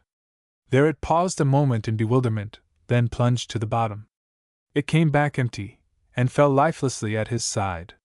His head dropped upon his breast, his eyes were for a moment closed, his broad palms were lifted and pressed against his forehead, a tremor seized him, and he fell all in a lump to the floor.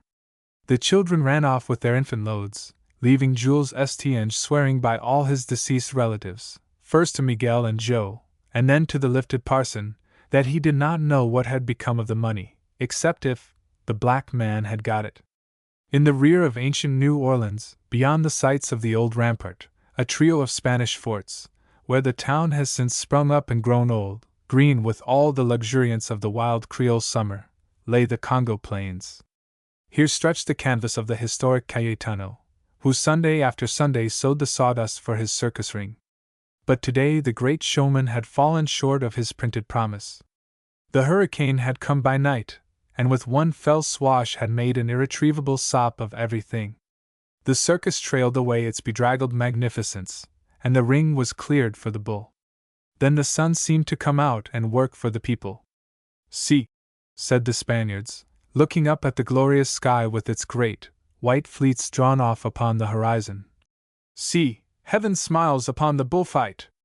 In the high upper seats of the rude amphitheatre sat the gaily decked wives and daughters of the Gascons, from the metairies along the ridge, and the chattering Spanish women of the market, their shining hair unbonnet to the sun. Next below were their husbands and lovers in Sunday blouses, milkmen, butchers, bakers, black-bearded fishermen, Sicilian fruiters, swarthy Portuguese sailors, in little woolen caps, and strangers of the graver sort, mariners of England, Germany, and Holland. The lowest seats were full of trappers, smugglers, Canadian voyagers, drinking and singing, Americans too, more's the shame, from the upper rivers, who will not keep their seats, who ply the bottle, and who will get home by and tell how wicked Sodom is, broad-brimmed, silver-braided Mexicans too, with their copper cheeks and bat's eyes and their tinkling spurred heels. Yonder, in that quieter section, are the quadroon women in their black lace shawls, and there is Baptiste, and below them are the turbaned black women, and there is, but he vanishes, Colossus. The afternoon is advancing, yet the sport, though loudly demanded, does not begin. The Americans grow derisive and find pastime in jibes and raillery. They mock the various Latins with their national inflections, and answer their scowls with laughter. Some of the more aggressive shout pretty French greetings to the women of Gascony, and one bargeman, amid peals of applause, stands on a seat and hurls a kiss to the quadroons. The mariners of England, Germany, and Holland, as spectators, like the fun, while the Spaniards look black and cast defiant imprecations upon their persecutors. Some Gascons, with timely caution, pick their women out and depart, running a terrible fire of gallantries. In hope of truce, a new call is raised for the bull. The bull, the bull, hush! In a tier near the ground a man is standing and calling, standing head and shoulders above the rest. Call him in the American tongue. Another man, big and red, named Joe, and a handsome little Creole in elegant dress and full of laughter, wish to stop him, but the flatboatman, ha-ha-ing and cheering, will not suffer it. Ah, through some shameful knavery of the men, into whose hands he has fallen, he is drunk. Even the women can see that, and now he throws his arms wildly and raises his voice until the whole great circle hears it. He is preaching. Ah, kind Lord, for a special providence now. The men of his own nation, men from the land of the open English Bible and temperance cup and song, are cheering him on to mad disgrace. And now another call for the appointed sport is drowned by the flatboatman singing the ancient tune of Mere. You can hear the words. Old Grimes is dead, that good old soul. From ribald lips and throats turned brazen with laughter, from singers who toss their hats aloft and roll in their seats, the chorus swells to the accompaniment of 1,000 brogans. He used to wear an old gray coat all buttoned down before. A ribboned man in the arena is trying to be heard, and the Latins raise one mighty cry for silence. The big red man gets a hand over the parson's mouth, and the ribboned man seizes his moment. They have been endeavoring for hours, he says, to draw the terrible animals from their dens, but such is their strength and fierceness that his voice is drowned. Enough has been heard to warrant the inference that the beasts cannot be whipped out of the storm-drenched cages to which menagerie life and long starvation have attached them, and from the roar of indignation the man of ribbons flies. The noise increases. Men are standing up by hundreds, and women are imploring to be let out of the turmoil. All at once, like the bursting of a dam, the whole mass pours down into the ring. They sweep across the arena and over the showman's barriers. Miguel gets a frightful trampling. Who cares for gates or doors? They tear the beast's houses bar from bar, and laying hold of the gaunt buffalo, drag him forth by feet, ears, and tail, and in the midst of the melee, still head and shoulders above all, wilder, with the cup of the wicked, than any beast, is the man of God from the Florida parishes. In his arms he bore, and all the people shouted at once when they saw it, the tiger. He had lifted it high up with its back to his breast, his arms clasped under its shoulders. The wretched brute had curled up caterpillar-wise, with its long tail against its belly, and through its filed teeth grinned a fixed and impotent wrath. And Parson Jones was shouting, "The tiger and the buffalo shall lay down together. You doubt to say they shan't, and I'll comb you with this varmint from head to foot. The tiger and the buffalo shall lay down together.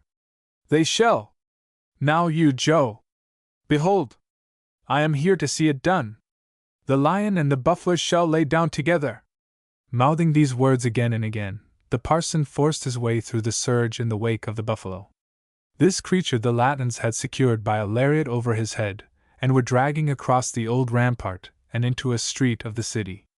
The northern races were trying to prevent, and there was pommeling and knocking down, cursing and knife-drawing, until Jules St. was quite carried away with the fun, laughed, clapped his hands, and swore with delight, and ever kept close to the gallant parson. Joe, contrariwise, counted all this child's play an interruption. He had come to find Colossus and the money. In an unlucky moment he made bold to lay hold of the parson, but a piece of the broken barriers in the hands of a flatboatman felled him to the sod. The terrible crowd swept over him, the lariat was cut, and the giant parson hurled the tiger upon the buffalo's back. In another instant both brutes were dead at the hands of the mob. Jones was lifted from his feet, and prating of Scripture and the millennium, of Paul at Ephesus and Daniel in the buffler's den, was borne aloft upon the shoulders of the huzzaing Americans. Half an hour later he was sleeping heavily on the floor of a cell in the calaboza. When Parson Jones awoke, a bell was somewhere tolling for midnight. Somebody was at the door of his cell with a key. The lock grated, the door swung, the turnkey looked in and stepped back, and a ray of moonlight fell upon Jules St. The prisoner sat upon the empty shackles and ringbolt in the center of the floor. "Misty Parson Joan," said the visitor softly. "Oh, Jules! Mays W at the matter, Parson Joan? My sins, Jules, my sins!" "Ah, Parson Joan, is that something to cry, because a man gets sometime a lit bit intoxicate? Mays, if a man keep all the time intoxicate, I think that is again the conscience dot. Jules, Jules, your eyes is darkened. Oh, I Jules, where's my poor old nigga? Parson Joan, never min, he is wid Baptiste." "Where?" "I don't know where, Mays he is wid Baptiste. Baptiste is a beautiful to take care of somebody." "Is he as good as you, Jules?" asked Parson Jones sincerely. Jules was slightly staggered. "You know, Parson Joan, you know, a nigger cannot be good as a white man. Mays Baptiste is a good nigger." The parson moaned and dropped his chin into his hands. "I was to have left for home tomorrow, sun up, on the Isabella schooner. Poor S.M.Y. He deeply sighed. "Parson Joan," said Jules, leaning against the wall and smiling, "I swear you is the most funny man I ever see. If I was you I would say, I am lucky. The money I los, it was not mine, anyhow, my faith. Shall a man make hisself to be the more sorry because the money he los is not his? I would say, it is a specious providence. Ah, Misty Parson Joan," he continued, "you make a so droll sermon at the bull ring. Ha! Ha! I swear I think you can make money to preach that sermon many time at the theatre St. Philippe. Ha! You is the mas brave dat I never see, Mays at the same time the mas religious man. Where I'm going to fin one priest to make like dat? Mays, why you can't cheer up and be happy? If I should be miserable like that I would kill myself." The countryman only shook his head. "Bien, Parson Joan, I have the so good news for you." The prisoner looked up with eager inquiry. "Last evening when they lock you, I come right off at de Blanc's house to get you let out of de calaboose. De Blanc he is the judge. So soon I was entering, Jules, me boy, just the man to make complete the game, Parson Joan, it was a specious providence. I win in 3 hours more dan $600. Look!" He produced a mass of banknotes, bones, and due bills. "And you got the pass?" asked the parson, regarding the money with a sadness incomprehensible to Jules. "It is here. It take the effect so soon the daylight. Jules, my friend, your kindness is in vain." The Creole's face became a perfect blank. "Because," said the parson, "for 2 reasons. Firstly, I have broken the laws, and ought to stand the penalty. And secondly, you must really excuse me, Jules, you know, but the pass has been got unfairly, I'm afeard. You told the judge I was innocent, and in either case it don't become a Christian, which I hope I can still say I am one, to do evil that good may come. I must stay. St. stood up aghast, and for a moment speechless, at this exhibition of moral heroism, but an artifice was presently hit upon. Mais, Parson Joan! In his old falsetto. De order, you cannot read it, it is in French, compel you to go out, sir! Is that so? Cried the parson, bounding up with radiant face. Is that so, Jules? The young man nodded, smiling, but though he smiled, the fountain of his tenderness was opened. He made the sign of the cross as the parson knelt in prayer, and even whispered, Hail Mary, etc., quite through, twice over. Morning broke in summer glory upon a cluster of villas behind the city, nestled under live oaks and magnolias on the banks of a deep bayou, and known as suburb St. Jean. With the first beam came the West Floridian and the Creole out upon the bank below the village. Upon the parson's arm hung a pair of antique saddlebags.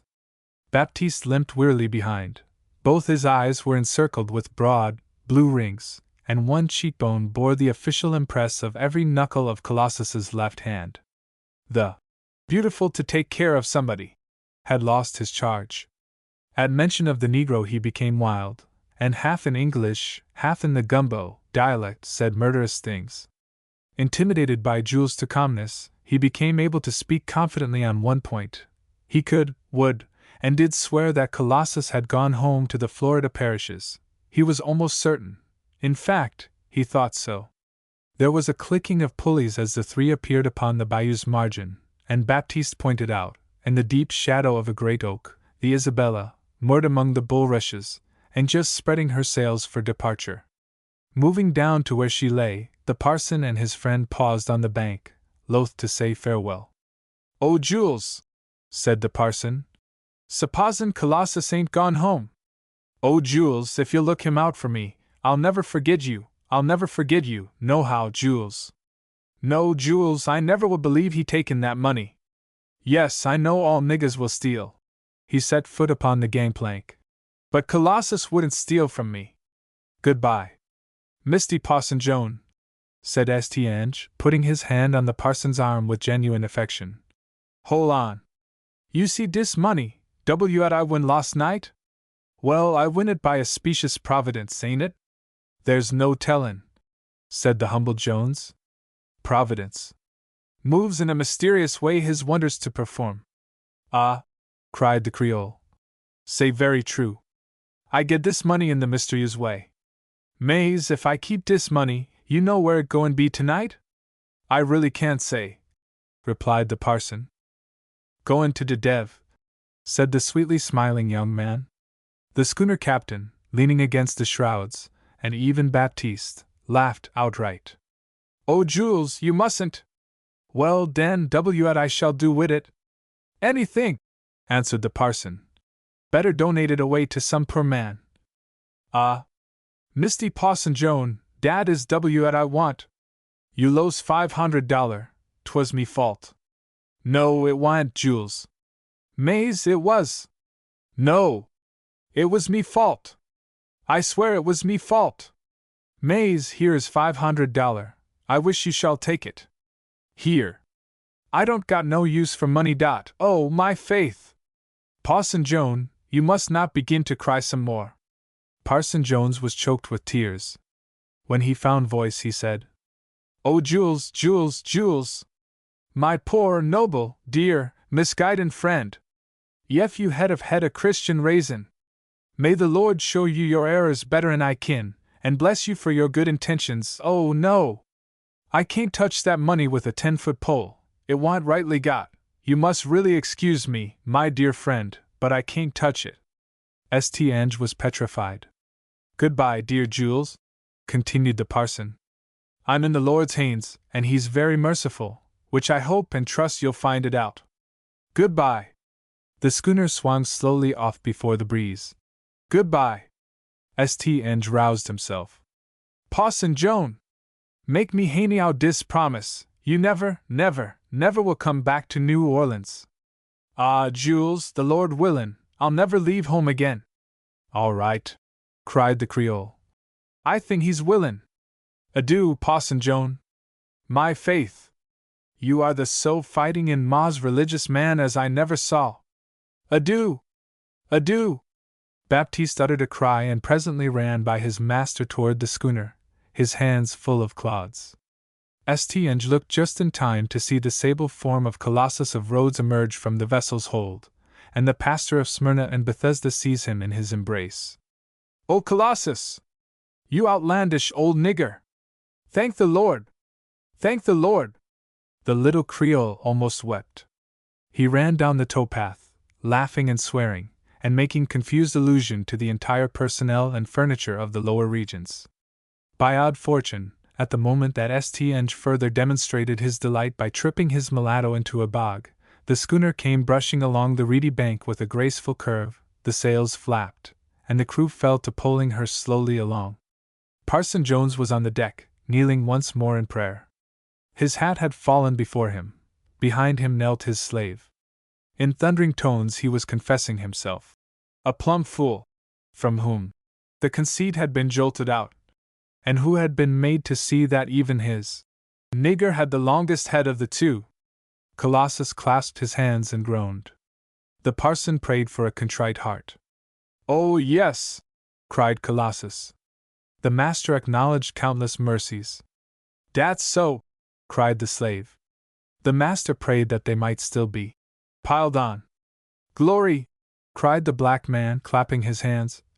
"Pile on!" "And now," continued the parson, "bring this poor, backslidden jackass of a parson and this poor old fool nigger back to thar home in peace." "Pray for de money!" called Colossus. But the parson prayed for Jules. "Pray for de money!" repeated the negro. "And oh, give thy servant back that there lost money!" Colossus rose stealthily, and tiptoed by his still shouting master. St. the captain, the crew, gazed in silent wonder at the strategist. Pausing but an instant over the master's hat to grin in acknowledgment of his beholder's speechless interest, he softly placed in it the faithfully mourned and honestly prayed for Smyrna fund. Then, saluted by the gesticulative, silent applause of St. and the schoonermen, he resumed his first attitude behind his roaring master. "Amen!" cried Colossus, meaning to bring him to a close. "Unworthy though I be!" cried Jones. "Amen!" reiterated the negro. "Amen!" said Parson Jones. He rose to his feet, and stooping to take up his hat, beheld the well-known roll. As one stunned, he gazed for a moment upon his slave, who still knelt with clasped hands and rolling eyeballs. But when he became aware of the laughter and cheers that greeted him from both deck and shore, he lifted eyes and hands to heaven, and cried like the veriest babe. And when he looked at the roll again, and hugged and kissed it, St. tried to raise a second shout, but choked, and the crew fell to their poles. And now up runs Baptiste, covered with slime, and prepares to cast his projectiles. The first one fell wide of the mark. The schooner swung round into a long reach of water, where the breeze was in her favor. Another shout of laughter drowned the maledictions of the muddy man. The sails filled. Colossus of Rhodes, smiling and bowing as hero of the moment, ducked as the main boom swept round, and the schooner, leaning slightly to the pleasant influence, rustled a moment over the bulrushes, and then sped far away down the rippling bayou. Jules St. stood long, gazing at the receding vessel as it now disappeared, now reappeared beyond the tops of the high undergrowth. But when an arm of the forest hid it finally from sight, he turned townward, followed by that fagged-out spaniel, his servant, saying, as he turned, "Baptiste, Michi, you know what I go and do with dis money?" "Non, monsieur." "Well, you can strike me dead if I don't go in to pay all my debts. Allons!" He began a merry little song to the effect that his sweetheart was a wine bottle, and master and man, leaving care behind, returned to the picturesque Rue Royale. The ways of Providence are indeed strange. In all Parson Jones's afterlife, amid the many painful reminiscences of his visit to the city of the plain, the sweet knowledge was withheld from him that by the light of the Christian virtue that shone from him even in his great fall, Jules St. arose, and went to his father an honest man. Jean Paquilin. In the first decade of the present century, when the newly established American government was the most hateful thing in Louisiana, when the Creoles were still kicking at such vile innovations as the trial by jury, American dances, anti-smuggling laws, and the printing of the governor's proclamation in English. When the Anglo-American flood that was presently to burst in a crevasse of immigration upon the Delta had thus far been felt only as slippery seepage which made the Creole tremble for his footing, there stood, a short distance above what is now Canal Street, and considerably back from the line of villas which fringed the river bank on Tchoupitoulas Road, an old colonial plantation house half in ruin. It stood aloof from civilization, the tracts that had once been its indigo fields given over to their first noxious wildness, and grown up into one of the horridest marshes within a circuit of 50 miles. The house was of heavy cypress, lifted up on pillars, grim, solid, and spiritless, its massive build a strong reminder of days still earlier, when every man had been his own peace officer and the insurrection of the blacks a daily contingency. Its dark, weather-beaten roof and sides were hoisted up above the Yungli plain in a distracted way, like a gigantic ammunition wagon stuck in the mud and abandoned by some retreating army. Around it was a dense growth of low water willows, with 100 sorts of thorny or fetid bushes, savage strangers alike to the language of flowers and to the botanist's Greek. They were hung with countless strands of discolored and prickly smilax, and the impassable mud below bristled with chevaux de frise of the dwarf palmetto. 2 lone forest trees, dead cypresses, stood in the center of the marsh, dotted with roosting vultures. The shallow strips of water were hid by myriads of aquatic plants, under whose coarse and spiritless flowers, could one have seen it, was a harbor of reptiles, great and small, to make one shudder to the end of his days. The house was on a slightly raised spot, the levee of a draining canal. The waters of this canal did not run, they crawled, and were full of big, ravening fish and alligators, that held it against all comers. Such was the home of old Jean-Marie Poquelin, once an opulent indigo planter, standing high in the esteem of his small, proud circle of exclusively male acquaintances in the old city, now a hermit, alike shunned by and shunning all who had ever known him. The last of his line, said the gossips. His father lies under the floor of the St. Louis Cathedral, with the wife of his youth on one side, and the wife of his old age on the other. Old Jean visits the spot daily. His half-brother, alas! There was a mystery. No one knew what had become of the gentle, young half-brother, more than 30 years his junior, whom once he seemed so fondly to love, but who, 7 years ago, had disappeared suddenly, once for all, and left no clue of his fate. They had seemed to live so happily in each other's love. No father, mother, wife to either, no kindred upon earth. The elder a bold, frank, impetuous, chivalric adventurer, the younger a gentle, studious, book-loving recluse. They lived upon the ancestral estate like mated birds, one always on the wing, the other always in the nest.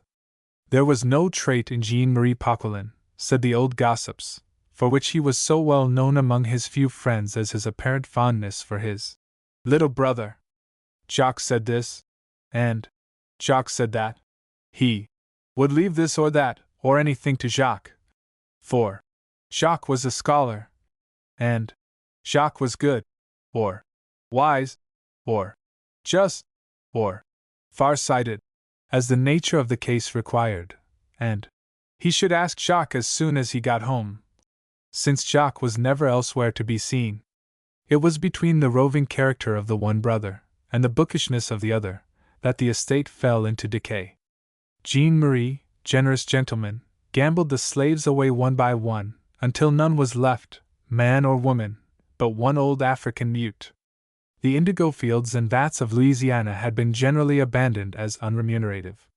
Certain enterprising men had substituted the culture of sugar, but while the recluse was too apathetic to take so active a course, the other saw larger, and, at time, equally respectable profits, first in smuggling, and later in the African slave trade. What harm could he see in it? The whole people said it was vitally necessary, and to minister to a vital public necessity, good enough, certainly, and so he laid up many a doubloon that made him none the worse in the public regard. One day old Jean-Marie was about to start upon a voyage that was to be longer, much longer, than any that he had yet made. Jacques had begged him hard for many days not to go, but he laughed him off, and finally said, kissing him, "Adieu, tit frere." "No," said Jacques. I shall go with you. They left the old hulk of a house in the sole care of the African Ute, and went away to the Guinea coast together. 2 years after, old Paquelin came home without his vessel. He must have arrived at his house by night. No one saw him come. No one saw his little brother. Rumor whispered that he, too, had returned, but he had never been seen again. A dark suspicion fell upon the old slave trader. No matter that the few kept the many reminded of the tenderness that had ever marked his bearing to the missing man. The many shook their heads. You know he has a quick and fearful temper. And why does he cover his loss with mystery? Grief would out with the truth. But, said the charitable few, look in his face, see that expression of true humanity. The many did look in his face, and, as he looked in theirs, he read the silent question. Where is thy brother Abel? The few were silenced, his former friends died off, and the name of Jean-Marie Paquelin became a symbol of witchery, devilish crime, and hideous nursery fictions. The man and his house were alike shunned. The snipe and duck hunters forsook the marsh, and the woodcutters abandoned the canal. Sometimes the hardier boys who ventured out their snake-shooting heard a slow thumping of oarlocks on the canal. They would look at each other for a moment half in consternation, half in glee, then rush from their sport in wanton haste to assail with their jibes the unoffending, withered old man who, in rusty attire, sat in the stern of a skiff, rowed homeward by his white-headed African mute. O Gina Paquelin! O Gina! Gina Paquelin! It was not necessary to utter more than that. No hint of wickedness, deformity, or any physical or moral demerit, merely the name and tone of mockery. O Gina Paquelin! And while they tumbled one over another in their needless haste to fly, he would rise carefully from his seat, while the aged mute, with downcast face, went on rowing, and rolling up his brown fist and extending it toward the urchins, would pour forth such an unholy broadside of French imprecation and invective as would all but craze them with delight. Among both blacks and whites the house was the object of 1,000 superstitions. Every midnight, they affirmed, the full follet came out of the marsh and ran in and out of the rooms, flashing from window to window. The story of some lads, whose words and ordinary statements were worthless, was generally credited, that the night they camped in the woods, rather than pass the place after dark, they saw, about sunset, every window blood-red, and on each of the 4 chimneys an owl sitting, which turned his head 3 times round, and moaned and laughed with a human voice. There was a bottomless well, everybody professed to know, beneath the sill of the big front door under the rotten veranda. Whoever set his foot upon that threshold disappeared forever in the depth below. What wonder the marsh grew as wild as Africa? Take all the Faubourg St. Marie, and half the ancient city, you would not find one graceless daredevil reckless enough to pass within 100 yards of the house after nightfall.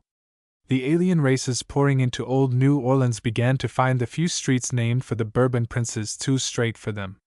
The wheel of fortune, beginning to whirl, threw them off beyond the ancient corporation lines, and sowed civilization and even trade upon the lands of the Graviers and Girauds.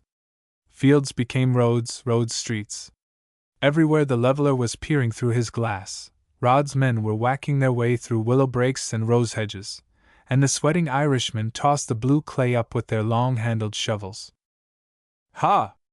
That is all very well, quoth the John Baptiste, fueling the reproach of an enterprise that asked neither cooperation nor advice of them. But wait till they come yonder to Jean Paquelin's marsh. Ha! Ha! Ha! The supposed predicament so delighted them that they put on a mock terror and whirled about in an assumed stampede, then caught their clasped hands between their knees in excess of mirth, and laughed till the tears ran, for whether the street-makers mired in the marsh, or contrived to cut through old Gina's property, either event would be joyful. Meantime a line of tiny rods, with bits of white paper in their split tops, gradually extended its way straight through the haunted ground, and across the canal diagonally. We shall fill that ditch, said the men in mud boots, and brushed close along the chained and padlocked gate of the haunted mansion. Ah, Gina Paquelin, those were not Creole boys, to be stampeded with a little hard swearing. He went to the governor. That official scanned the odd figure with no slight interest. Jean Paquelin was of short, broad frame, with a bronzed leonine face. His brow was ample and deeply furrowed. His eye, large and black, was bold and open like that of a warhorse, and his jaws shut together with the firmness of iron. He was dressed in a suit of Attakapas cottonade, and his shirt, unbuttoned and thrown back from the throat and bosom, sailor-wise, showed a Herculean breast, hard and grizzled. There was no fierceness or defiance in his look, no harsh ungentleness, no symptom of his unlawful life or violent temper, but rather a peaceful and peaceable fearlessness. Across the whole face, not marked in one or another feature, but as it were laid softly upon the countenance like an almost imperceptible veil, was the imprint of some great grief. A careless eye might easily overlook it, but once seen, there it hung, faint, but unmistakable. The governor bowed. "Parlez-vous français?" asked the figure. "I would rather talk English, if you can do so," said the governor. "My name, Jean Paquelin." "How can I serve you, Mr. Paquelin?" "My ooze is yond, dans le marais là-bas." The governor bowed. "Dat marais belong to me."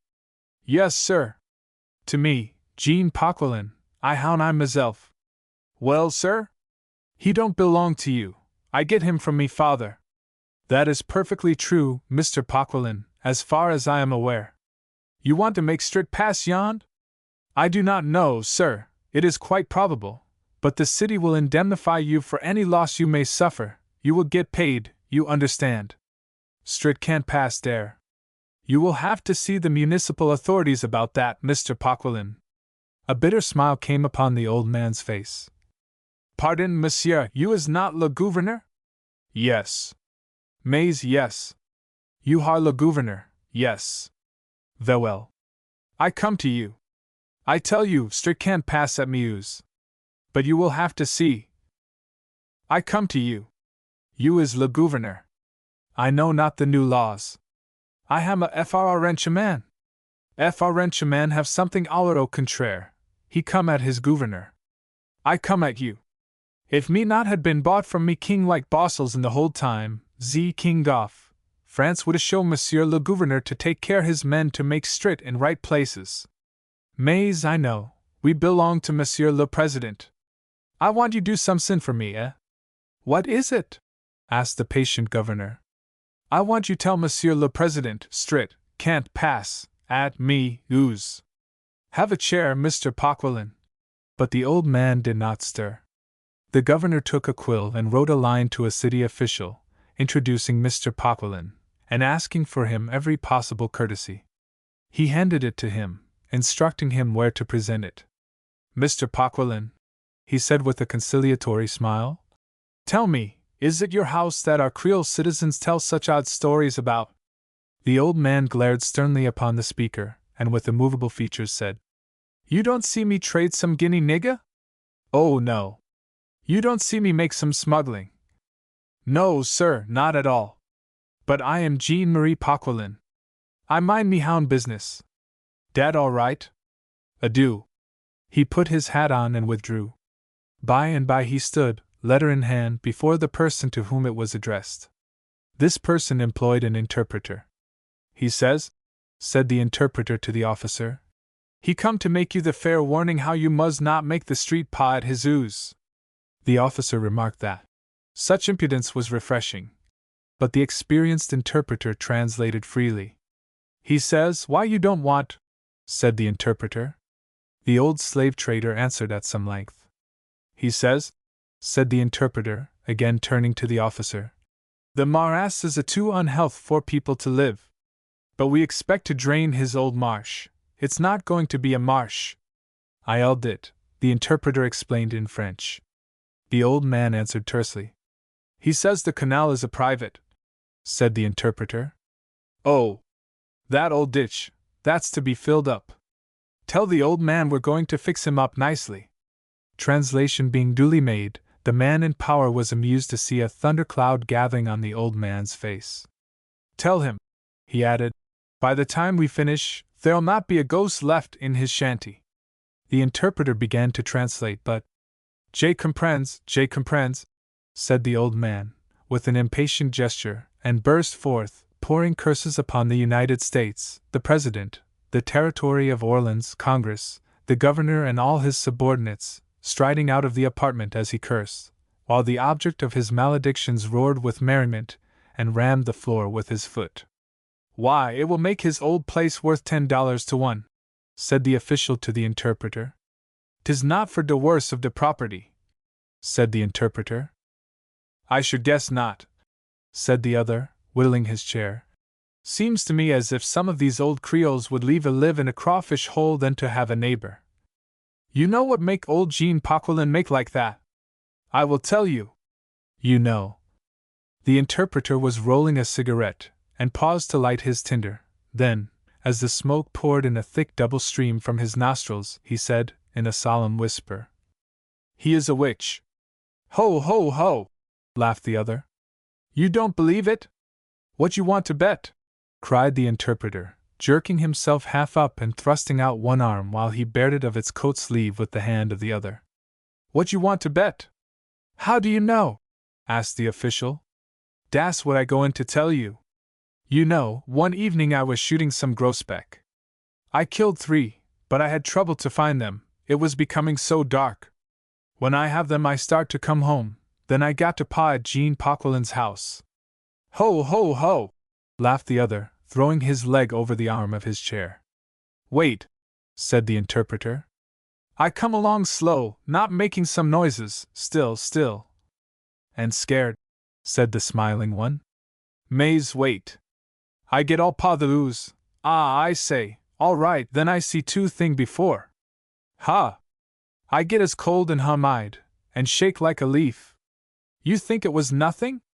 There I see, so plain as can be, though it was making nearly dark, I see Jean Marie Paquelin walkin' right in front, and right there beside of him was something like a man, but not a man, white like paint.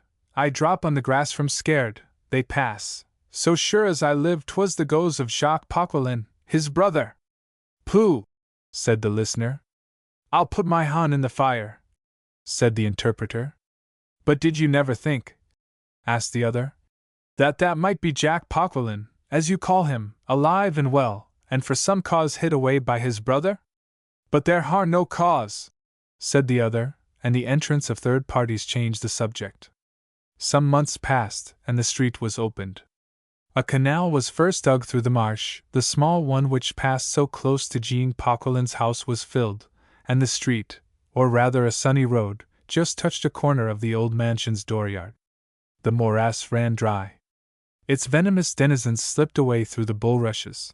The cattle roaming freely upon its hardened surface trampled the superabundant undergrowth. The bellowing frogs croaked to westward. Lilies and the flower-de-luce sprang up in the place of reeds. Smilax and poison oak gave way to the purple-plumed ironweed and pink spiderwort. The bindweeds ran everywhere blooming as they ran, and on one of the dead cypresses a giant creeper hung its green burden of foliage and lifted its scarlet trumpets. Sparrows and redbirds flitted through the bushes, and dewberries grew ripe beneath. Over all these came a sweet, dry smell of salubrity which the place had not known since the sediments of the Mississippi first lifted it from the sea. But its owner did not build. Over the willow brakes, and down the vista of the open street, bright new houses, some singly, some by ranks, were prying in upon the old man's privacy. They even settled down toward his southern side.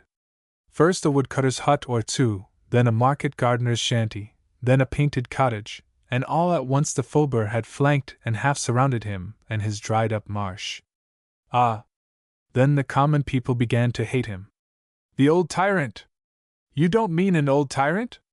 Well, then, why don't he build when the public need demands it? What does he live in that unneighborly way for? The old pirate! The old kidnapper!"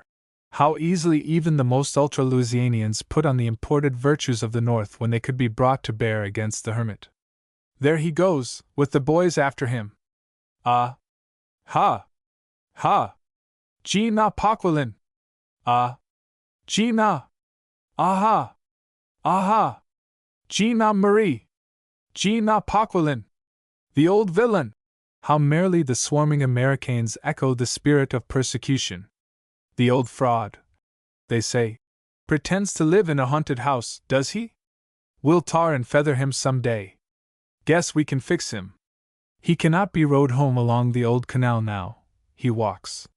He has broken sadly of late, and the street urchins are ever at his heels.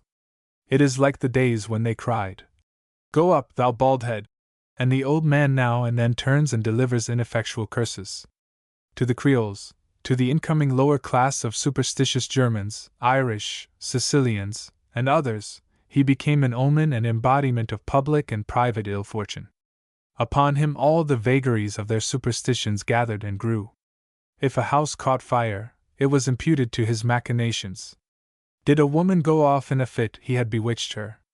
Did a child stray off for an hour, the mother shivered with the apprehension that Jean Poquelin had offered him to strange gods. The house was the subject of every bad boy's invention who loved to contrive ghostly lies. As long as that house stands, we shall have bad luck. Do you not see our peas and beans dying, our cabbages and lettuce going to seed, and our gardens turning to dust, while every day you can see it raining in the woods? The rain will never pass old Poquelin's house. He keeps a fetish. He has conjured the whole Faubourg St. Marie. And why, the old wretch? Simply because our playful and innocent children call after him as he passes. Building an improvement company, which had not yet got its charter, but was going to, and which had not, indeed, any tangible capital yet, but was going to have some, joined the Jean Poquelin war. The haunted property would be such a capital site for a market house. They sent a deputation to the old mansion to ask its occupant to sell. The deputation never got beyond the chained gate and a very barren interview with the African mute. The president of the board was then empowered, for he had studied French in Pennsylvania and was considered qualified, to call and persuade M. Poquelin to subscribe to the company's stock. But, "Fact is, gentlemen," he said at the next meeting, "it would take us at least 12 months to make Mr. Poquelin understand the rather original features of our system, and he wouldn't subscribe when we'd done. Besides, the only way to see him is to stop him on the street." There was a great laugh from the board. They couldn't help it. "Better meet a bear robbed of her whelps," said one. "You're mistaken as to that," said the president. "I did meet him, and stopped him, and found him quite polite. But I could get no satisfaction from him. The fellow wouldn't talk in French, and when I spoke in English he hoisted his old shoulders up, and gave the same answer to everything I said." "And that was?" asked one or two, impatient of the pause. "That it don't worse I'll," one of the board said. "Mr. President, this market house project, as I take it, is not altogether a selfish one. The community is to be benefited by it. We may feel that we are working in the public interest," the board smiled knowingly, "if we employ all possible means to oust this old nuisance from among us. You may know that at the time the street was cut through, this old Poquelin did all he could to prevent it. It was owing to a certain connection which I had with that affair that I heard a ghost story, smiles, followed by a sudden dignified check, ghost story, which, of course, I am not going to relate, but I may say that my profound conviction, arising from a prolonged study of that story, is, that this old villain, John Poquelin, has his brother locked up in that old house. Now, if this is so, and we can fix it on him, I merely suggest that we can make the matter highly useful. I don't know," he added, beginning to sit down, "but that it is an action we owe to the community. How do you propose to handle the subject?" asked the president. "I was thinking," said the speaker, "that, as a board of directors, it would be unadvisable for us to authorize any action involving trespass. But if you, for instance, Mr. President, should, as it were, for mere curiosity, request someone, as, for instance, our excellent secretary, simply as a personal favor, to look into the matter, this is merely a suggestion." The secretary smiled sufficiently to be understood that, while he certainly did not consider such preposterous service a part of his duties as secretary, he might, notwithstanding, accede to the president's request, and the board adjourned. Little White, as the secretary was called, was a mild, kind-hearted little man, who, nevertheless, had no fear of anything, unless it was the fear of being unkind. "I tell you frankly," he privately said to the president, I go into this purely for reasons of my own. The next day, a little after nightfall, one might have descried this little man slipping along the rear fence of the Paquilin place, preparatory to vaulting over into the rank, grass-grown yard, and bearing himself altogether more after the manner of a collector of rare chickens than according to the usage of secretaries. The picture presented to his eye was not calculated to enliven his mind.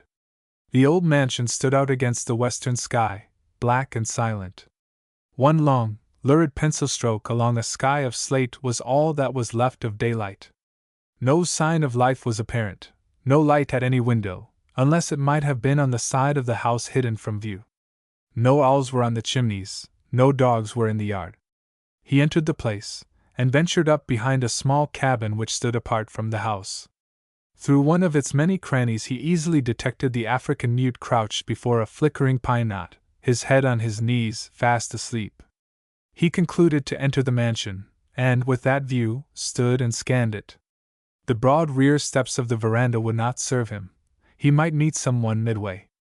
He was measuring, with his eye, the proportions of one of the pillars which supported it, and estimating the practicability of climbing it, when he heard a footstep.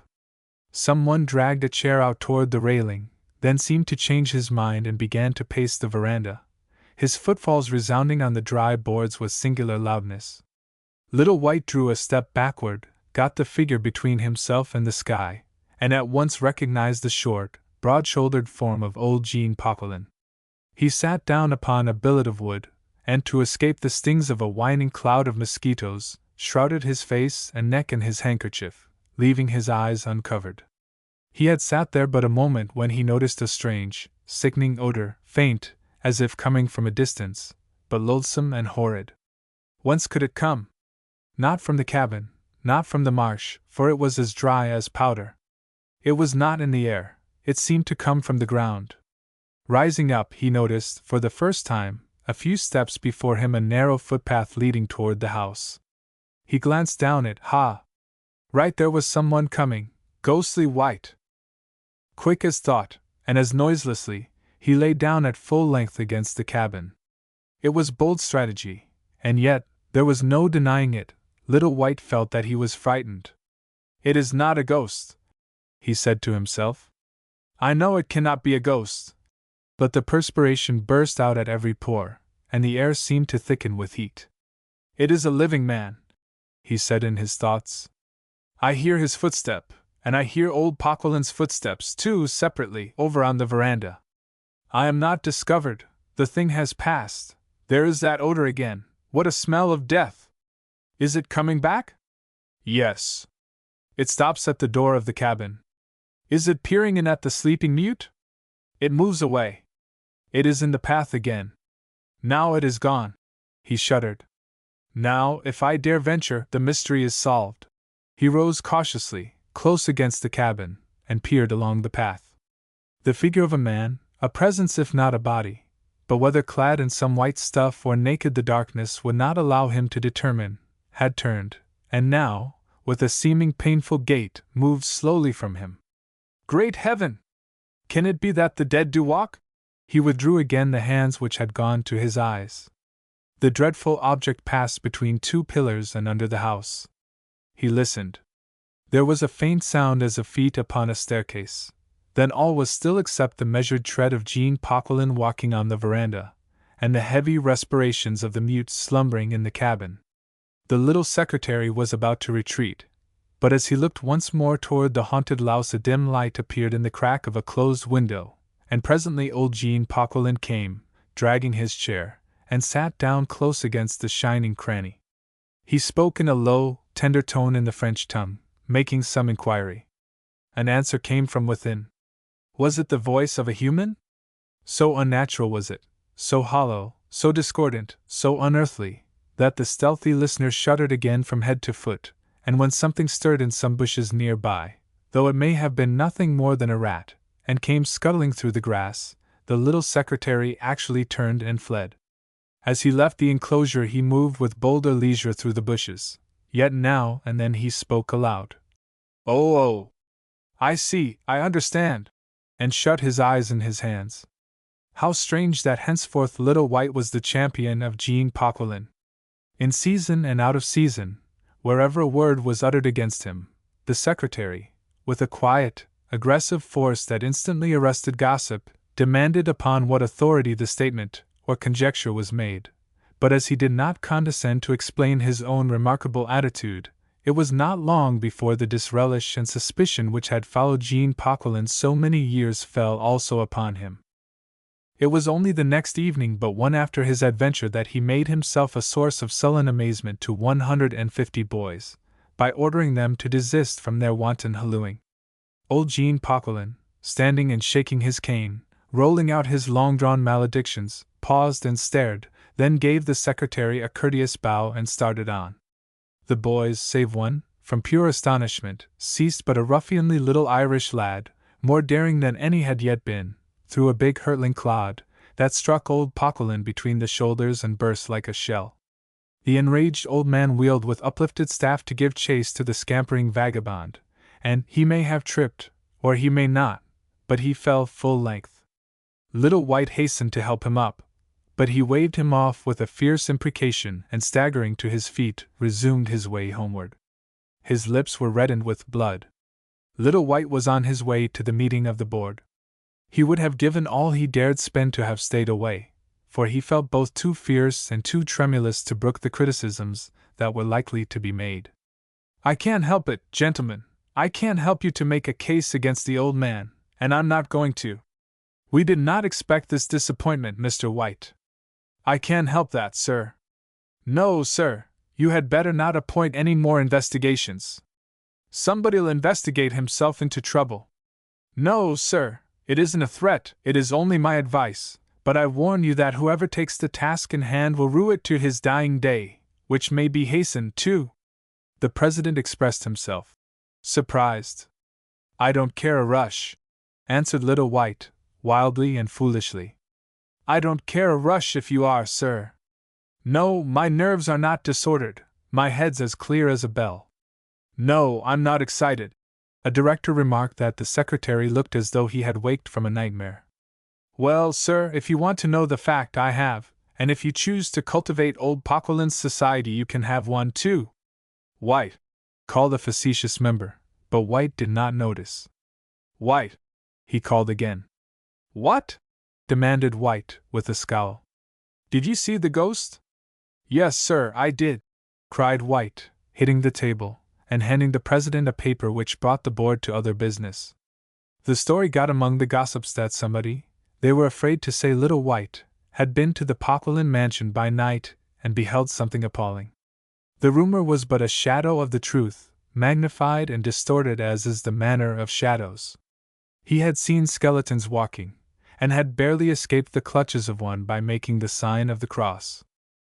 Some madcap boys with an appetite for the horrible plucked up courage to venture through the dried marsh by the cattle path, and come before the house at a spectral hour when the air was full of bats. Something which they but half saw, half a sight was enough, sent them tearing back through the willow brakes and acacia bushes to their homes, where they fairly dropped down, and cried, "Was it White?" "No, yes, nearly so, we can't tell, but we saw it." And one could hardly doubt, to look at their ashen faces, that they had, whatever it was. "If that old rascal lived in the country we come from," said certain Americans, "he'd have been tarred and feathered before now, wouldn't he, Sanders?" "Well, now he just would. And we'd have rid him on a rail, wouldn't we?" "That's what I allow." "Tell you what you could do." They were talking to some rollicking Creoles who had assumed an absolute necessity for doing something. "What is it you call this thing where an old man marries a young girl, and you come out with horns and—" "Shiver it?" asked the Creoles. "Yes, that's it. Why don't you shivery him?" Felicitous suggestion.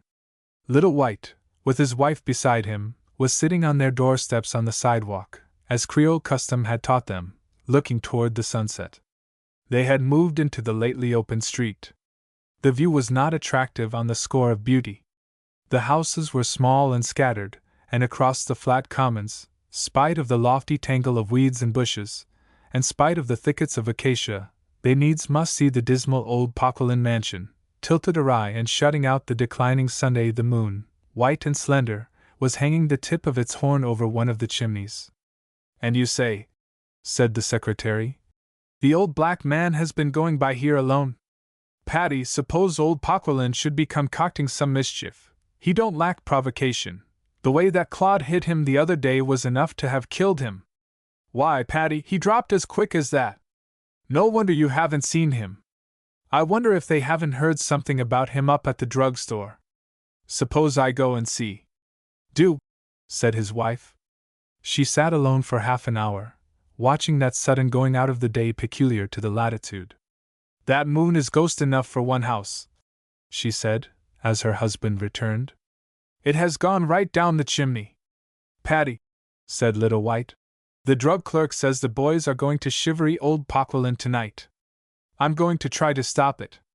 Why, White, said his wife, you'd better not. You'll get hurt. No, I'll not. Yes, you will. I'm going to sit out here until they come along. They're compelled to pass right by here. Why, White, it may be midnight before they start. You're not going to sit out here till then. Yes, I am. Well, you're very foolish, said Mrs. White in an undertone, looking anxious, and tapping one of the steps with her foot. They sat a very long time talking over little family matters. What's that? At last said Mrs. White. That's the 9 o'clock gun, said White, and they relapsed into a long-sustained, drowsy silence. Patty, you'd better go in and go to bed, said he at last. I'm not sleepy. Well, you're very foolish, quietly remarked Little White, and again silence fell upon them. Patty, suppose I walk out to the old house and see if I can find out anything. Suppose, said she. You don't do any such. Listen. Down the street arose a great hubbub. Dogs and boys were howling and barking, men were laughing, shouting, groaning, and blowing horns, whooping, and clanking cowbells, whinnying, and howling, and rattling pots and pans. They are coming this way, said Little White. You had better go into the house, Patty. So had you. No, I'm going to see if I can't stop them. Why, White? I'll be back in a minute, said White, and went toward the noise. In a few moments the little secretary met the mob. The pen hesitates on the word, for there's a respectable difference, measurable only on the scale of the half-century, between a mob and a shivery. Little White lifted his ineffectual voice. He faced the head of the disorderly column, and cast himself about as if he were made of wood and moved by the jerk of a string. He rushed to one who seemed, from the size and clatter of his tin pan, to be a leader. Stop these fellows, Bienvenu, stop them just a minute, till I tell them something. Bienvenu turned and brandished his instruments of discord in an imploring way to the crowd. They slackened their pace, 2 or 3 hushed their horns and joined the prayer of Little White and Bienvenu for silence. The throng halted. The hush was delicious. Bienvenu, said Little White. Don't shivery old Paquelin tonight, he's… My fwang, said the swaying Bienvenu. Who tell you I going to shahivy somebody, eh? Yon sink because I make a little playful with zis tin pans that I am donk? Oh no, Bienvenu, old fellow, you're all right. I was afraid you might not know that old Paquelin was sick, you know, but you're not going there, are you? My fwang, I've a soy to tell you that you are donk as the dev. I am shem of you. I ham ze servant of ze public. These citizens going to request Jean Paquelin to give to the Ursuline $250. He qua, cried a listener. 5 cent piastres, oui, said Bienvenu. And if he refuse, we make him some lit musique, tare ta. He hoisted a merry hand and foot, then frowning, added, Old Paquelin got no business dink as much whisky. But, gentlemen, said Little White, around whom a circle had gathered, the old man is very sick. My faith, cried a tiny Creole. We did not make him to be sick. WN we have say we going make le shivery. Do you want that we haul tell a lie? My faith, fools! But you can shivery somebody else, said desperate Little White. We cried Bienvenu. Et shahivi Gina Paquelin Tomo W. Let us go to Madame Schneider, cried 2 or 3, and amid huzzas and confused cries, among which was heard a stentorian Celtic call for drinks, the crowd again began to move. Cent piastres pour el hospital de charite. Hurrah! $100 for charity hospital. Hurrah! Wang! Went a tin pan, the crowd yelled, and pandemonium gaped again. They were off at a right angle. Nodding, Mrs. White looked at the mantel clock. Well, if it isn't away after midnight. The hideous noise down street was passing beyond earshot. She raised a sash and listened. For a moment there was silence. Someone came to the door. Is that you, White? Yes. He entered. I succeeded, Patty. Did you? Said Patty, joyfully. Yes.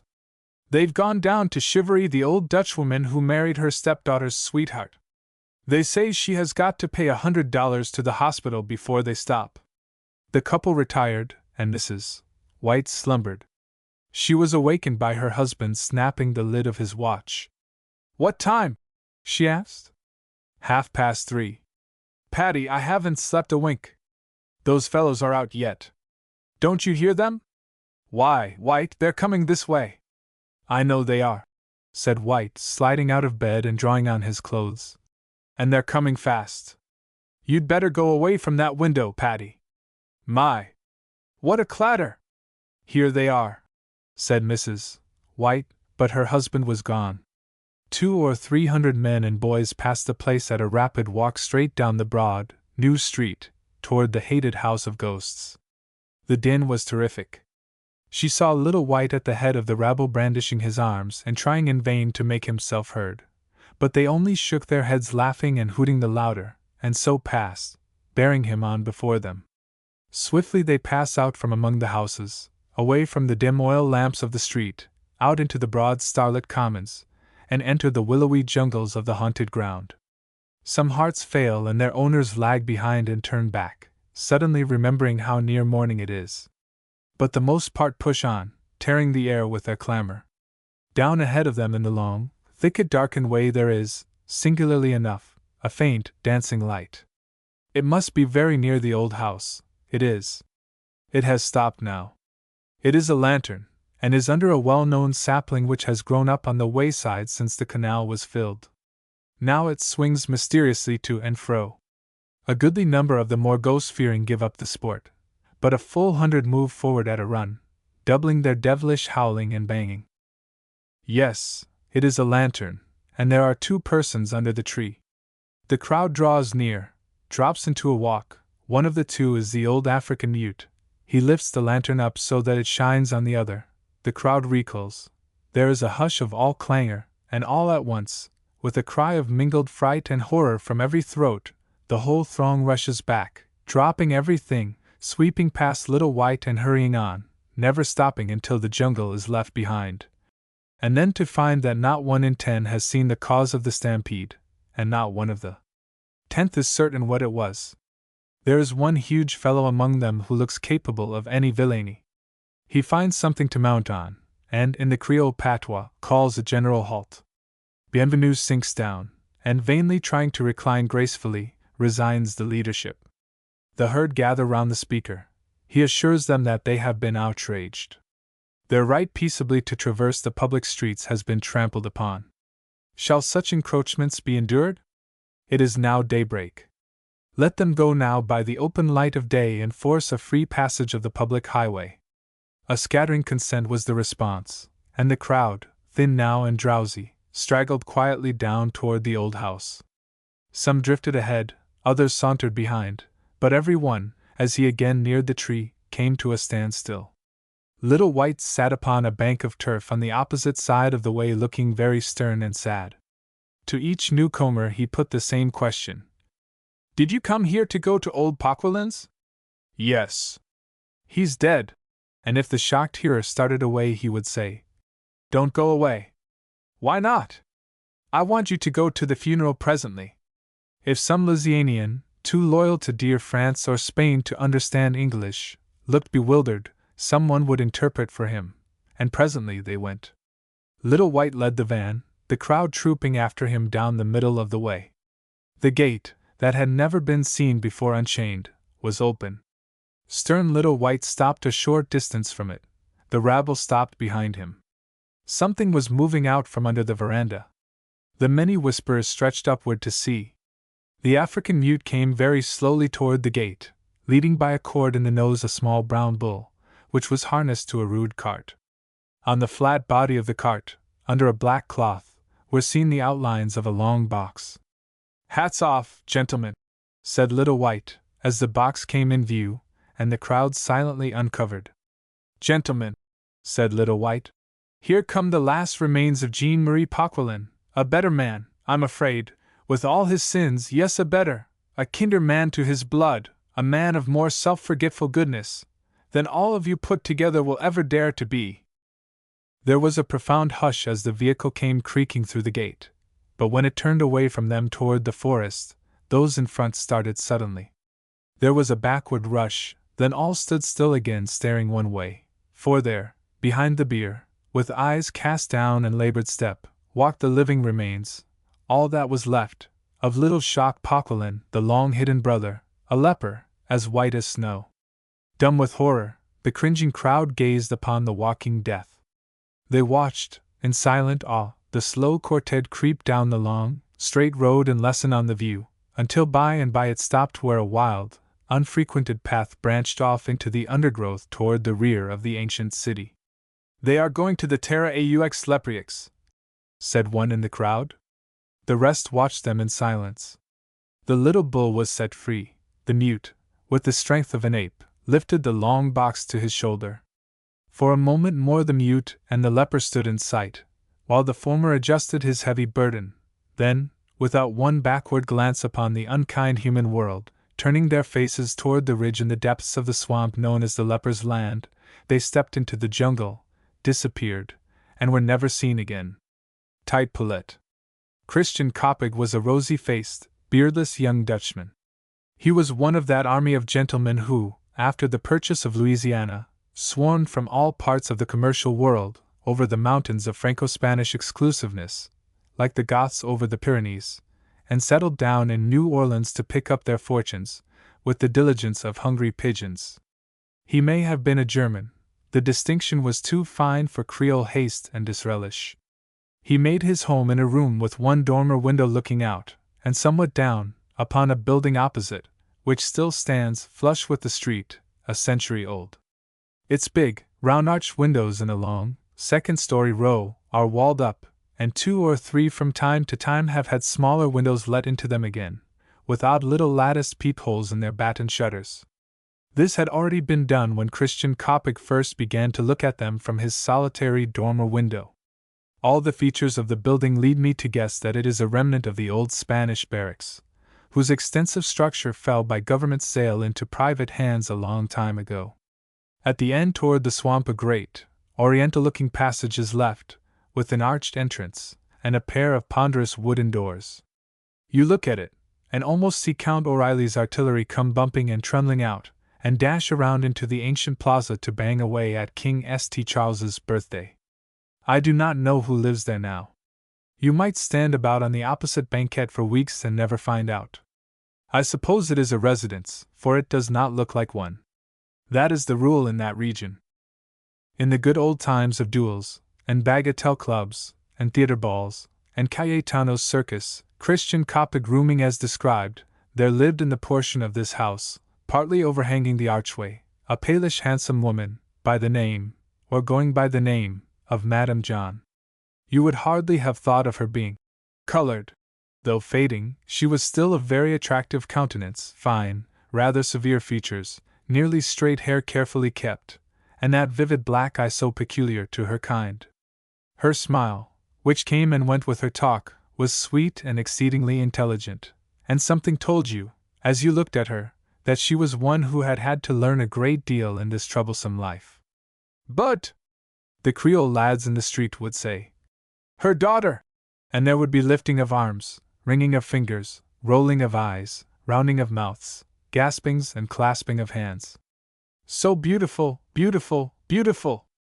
White, white like a water lily! White, like a magnolia!" Applause would follow, an invocation of all the saints to witness. And she could sing. Sing? Disdainfully. If a mocking bird can sing! Ha! They could not tell just how old she was. They would give her about 17. Mother and daughter were very fond.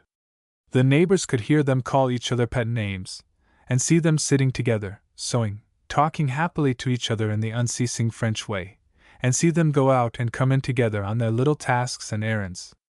Tite Poulette, the daughter was called. She never went out alone. And who was this Madame John? Why, you know, she was, said the wig-maker at the corner to Christian Coppig. I'll tell you. You know, she was. And the rest atomized off in a rasping whisper. She was the best yellow fever nurse in 1,000 yards round, but that is not what the wig-maker said. A block nearer the river stands a house altogether different from the remnant of old barracks. It is a frame, with a deep front gallery over which the roof extends. It has become a den of Italians, who sell fuel by daylight, and by night are up to no telling what extent of deviltry. This was once the home of a gay gentleman, whose first name happened to be John. He was a member of the Good Children's Social Club. As his parents lived with him, his wife would, according to custom, have been called Madame John, but he had no wife. His father died, then his mother, last of all himself.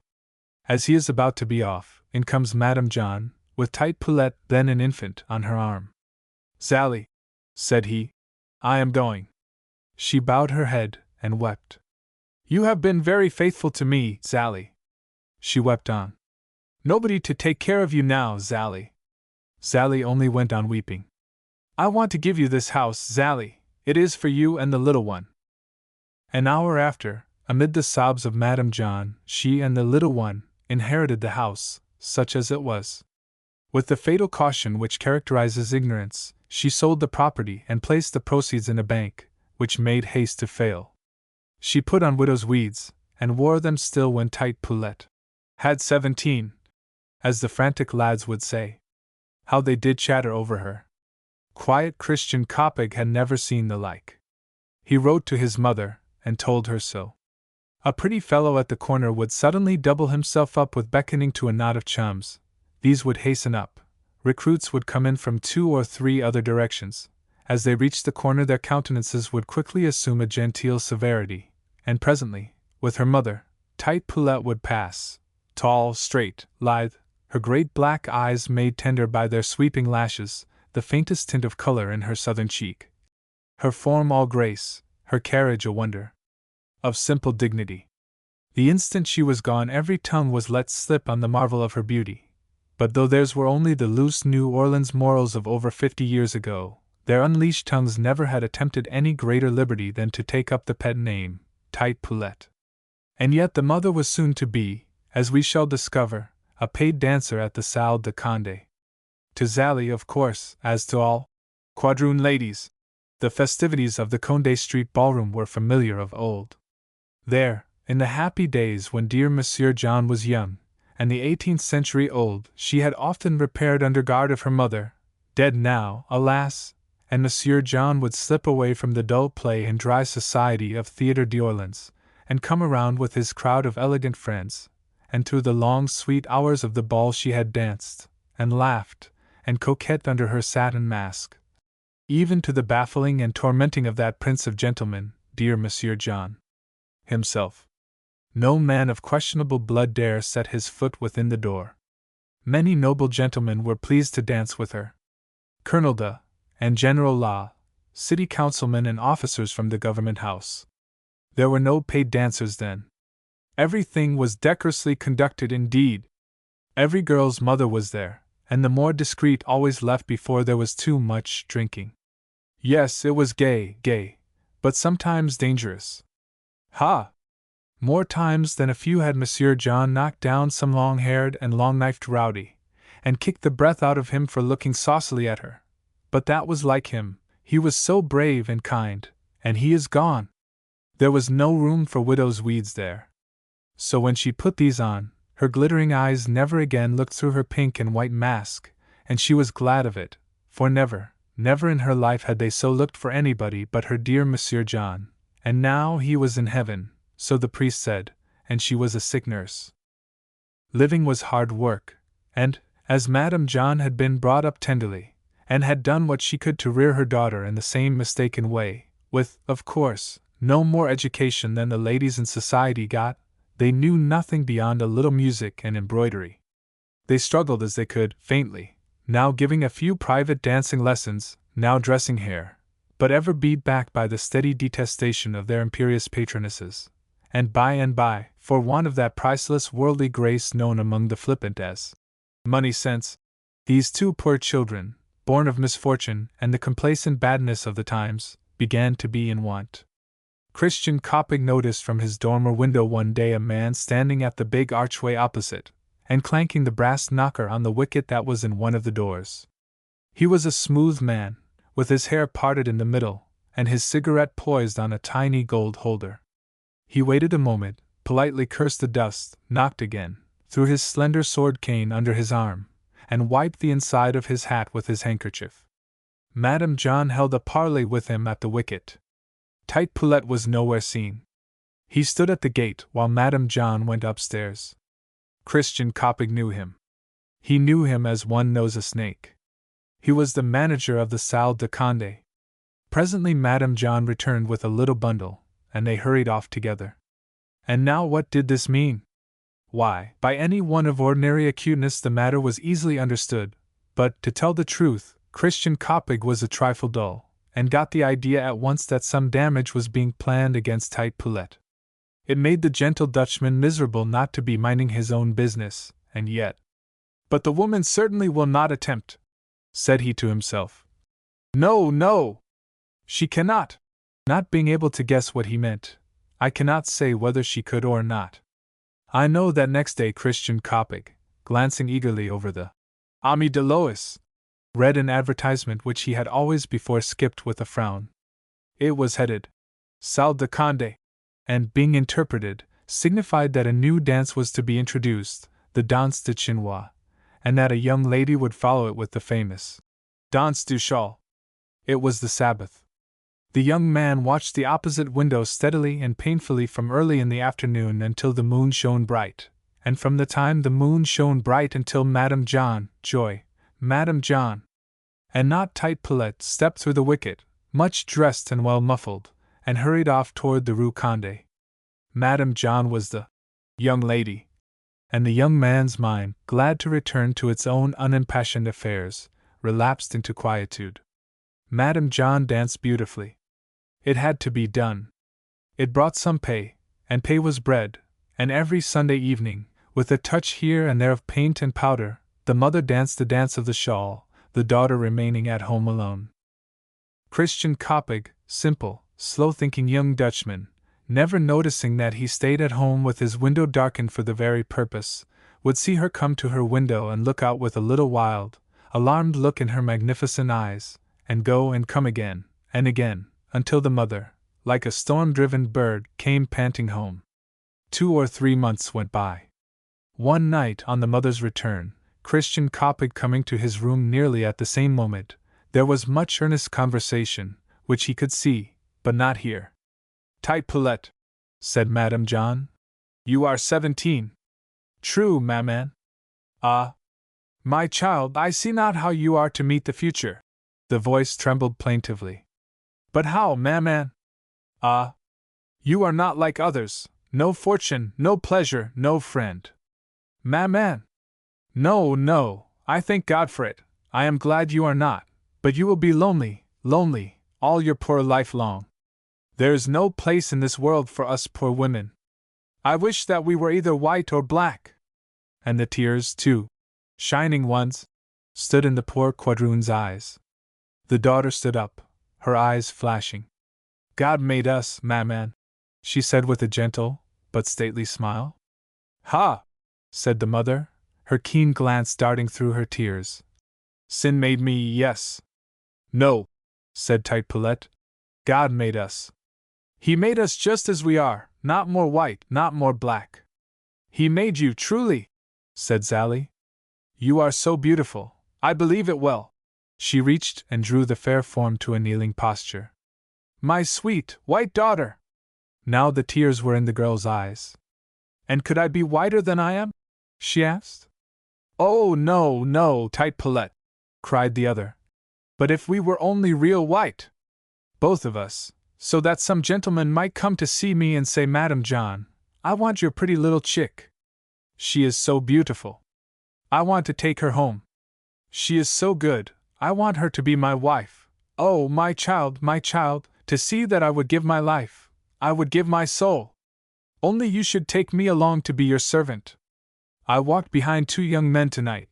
They were coming home from their office. Presently they began to talk about you. Tight Paulette's eyes flashed fire. No, my child, they spoke only the best things. One laughed a little at times and kept saying beware. But the other, I prayed the Virgin to bless him, he spoke such kind and noble words. Such gentle pity, such a holy heart, may God defend her, he said, Sherry. He said, may God defend her, for I see no help for her. The other one laughed and left him. He stopped in the door right across the street. Ah, my child, do you blush? Is that something to bring the rose to your cheek? Many fine gentlemen at the ball asked me often, how is your daughter, Madam John? The daughter's face was thrown into the mother's lap, not so well satisfied, now, with God's handiwork. Ah, how she wept! Sob, sob, sob, gasps and sighs and stifled ejaculations, her small right hand clenched and beating on her mother's knee, and the mother weeping over her.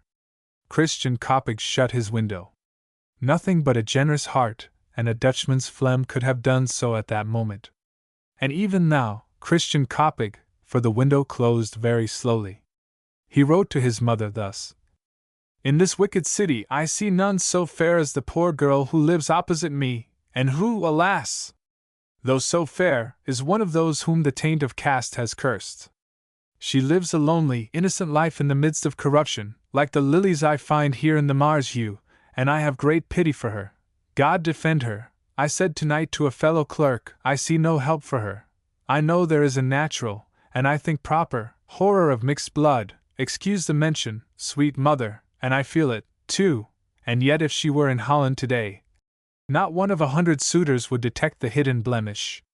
In such strain this young man wrote on, trying to demonstrate the utter impossibility of his ever loving the lovable unfortunate, until the midnight tolling of the cathedral clock sent him to bed. About the same hour Sally and Tight Paulette were kissing goodnight. Tight Paulette, I want you to promise me one thing. Well, maman? If any gentleman should ever love you and ask you to marry, not knowing, you know, promise me you will not tell him you are not white. It can never be, said Tight Paulette. But if it should, said Madame John pleadingly. And break the law? asked Tight Paulette impatiently. But the law is unjust, said the mother. But it is the law. But you will not, dearie, will you? I would surely tell him, said the daughter.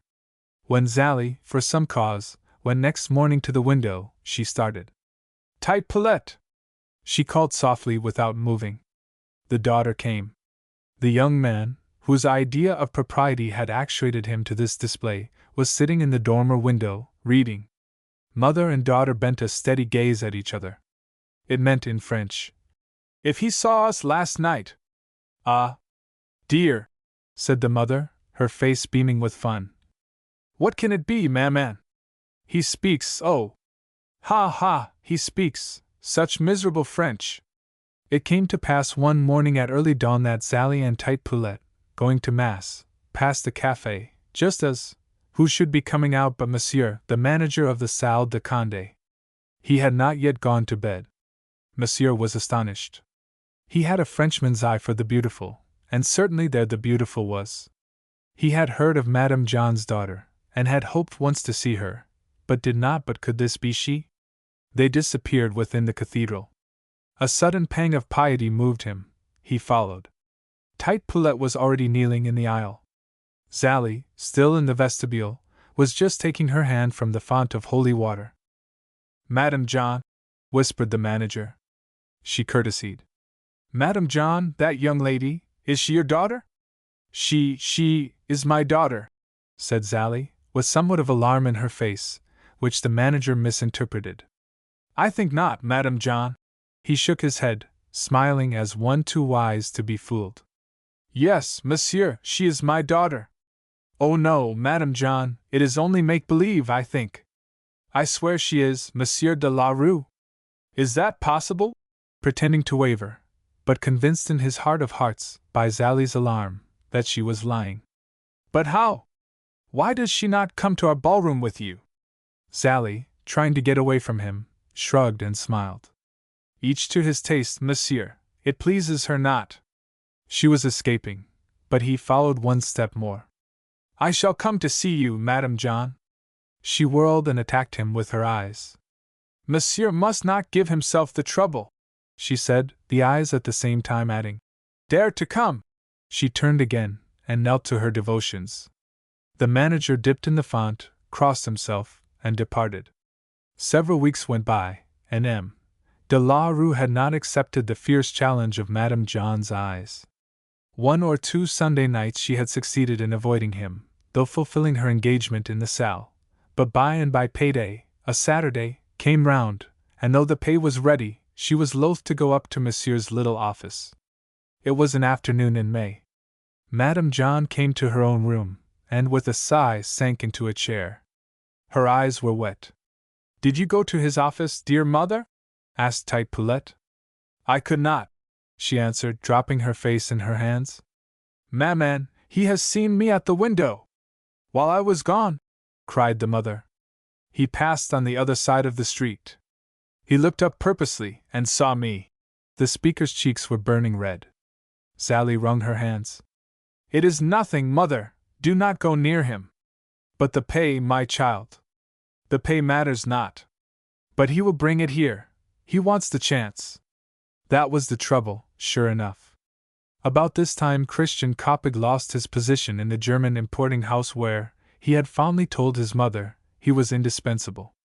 Summer was coming on, the senior said, and you see our young men are almost idle. Yes, our engagement was for a year, but we could not foresee, etc., etc., besides attempting a parting flattery. Your father is a rich gentleman, and you can afford to take the summer easy. If we can ever be of any service to you, etc., etc.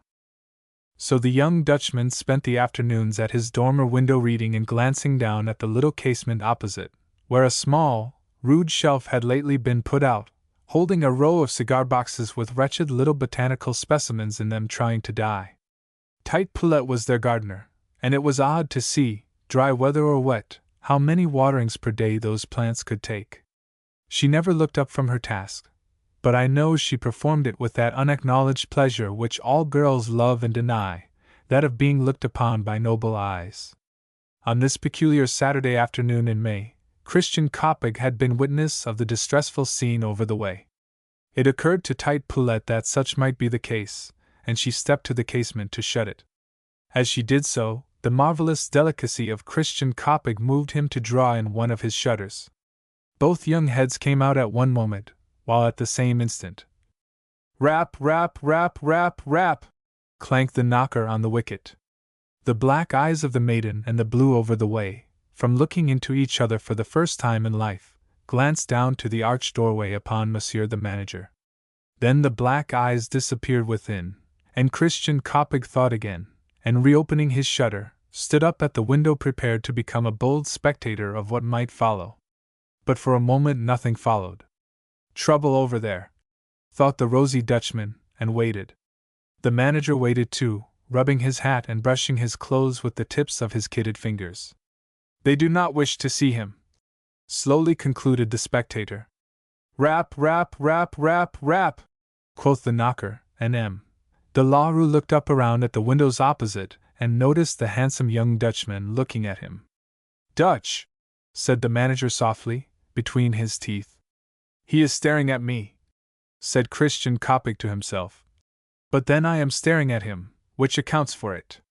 A long pause, and then another long rapping. They want him to go away, thought Koppig. Knock hard, suggested a street youngster, standing by. Rap, rap. The manager had no sooner recommenced than several neighbors looked out of doors and windows. Very bad, thought our Dutchman. Somebody should make him go off. I wonder what they will do. The manager stepped into the street, looked up at the closed window, returned to the knocker, and stood with it in his hand. They are all gone out, monsieur, said the street youngster. You lie, said the cynosure of neighboring eyes. Ah, thought Christian Koppig. I will go down and ask him. Here his thoughts lost outline. He was only convinced that he had somewhat to say to him, and turned to go downstairs. In going, he became a little vexed with himself because he could not help hurrying. He noticed, too, that his arm holding the stair rail trembled in a silly way, whereas he was perfectly calm. Precisely as he reached the street door, the manager raised the knocker, but the latch clicked and the wicket was drawn slightly ajar. Inside could just be descried Madame John. The manager bowed, smiled, talked on, held money in his hand, bowed, smiled, talked on, flourished the money, smiled, bowed, talked on, and plainly persisted in some intention to which Madame John was steadfastly opposed. The window above, too, it was Christian Koppig who noticed that, opened a wee bit, like the shell of a terrapin. Presently the manager lifted his foot and put forward an arm, as though he would enter the gate by pushing, but as quick as gunpowder it clapped in his face. You could hear the fleeing feet of Sally pounding up the staircase. As the panting mother re-entered her room. See, Maman, said Tight Paulette, peeping at the window. The young gentleman from over the way has crossed. Holy Mary bless him, said the mother. I will go over, thought Christian Koppig, and ask him kindly if he is not making a mistake. What are they doing, dear? Asked the mother, with clasped hands. They are talking. The young man is tranquil, but Sieur de la Rue is very angry, whispered the daughter, and just then, pang! Came a sharp, keen sound rattling up the walls on either side of the narrow way, and aha! And laughter and clapping of female hands from 2 or 3 windows. Oh! What a slap! Cried the girl, half in fright, half in glee, jerking herself back from the casement simultaneously with the report. But the ahas, and laughter, and clapping of feminine hands, which still continued, came from another cause. Tight Paulette's rapid action had struck the slender cord that held up an end of her hanging garden, and the whole rank of cigar boxes slid from their place, turned gracefully over as they shot through the air, and emptied themselves plump upon the head of the slapped manager. Breathless, dirty, pale as whitewash, he gasped a threat to be heard from again, and getting round the corner as quick as he could walk, left Christian Koppig, standing motionless, the most astonished man in that street. Christian Koppig, said Greatheart to himself, slowly dragging upstairs. What a mischief you have done! One poor woman certainly to be robbed of her bitter wages, and another, so lovely, put to the burning shame of being the subject of a street brawl. What will this silly neighborhood say? Has the gentleman a heart as well as a hand? Is it jealousy? There he paused, afraid himself to answer the supposed query, and then, Oh! Christian Koppig, you have been such a dunce! And I cannot apologize to them. Who in this street would carry my note, and not wink and grin over it with low surmises? I cannot even make restitution. Money? They would not dare receive it. Oh! Christian Koppig, why did you not mind your own business? Is she anything to you? Do you love her? Of course not. Oh, such a dunce! The reader will eagerly admit that however faulty this young man's course of reasoning, his conclusion was correct. For mark what he did. He went to his room, which was already growing dark, shut his window, lighted his big Dutch lamp, and sat down to write. Something must be done, said he aloud, taking up his pen. I will be calm and cool, I will be distant and brief, but I shall have to be kind or I may offend. Ah! I shall have to write in French, I forgot that. I write it so poorly, dunce that I am, when all my brothers and sisters speak it so well. He got out his French dictionary. 2 hours slipped by.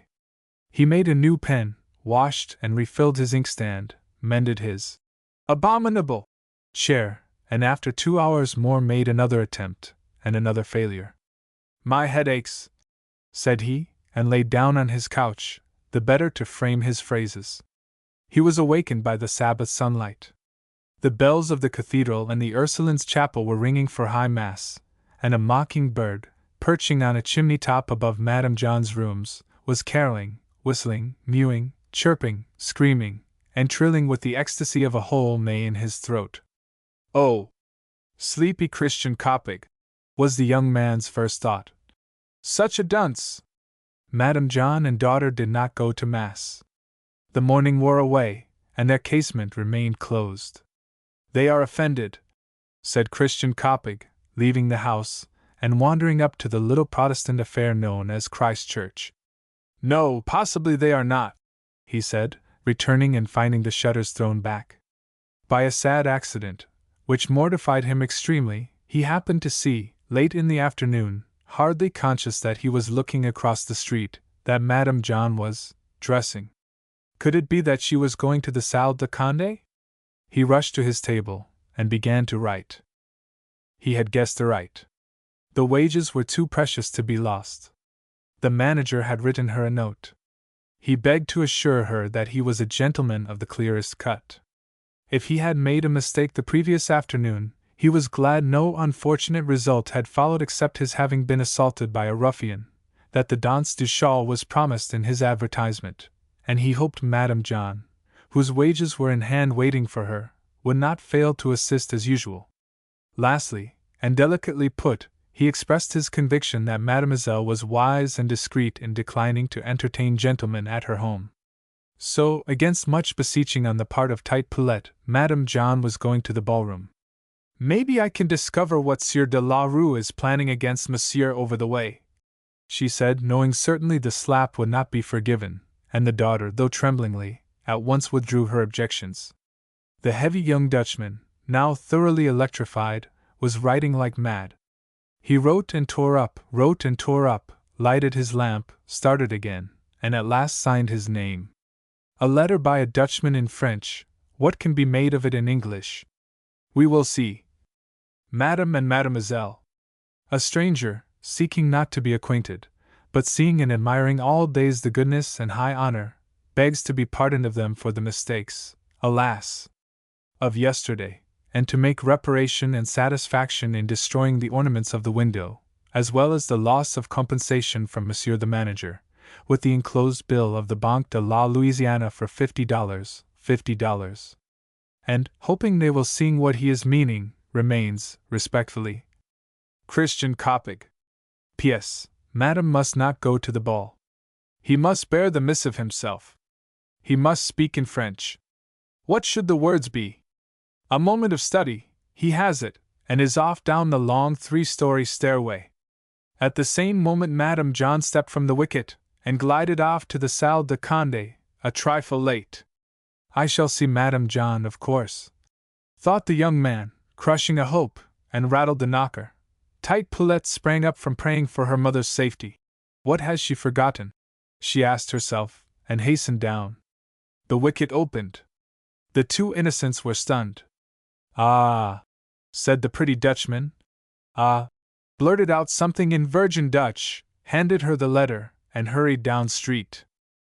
Alas! What have I done?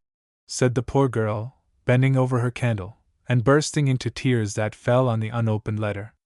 And what shall I do?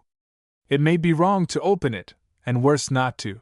Like her sex, she took the benefit of the doubt, and intensified her perplexity and misery by reading and misconstruing the all but unintelligible contents. What then? Not only sobs and sighs, but moaning and beating of little fists together, and outcries of soul-felt agony stifled against the bedside, and temples pressed into knitted palms, because of one who sought not to be acquainted, but offered money, in pity to a poor, shame on her for saying that, a poor negress. And now our self-confessed old turned back from a half-hour's walk, concluding there might be an answer to his note. Surely Madame John will appear this time. He knocked. The shutter stirred above, and something white came fluttering wildly down like a shot dove. It was his own letter containing the $50 bill. He bounded to the wicket, and softly but eagerly knocked again. Go away, said a trembling voice from above. Madame John? Said he, but the window closed, and he heard a step, the same step on the stair. Step, step, every step one step deeper into his heart. Tite Poulette came to the closed door. What will you? Said the voice within. I don't wish to see you. I wish to see Madame John. I must pray Monsieur to go away. My mother is at the Salle de Conde. At the ball.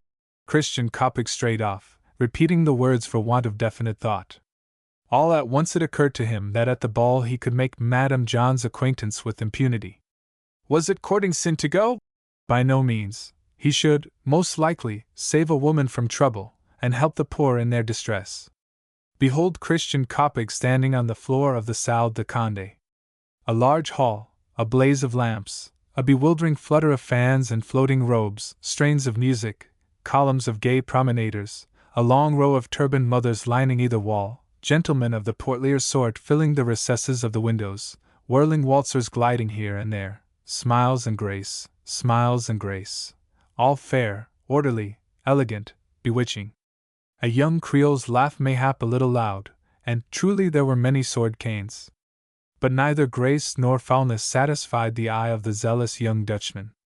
Suddenly a muffled woman passed him, leaning on a gentleman's arm. It looked like, it must be Madame John. Speak quick, Christian Coppic, do not stop to notice the man. Madame John bowing. I am your neighbor, Christian Coppic. Madame John bows low, and smiles, a ballroom smile, but is frightened, and her escort, the manager, drops her hand and slips away. Ah, monsieur, she whispers excitedly. You will be killed if you stay here a moment. Are you armed? No, take this. She tried to slip a dirk into his hands, but he would not have it. Oh, my dear young man, go! Go quickly! She pleaded, glancing furtively down the hall. I wish you not to dance, said the young man. I have danced already. I am going home.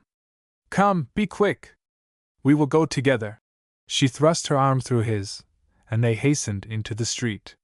When a square had been passed, there came a sound of men running behind them. Run, monsieur, run! She cried, trying to drag him, but Monsieur Dutchman would not. Run, monsieur! Oh, my God! It is Sir. That for yesterday! Cried the manager, striking fiercely with his cane. Christian Coppig's fist rolled him in the dirt. That for tight Paulette! Cried another man, dealing the Dutchman a terrible blow from behind. And that for me! Hissed a third, thrusting at him with something bright. That for yesterday! Screamed the manager, bounding like a tiger. That! Ha! Then Christian Coppig knew that he was stabbed. That! And that! And that! And the poor Dutchman struck wildly here and there, grasped the air, shut his eyes, staggered, reeled, fell, rose half up, fell again for good, and they were kicking him and jumping on him. All at once they scampered. Sally had found the night watch. Buzz-zee-zee-zee, went a rattle. Buzz-zee-zee-zee, went another. Pick him up. Is he alive? Can't tell. Hold him steady. Lead the way, missus. He's bleeding all over my breeches. This way, here, around this corner. This way now, only 2 squares more. Here we are. Rap, rap, rap, on the old brass knocker. Curses on the narrow wicket, more on the dark archway, more still on the twisting stairs. Up at last, and into the room. Easy, easy, push this under his head, never mind his boots. So he lies, on tight Paulette's own bed. The watch are gone. They pause under the corner lamp to count profits. A single bill, Banque de la Louisiana, $50. Providence is kind, tolerably so. Break it at the Guillaume Tell. But did you ever hear any one scream like that girl did? And there lies the young Dutch neighbor. His money will not flutter back to him this time, nor will any voice behind a gate beg monsieur to go away. Oh, woman, that knows no enemy so terrible as man. Come nigh, poor woman, you have nothing to fear. Lay your strange, electric touch upon the chilly flesh. It strikes no eager mischief along the fainting veins. Look your sweet looks upon the grimy face, and tenderly lay back the locks from the congested brows. No wicked misinterpretation lurks to bite your kindness. Be motherly, be sisterly, fear not. Go, watch him by night. You may sleep at his feet and he will not stir. Yet he lives, and shall live, may live to forget you, who knows? But for all that, be gentle and watchful. Be womanlike, we ask no more, and God reward you. Even while it was taking all the two women's strength to hold the door against death, the sick man himself laid a grief upon them. Mother, he said to Madame John, quite a master of French in his delirium. Dear mother, fear not, trust your boy, fear nothing. I will not marry Tite Poulette, I cannot. She is fair, dear mother, but she is not, don't you know, mother? Don't you know? The race. The race. Don't you know that she is jet black? Isn't it? The poor nurse nodded. Yes, and gave a sleeping draught. But before the patient quite slept, he started once and stared. Take her away, waving his hand. Take your beauty away. She is jet white. Who could take a jet white wife? Oh, no, no, no, no. Next morning his brain was right. Madam, he weakly whispered, I was delirious last night. Sally shrugged. Only a very, very wee trifle of a bit. And did I say something wrong or foolish? Oh, no, no, she replied. You only clasped your hands so, and prayed all the time to the dear Virgin. To the Virgin? Asked the Dutchman, smiling incredulously. And St. Joseph, yes, indeed, she insisted. You may strike me dead. And so, for politeness' sake, he tried to credit the invention, but grew suspicions instead. Hard was the battle against death. Nurses are sometimes Amazons, and such were these. Through the long, enervating summer, the contest lasted, but when at last the cool airs of October came stealing in at the bedside like long-banished little children, Christian Koppig rose upon his elbow and smiled them a welcome. The physician, blessed man, was kind beyond measure, but said some inexplicable things, which Sally tried in vain to make him speak in an undertone. If I knew Monsieur John? He said. Certainly. Why, we were chums at school. And he left you so much as that, Madame John? Ah, my old friend John, always noble. And you had it all in that naughty bank? Ah, well, Madame John, it matters little. No, I shall not tell Tite Poulette. Adieu. And another time. If I will let you tell me something? With pleasure, Madame John. No, and not tell anybody, Madame John. No, madam, not even Tite Poulette. What? A long whistle. Is that possible? And Monsieur John knew it, encouraged it? Well, but can I believe you, Madame John? Oh, you have Monsieur John's sworn statement.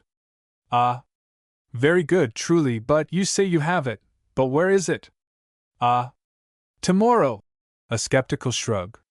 Pardon me, Madame John, I think perhaps you are telling the truth. If I think you did right? Certainly. What nature keeps back, accident sometimes gives, Madame John, either is God's will. Don't cry. Stealing from the dead? No. It was giving, yes. They are thanking you in heaven, Madame John. Christian Koppig, lying awake, but motionless and with closed eyes, hears in part, and fancying he understands, rejoices with silent intensity. When the doctor is gone, he calls Sally. I give you a great deal of trouble, Madame John? No, you are no trouble at all. Had you the yellow fever? Ah. Then.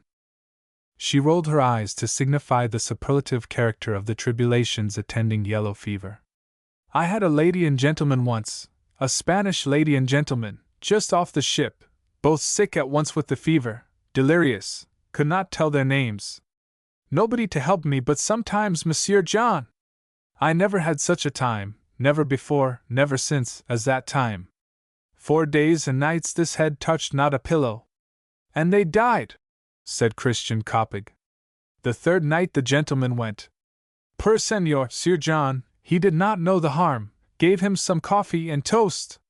The 4th night it rained and turned cool, and just before day the poor lady died, said Koppig. Sally dropped her arms listlessly into her lap, and her eyes ran brimful. And left an infant, said the Dutchman, ready to shout with exultation. Ah, no, monsieur, said Sally. The invalid's heart sank like a stone. Madame John, his voice was all in a tremor. Tell me the truth. Is Tite Poulette your own child?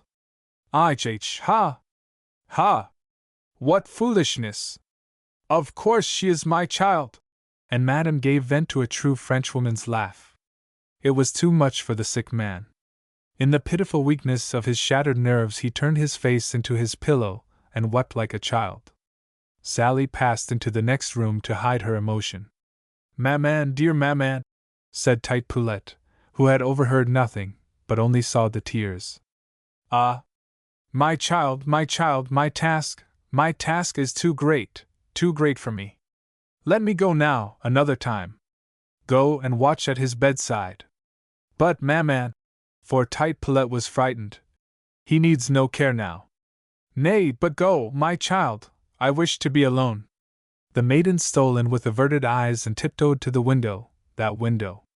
The patient, already a man again, gazed at her till she could feel the gaze. He turned his eyes from her a moment to gather resolution. And now, stout heart, farewell, a word or two of friendly parting, nothing more. Tite Poulette. The slender figure at the window turned and came to the bedside. I believe I owe my life to you, he said. She looked down meekly, the color rising in her cheek. I must arrange to be moved across the street tomorrow, on a litter. She did not stir or speak. And I must now thank you, sweet nurse, for your care. Sweet nurse! Sweet nurse! She shook her head in protestation. Heaven bless you, Tite Poulette! Her face sank lower. God has made you very beautiful, Tite Poulette! She stirred not. He reached, and gently took her little hand, and as he drew her one step nearer, a tear fell from her long lashes. From the next room, Sally, with a face of agonized suspense, gazed upon the pair, undiscovered. The young man lifted the hand to lay it upon his lips, when, with a mild, firm force, it was drawn away, yet still rested in his own upon the bedside, like some weak thing snared, that could only not get free. Thou wilt not have my love, Tite Poulette? No answer. Thou wilt not, beautiful? Cannot, was all that she could utter, and upon their clasped hands the tears ran down. Thou wrongest me, Tite Poulette. Thou dost not trust me, thou fearest the kiss may loosen the hands. But I tell thee nay. I have struggled hard, even to this hour, against love, but I yield me now, I yield. I am his unconditioned prisoner forever. God forbid that I ask aught but that you will be my wife. Still the maiden moved not, looked not up, only rained down tears. Shall it not be, Tite Poulette? He tried in vain to draw her. Tite Poulette? So tenderly he called. And then she spoke. It is against the law. It is not, cried Sally, seizing her round the waist and dragging her forward. Take her. She is thine. I have robbed God long enough. Here are the sworn papers, here. Take her, she is as white as snow, so. Take her, kiss her, Mary be praised. I never had a child, she is the Spaniard's daughter. Sir George. In the heart of New Orleans stands a large 4-story brick building that has so stood for about 3/4 of a century. Its rooms are rented to a class of persons occupying them simply for lack of activity to find better and cheaper quarters elsewhere. With its gray stucco peeling off in broad patches, it has a solemn look of gentility in rags, and stands, or, as it were, hangs, about the corner of 2 ancient streets, like a faded fop who pretends to be looking for employment. Under its main archway is a dingy apothecary shop. On one street is the bazaar of a modiste en robes et chapeaux and other humble shops. On the other, the immense battened doors with gratings over the lintels, barred and bolted with masses of cobwebbed iron, like the door of a dungeon, are overhung by a creaking sign, left by the sheriff, on which is faintly discernible the mention of wines and liquors. A peep through one of the shops reveals a square court within, hung with many lines of wet clothes, its sides hugged by rotten staircases that seem vainly trying to clamber out of the rubbish. The neighborhood is one long since given up to fifth-rate shops, whose masters and mistresses display such enticing mottos as "Au Gagny Petit." Innumerable children swarm about, and by some charm of the place, are not run over, but obstruct the sidewalks playing their clamorous games. The building is a thing of many windows, where passably good-looking women appear and disappear, clad in cotton gowns, watering little outside shelves of flowers and cacti, or hanging canaries' cages. Their husbands are keepers in wine warehouses, rent collectors for the agents of old Frenchmen who have been laid up to dry in Paris, custom house supernumeraries and court clerks' deputies, for your second-rate Creole is a great seeker for little offices. A decaying cornice hangs over, dropping bits of mortar on passers below, like a boy at a boarding house. The landlord is one cuckoo, an ancient Creole of doubtful purity of blood, who in his landlordly old age takes all suggestions of repairs as personal insults. He was but a stripling when his father left him this inheritance, and has grown old and wrinkled and brown, a sort of periodically animate mummy, in the business. He smokes cascarilla, wears velveteen, and is as punctual as an executioner. To cook his venerable property a certain old man used for many years to come every evening, stumbling through the groups of prattling children who frolicked about in the early moonlight, whose name no one knew, but whom all the neighbors designated by the title of Sieur George. It was his wont to be seen taking a straight, too straight, course toward his home, never careening to right or left, but now forcing himself slowly forward, as though there were a high gale in front, and now scudding briskly ahead at a ridiculous little dog trot, as if there were a tornado behind. He would go up the main staircase very carefully, sometimes stopping halfway up for 30 or 40 minutes' doze, but getting to the landing eventually, and tramping into his room in the second story, with no little elation to find it still there. Were it not for these slight symptoms of potations, he was such a one as you would pick out of 1,000 for a miser. A year or two ago he suddenly disappeared. A great many years ago, when the old house was still new, a young man with no baggage save a small hair trunk came and took the room I have mentioned and another adjoining. He supposed he might stay 50 days, and he stayed 50 years and over. This was a very fashionable neighborhood, and he kept the rooms on that account month after month. But when he had been here about a year something happened to him, so it was rumored, that greatly changed the tenor of his life, and from that time on there began to appear in him and to accumulate upon each other in a manner which became the profound study of cuckoo, the symptoms of a decay, whose cause baffled the landlord's limited powers of conjecture for well nigh half a century. Hints of a duel, of a reason warped, of disinheritance, and many other unauthorized rumors, fluttered up and floated off, while he became recluse, and some say, began incidentally to betray the unmanly habit which we have already noticed. His neighbors would have continued neighborly had he allowed them, but he never let himself be understood, unless Americans are very droll anyhow, so, as they could do nothing else, they cut him. So exclusive he became that, though it may have been for economy, he never admitted even a housemaid, but kept his apartments himself. Only the merry serenaders, who in those times used to sing under the balconies, would now and then give him a crumb of their feast for pure fun's sake, and after a while, because they could not find out his full name, called him, at hazard, George, but always prefixing Monsieur. Afterward, when he began to be careless in his dress, and the fashion of serenading had passed away, the commoner people dared to shorten the title to Sieur George. Many seasons came and went.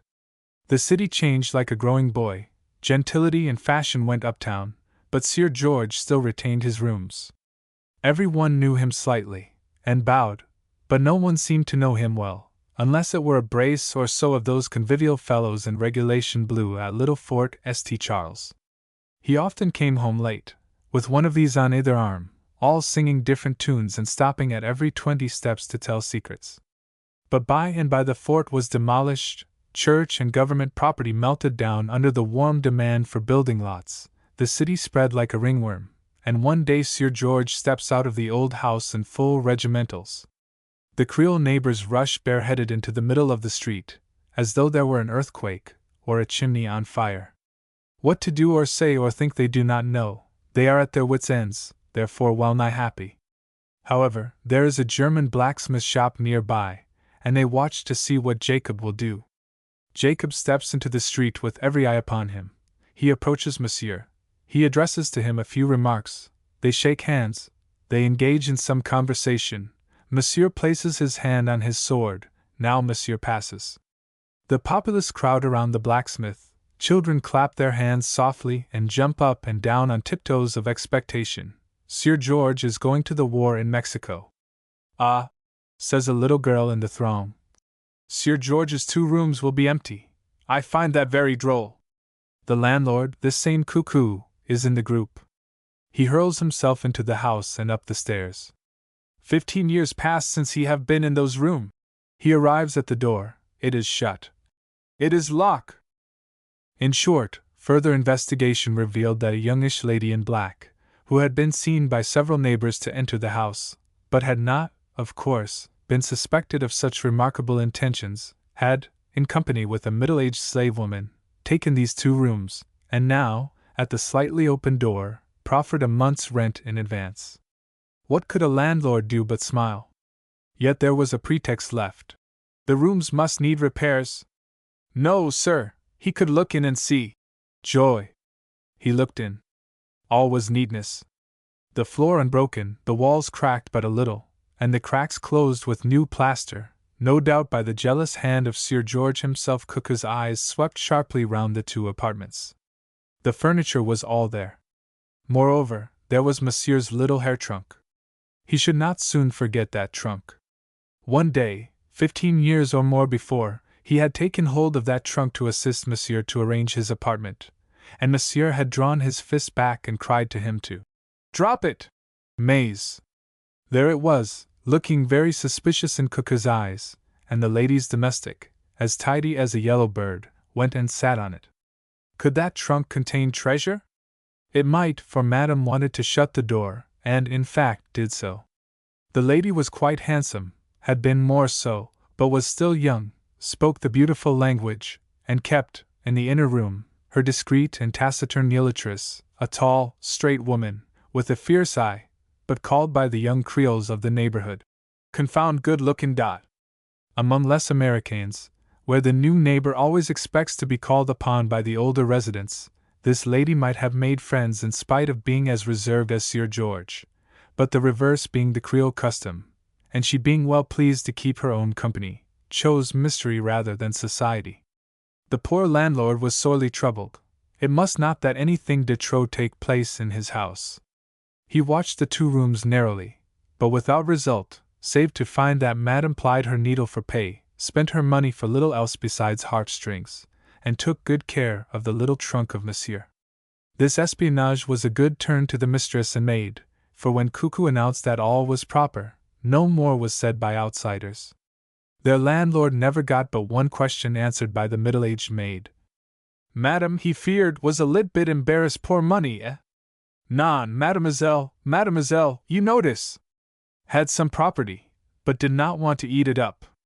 Sometimes lady friends came, in very elegant private carriages, to see her, and 1 or 2 seemed to beg her, but in vain, to go away with them, but these gradually dropped off, until lady and servant were alone in the world. And so years, and the Mexican War, went by. The volunteers came home, peace reigned, and the city went on spreading up and down the land, but Sir George did not return. It overran the country like cocoa grass. Fields, roads, woodlands that were once Sir George's places of retreat from mankind, were covered all over with little 1-story houses in the Old Third, and fine residences and gardens up in Lafayette. Streets went slicing like a butcher's knife through old colonial estates, whose first masters never dreamed of the city reaching them, and Sir George was still away. The 4-story brick got old and ugly, and the surroundings dim and dreamy. Theaters, processions, dry goods stores, government establishments, banks, hotels, and all spirit of enterprise were gone to Canal Street and beyond, and the very beggars were gone with them. The little trunk got very old and bald, and still its owner lingered, still the lady, somewhat the worse for lapse of time, looked from the balcony window in the brief southern twilights, and the maid every morning shook a worn rug or 2 over the dangerous-looking railing, and yet neither had made friends or enemies. The 2 rooms, from having been stingily kept at first, were needing repairs half the time, and the occupants were often moving, now into one, now back into the other, yet the hair trunk was seen only by glimpses, the landlord, to his infinite chagrin, always being a little too late in offering his services, the women, whether it was light or heavy, having already moved it. He thought it significant. Late one day of a most bitter winter, that season when, to the ecstatic amazement of a whole city full of children, snow covered the streets ankle deep, there came a soft tap on the corridor door of this pair of rooms. The lady opened it, and beheld a tall, lank, iron-gray man, a total stranger, standing behind Monsieur George. Both men were weather-beaten, scarred, and tattered. Across Sir George's crown, leaving a long, bare streak through his white hair, was the souvenir of a Mexican saber. The landlord had accompanied them to the door. It was a magnificent opportunity. Mademoiselle asked them all in, and tried to furnish a seat to each. But failing, Sir George went straight across the room and sat on the hair trunk. The action was so conspicuous, the landlord laid it up in his penetrative mind. Sir George was quiet, or, as it appeared, quieted. The muletress stood near him, and to her he addressed, in an undertone, most of the little he said, leaving Mademoiselle to his companion. The stranger was a warm talker, and seemed to please the lady from the first, but if he pleased, nothing else did.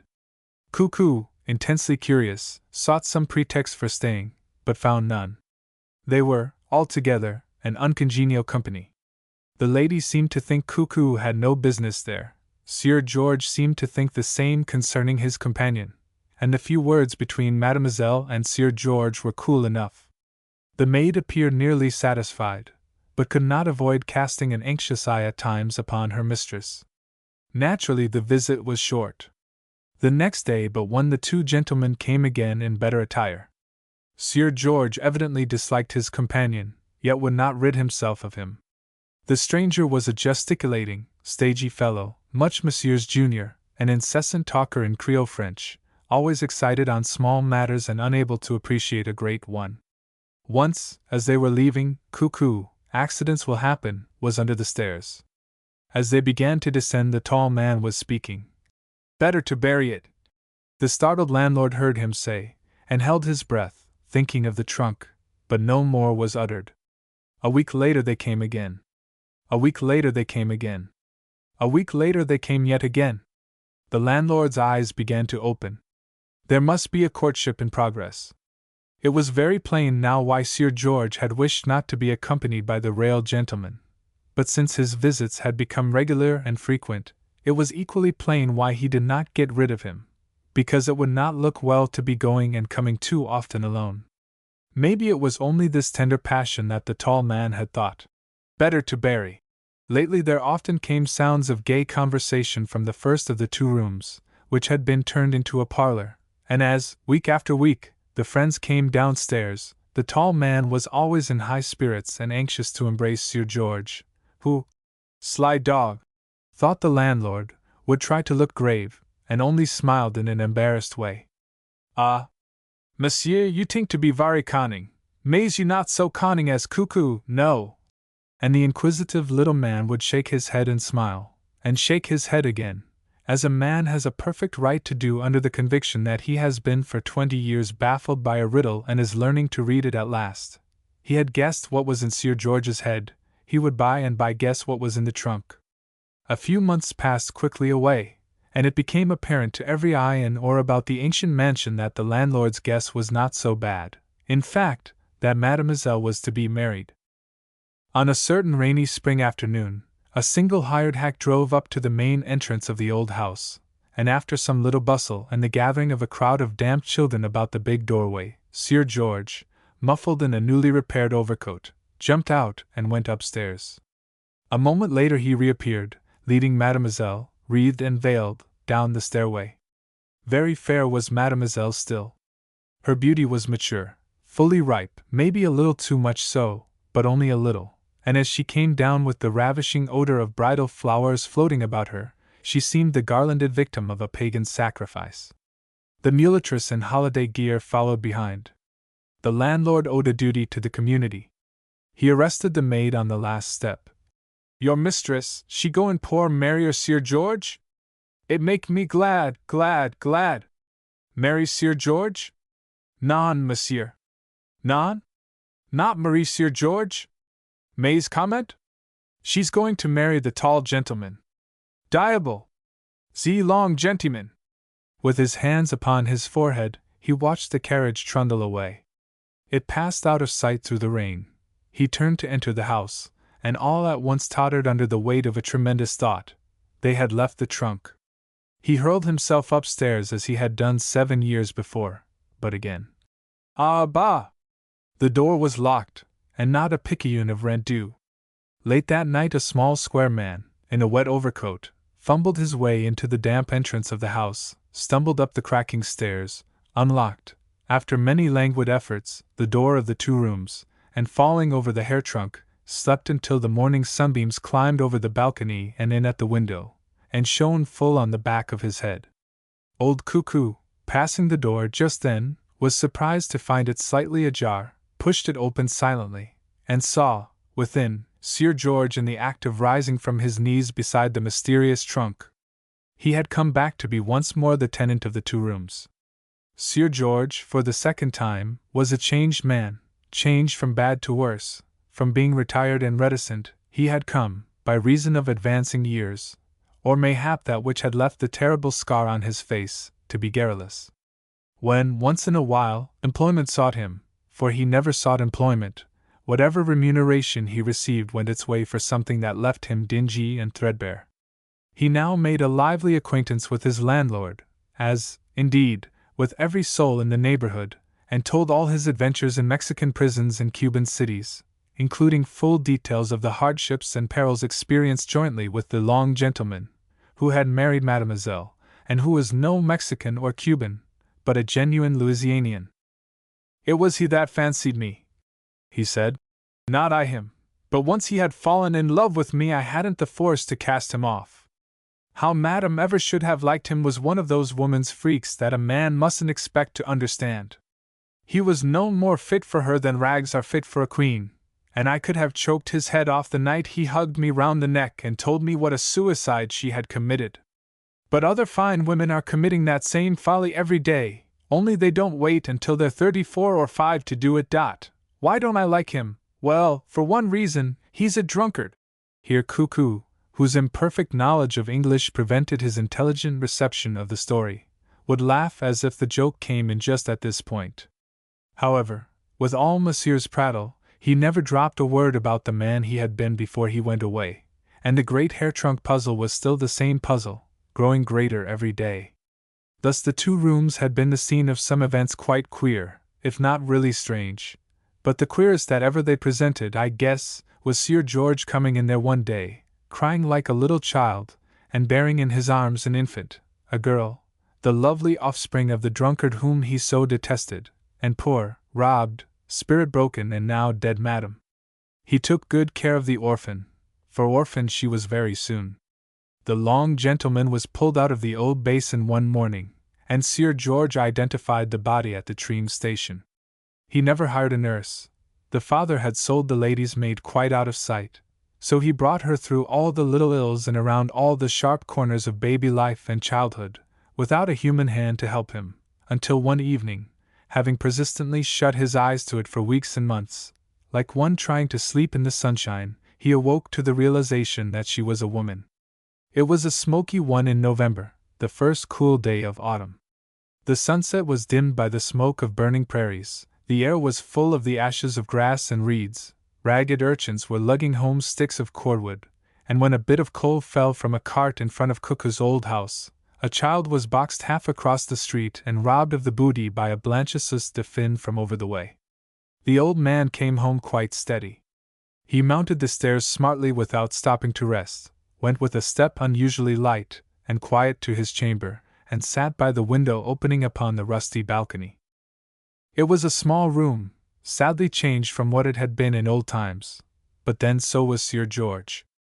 Close and dark it was, the walls stained with dampness, and the ceiling full of bald places that showed the lathing. The furniture was cheap and meager, including conspicuously the small, curious-looking hair-trunk. The floor was of wide slabs fastened down with spikes, and sloping up and down in 1 or 2 broad undulations, as if they had drifted far enough down the current of time to feel the tide swell. However, the floor was clean, the bed well made, the cypress table in place, and the musty smell of the walls partly neutralized by a geranium on the windowsill. He so coming in and sitting down, an unseen person called from the room adjoining, of which, also, he was still the rentee, to know if he were he, and being answered in the affirmative, said, "Papa George, guess who was here today? Cuckoo for the rent? Yes, but he will not come back." "No? Why not?" "Because you will not pay him." "No? And why not?" "Because I have paid him." "Impossible! Where did you get the money?" "Cannot guess, Mother Nativity." "What, not for embroidery?" "No? And why not?" "Mais oui." Saying which, and with a pleasant laugh, the speaker entered the room. She was a girl of 16 or thereabout, very beautiful, with very black hair and eyes. A face and form more entirely out of place you could not have found in the whole city.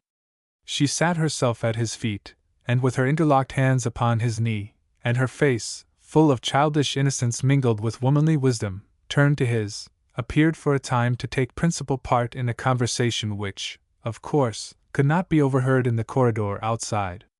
Whatever was said, she presently rose, he opened his arms, and she sat on his knee and kissed him. This done, there was a silence, both smiling pensively and gazing out over the rotten balcony into the street. After a while she started up, saying something about the change of weather, and, slipping away, thrust a match between the bars of the grate.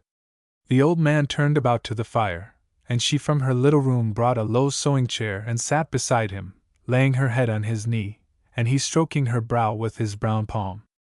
And then, in an altered, a low, sad tone, he began a monotonous recital.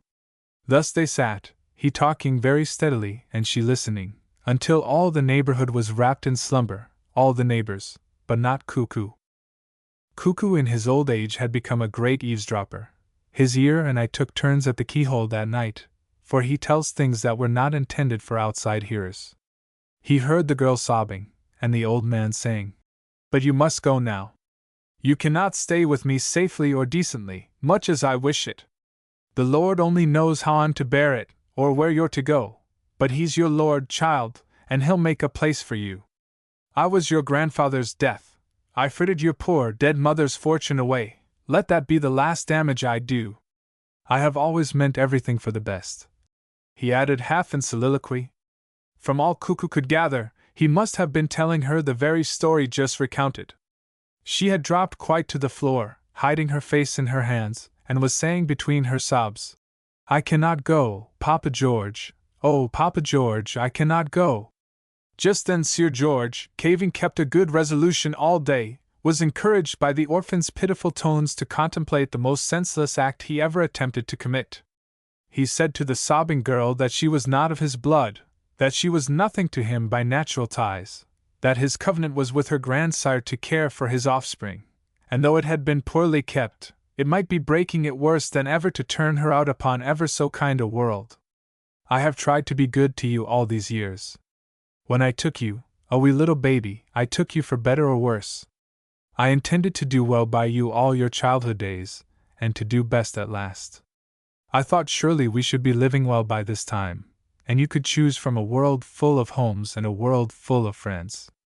I don't see how I missed it." Here he paused a moment in meditation, and presently resumed with some suddenness. "I thought that education, far better than Mother Nativity has given you, should have afforded your sweet charms a noble setting, that good mothers and sisters would be wanting to count you into their families, and that the blossom of a happy womanhood would open perfect and full of sweetness. I would have given my life for it. I did give it, such as it was, but it was a very poor concern, I know, my life, and not enough to buy any good thing. I have had a thought of something, but I'm afraid to tell it. It didn't come to me today or yesterday. It has beset me a long time, for months." The girl gazed into the embers, listening intensely. "And oh, dearie, if I could only get you to think the same way, you might stay with me then." "How long?" she asked, without stirring. "Oh, as long as heaven should let us. But there is only one chance," he said, as it were feeling his way. "Only one way for us to stay together. Do you understand me?" She looked up at the old man with a glance of painful inquiry. "If you could be my wife, dearie?" She uttered a low, distressful cry, and gliding swiftly into her room, for the first time in her young life, turned the key between them. And the old man sat and wept. Then Cuckoo, peering through the keyhole, saw that they had been looking into the little trunk.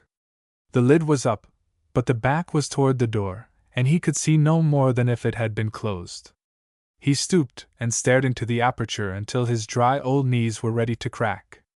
It seemed as if Sir George was stone, only stone couldn't weep like that. Every separate bone in his neck was hot with pain. He would have given $10, 10 sweet dollars, to have seen Sir George get up and turn that trunk around. There! Sir George rose up. What a face! He started toward the bed, and as he came to the trunk he paused, looked at it, muttered something about ruin, and something about fortune, kicked the lid down, and threw himself across the bed. Small profit to old Cuckoo that he went to his own couch. Sleep was not for the little landlord. For well nigh half a century he had suspected his tenant of having a treasure hidden in his house, and tonight he had heard his own admission that in the little trunk was a fortune. Cuckoo had never felt so poor in all his days before. He felt the Creole's anger, too, that a tenant should be the holder of wealth while his landlord suffered poverty. And he knew very well, too, did Cuckoo, what the tenant would do. If he did not know what he kept in the trunk, he knew what he kept behind it, and he knew he would take enough of it tonight to make him sleep soundly. No one would ever have supposed Cuckoo capable of a crime. He was too fearfully impressed with the extra hazardous risks of dishonesty. He was old, too, and weak, and besides all, intensely a coward. Nevertheless, while it was yet 2 or 3 hours before daybreak, the sleep-forsaken little man arose, shuffled into his garments, and in his stocking feet sought the corridor leading to Sir George's apartment. The November night, as it often does in that region, had grown warm and clear. The stars were sparkling like diamonds pendant in the deep blue heavens, and at every window and lattice and cranny the broad, bright moon poured down its glittering beams upon the hoary-headed thief, as he crept along the moldering galleries and down the ancient corridor that led to Sir George's chamber. Sir George's door, though ever so slowly opened, protested with a loud creak. The landlord, wet with cold sweat from head to foot, and shaking till the floor trembled, paused for several minutes, and then entered the moonlit apartment. The tenant, lying as if he had not moved, was sleeping heavily. And now the poor coward trembled so, that to kneel before the trunk, without falling, he did not know how. Twice, thrice, he was near tumbling headlong. He became as cold as ice. But the sleeper stirred, and the thought of losing his opportunity strung his nerves up in an instant. He went softly down upon his knees, laid his hands upon the lid, lifted it, and let in the intense moonlight. The trunk was full, crowded down and running over full, of the tickets of the Havana lottery. A little after daybreak, Cuckoo from his window saw the orphan, pausing on the corner. She stood for a moment, and then dove into the dense fog which had floated in from the river, and disappeared. He never saw her again. But her lord is taking care of her. Once only she has seen Sir George. She had been in the belvedere of the house which she now calls home, looking down upon the outspread city. Far away southward and westward the great river glistened in the sunset. Along its sweeping bends the chimneys of a smoking commerce, the magazines of surplus wealth, the gardens of the opulent, the steeples of 100 sanctuaries and thousands on thousands of mansions and hovels covered the fertile birthright arpents which Sir George, in his 50 years' stay, had seen tricked away from dull colonial Esau's by their blue-eyed brethren of the north. Nearer by she looked upon the forlornly silent region of lowly dwellings, neglected by legislation and shunned by all lovers of comfort, that once had been the smiling fields of her own grandsire's broad plantation, and but a little way off, trudging across the marshy commons, her eye caught sight of Sir George following the sunset out upon the prairies to find a night's rest in the high grass. She turned at once, gathered the skirt of her pink calico uniform, and watching her steps through her tears, descended the steep winding stair to her frequent kneeling place under the fragrant candles of the chapel altar in Mother Nativity's asylum. Sir George is houseless. He cannot find the orphan. Mother Nativity seems to know nothing of her. If he could find her now, and could get from her the use of $10 for but 3 days, he knows a combination which would repair all the past, It could not fail, he thinks. But he cannot find her, and the letters he writes, all containing the one scheme, disappear in the mailbox, and there's an end. Madame Delicious. Just adjoining the old Café de Poissy on the corner stood the little one-story, yellow-washed tenement of Dr. Mossy, with its 2 glass doors protected by batten shutters, and its low, weed-grown tile roof sloping out over the sidewalk. You were very likely to find the doctor in, for he was a great student and rather negligent of his business, as business. He was a small, sedate, Creole gentleman of 30 or more, with a young old face and manner that provoked instant admiration. He would receive you, be you who you may, in a mild, candid manner, looking into your face with his deep blue eyes, and reassuring you with a modest, amiable smile, very sweet and rare on a man's mouth. To be frank, the doctor's little establishment was dusty and disorderly, very. It was curious to see the jars, and jars, and jars. In them were serpents and hideous fishes and precious specimens of many sorts. There were stuffed birds on broken perches, and dried lizards, and eels, and little alligators, and old skulls with their crowns sawed off, and 10,000 odd scraps of writing paper strewn with crumbs of lonely lunches, and interspersed with long-lost spatulas and rust-eaten lancets. All New Orleans, at least all Creole New Orleans, knew, and yet did not know, the dear little doctor. So gentle, so kind, so skillful, so patient, so lenient, so careless of the rich and so attentive to the poor, a man, all in all, such as, should you once love him, you would love him forever. So very learned, too, but with apparently no idea of how to show himself to his social profit, 2 features much more smiled at than respected, not to say admired, by a people remote from the seats of learning, and spending most of their esteem upon animal heroisms and exterior display. Alas! Said his wealthy acquaintances. What a pity, when he might as well be rich. Yes, his father has plenty. Certainly, and gives it freely. But intends his son shall see none of it. His son? You dare not so much as mention him. Well, well, how strange! But they can never agree, not even upon their name. Is not that droll, a man named General Villavicencio, and his son, Dr. Mossy? Oh, that is nothing, it is only that the doctor drops the de Villavicencio. Drops the de Villavicencio? But I think the de Villavicencio drops him. Ho, ho, ho, diable! Next to the residence of good Dr. Mossy towered the narrow, red-brick front mansion of young Madame Delicious, firm friend at once and always of those 2 antipodes, General Villavicencio and Dr. Mossy. Its dark, covered carriageway was ever rumbling, and with nightfall, its drawing-rooms always sent forth a luxurious light from the lace-curtained windows of the second-story balconies. It was one of the sights of the Rue Royale to see by night its tall, narrow outline reaching high up toward the stars, with all its windows aglow. The madam had had some tastes of human experience, had been betrothed at 16, to a man she did not love. Being at that time a fool, as she said, one summer day at noon had been a bride, and at sundown, a widow. Accidental discharge of the tipsy bridegroom's own pistol. Pass it by. It left but one lasting effect on her, a special detestation of quarrels and weapons. The little maidens whom poor parentage has doomed to sit upon street door-sills and nurse their infant brothers have a game of choosing the beautiful ladies who sweep by along the pavement. But in Rue Royale there was no choosing. Every little damsel must own Madame Delicious or nobody, and as that richly adorned and regal favorite of old General Villavicencio came along they would lift their big, bold eyes away up to her face and pour forth their admiration in a universal "IHH." But mark you, she was good Madame Delicious as well as fair Madame Delicious. Her principles, however, not constructed in the austere Anglo-Saxon style, exactly, what need, with the lattice of the confessional not a stone's throw off. Her kind offices and beneficent schemes were almost as famous as General Villavicencio's splendid alms. If she could at times do what the infantile Washington said he could not, why, no doubt she and her friends generally looked upon it as a mere question of enterprise. She had charms, too, of intellect, albeit not such a sinner against time and place as to be an educated woman, charms that, even in a plainer person, would have brought down the half of New Orleans upon one knee, with both hands on the left side.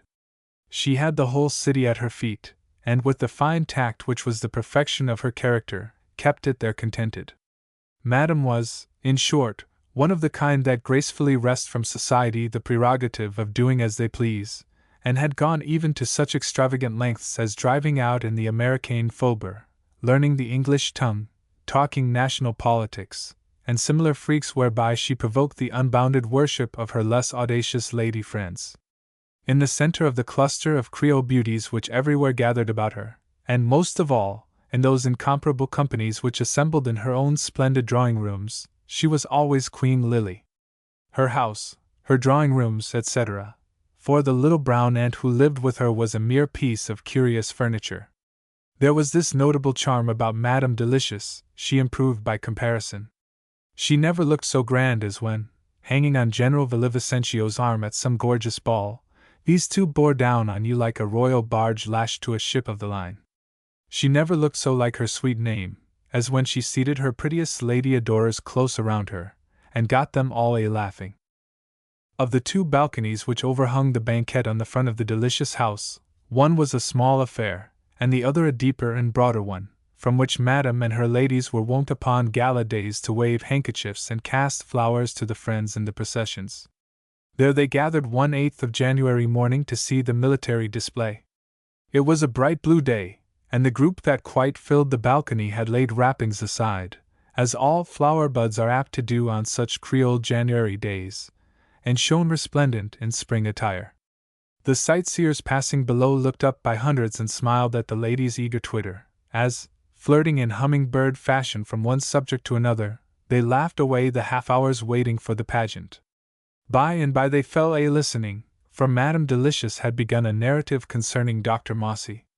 She sat somewhat above her listeners, her elbow on the arm of her chair, and her plump white hand waving now and then in graceful gesture, they silently attending with eyes full of laughter and lips starting apart. "Vous savez," she said, they conversed in French of course. "You know it is now long that Dr. Mossy and his father have been in disaccord. Indeed, when have they not differed? For, when Mossy was but a little boy, his father thought it hard that he was not a rowdy. He switched him once because he would not play with his toy gun and drum. He was not so high when his father wished to send him to Paris to enter the French army, but he would not go. We used to play often together on the banquette, for I am not so very many years younger than he, no indeed, and if I wanted some fun, I had only to pull his hair and run into the house. He would cry, and Monsieur Papa would come out with his hands spread open and—" Madame gave her hand a malicious little sweep, and joined heartily in the laugh which followed. "That was when they lived over the way. But wait! You shall see, I have something. This evening the General—" The houses of Rue Royale gave a start, and rattled their windows. In the long, irregular line of balconies the beauty of the city rose up. Then the houses jumped again and the windows rattled. Madame steps inside the window and gives a message which the housemaid smiles at in receiving.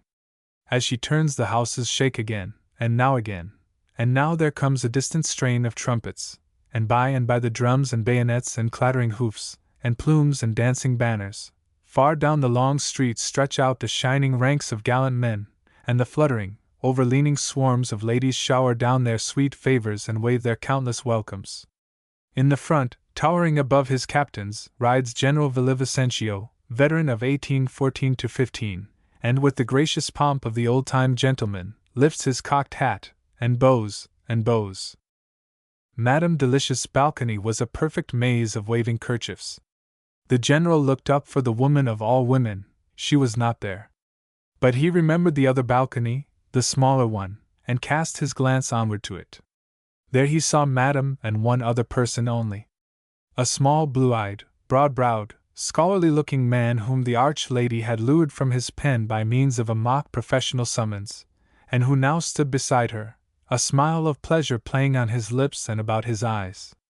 "Vite!" said Madame, as the father's eyes met the son's. Dr. Mossy lifted his arm and cast a bouquet of roses. A girl in the crowd bounded forward, caught it in the air, and, blushing, handed it to the plumed giant. He bowed low, first to the girl, then to the balcony above, and then, with a responsive smile, tossed up 2 splendid kisses, one to Madame, and one, it seemed. For what was that cheer? Why, did you not see?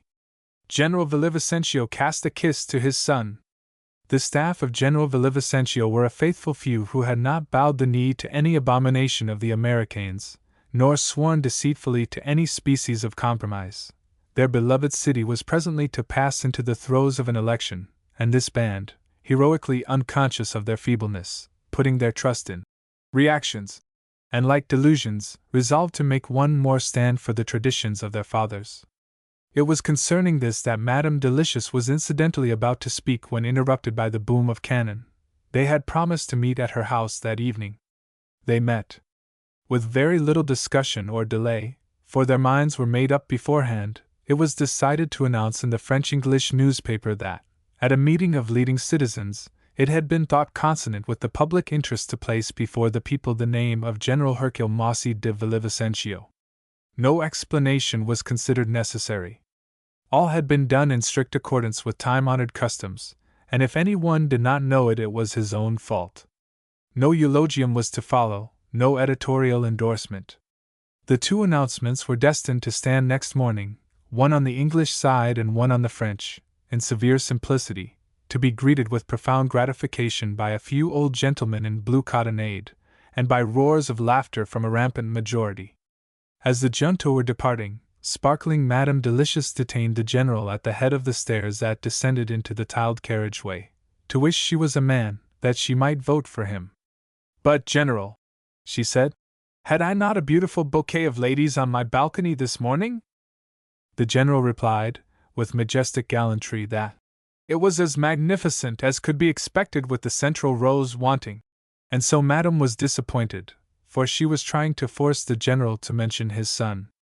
I will bear this no longer, he shall not rest, she had said to her little aunt, until he has either kissed his son or quarreled with him. To which the aunt had answered that could she need not cry about it. Nor did she. Though the general's compliment had foiled her thrust, she answered gaily to the effect that enough was enough. But, General, dropping her voice to an undertone, if you had heard what some of those rosebuds said of you. The old general pricked up like a country beau. Madame laughed to herself. Monsieur Peacock, I have thee. But aloud she said gravely, come into the drawing-room, if you please, and seat yourself. You must be greatly fatigued. The friends who waited below overheard the invitation. Au revoir, General, said they. Au revoir, messieurs, he answered, and followed the lady. General, said she, as if her heart were overflowing, you have been spoken against. Please sit down. Is that true, madam? Yes, General. She sank into a luxurious chair. A lady said today, but you will be angry with me, General. With you, madam? That is not possible. I do not love to make revelations, General, but when a noble friend is evil spoken of. She leaned her brow upon her thumb and forefinger, and looked pensively at her slipper's toe peeping out at the edge of her skirt on the rich carpet. One's heart gets very big. Madam, you are an angel! But what said she, madam? Well, General, I have to tell you the whole truth, if you will not be angry. We were all speaking at once of handsome men.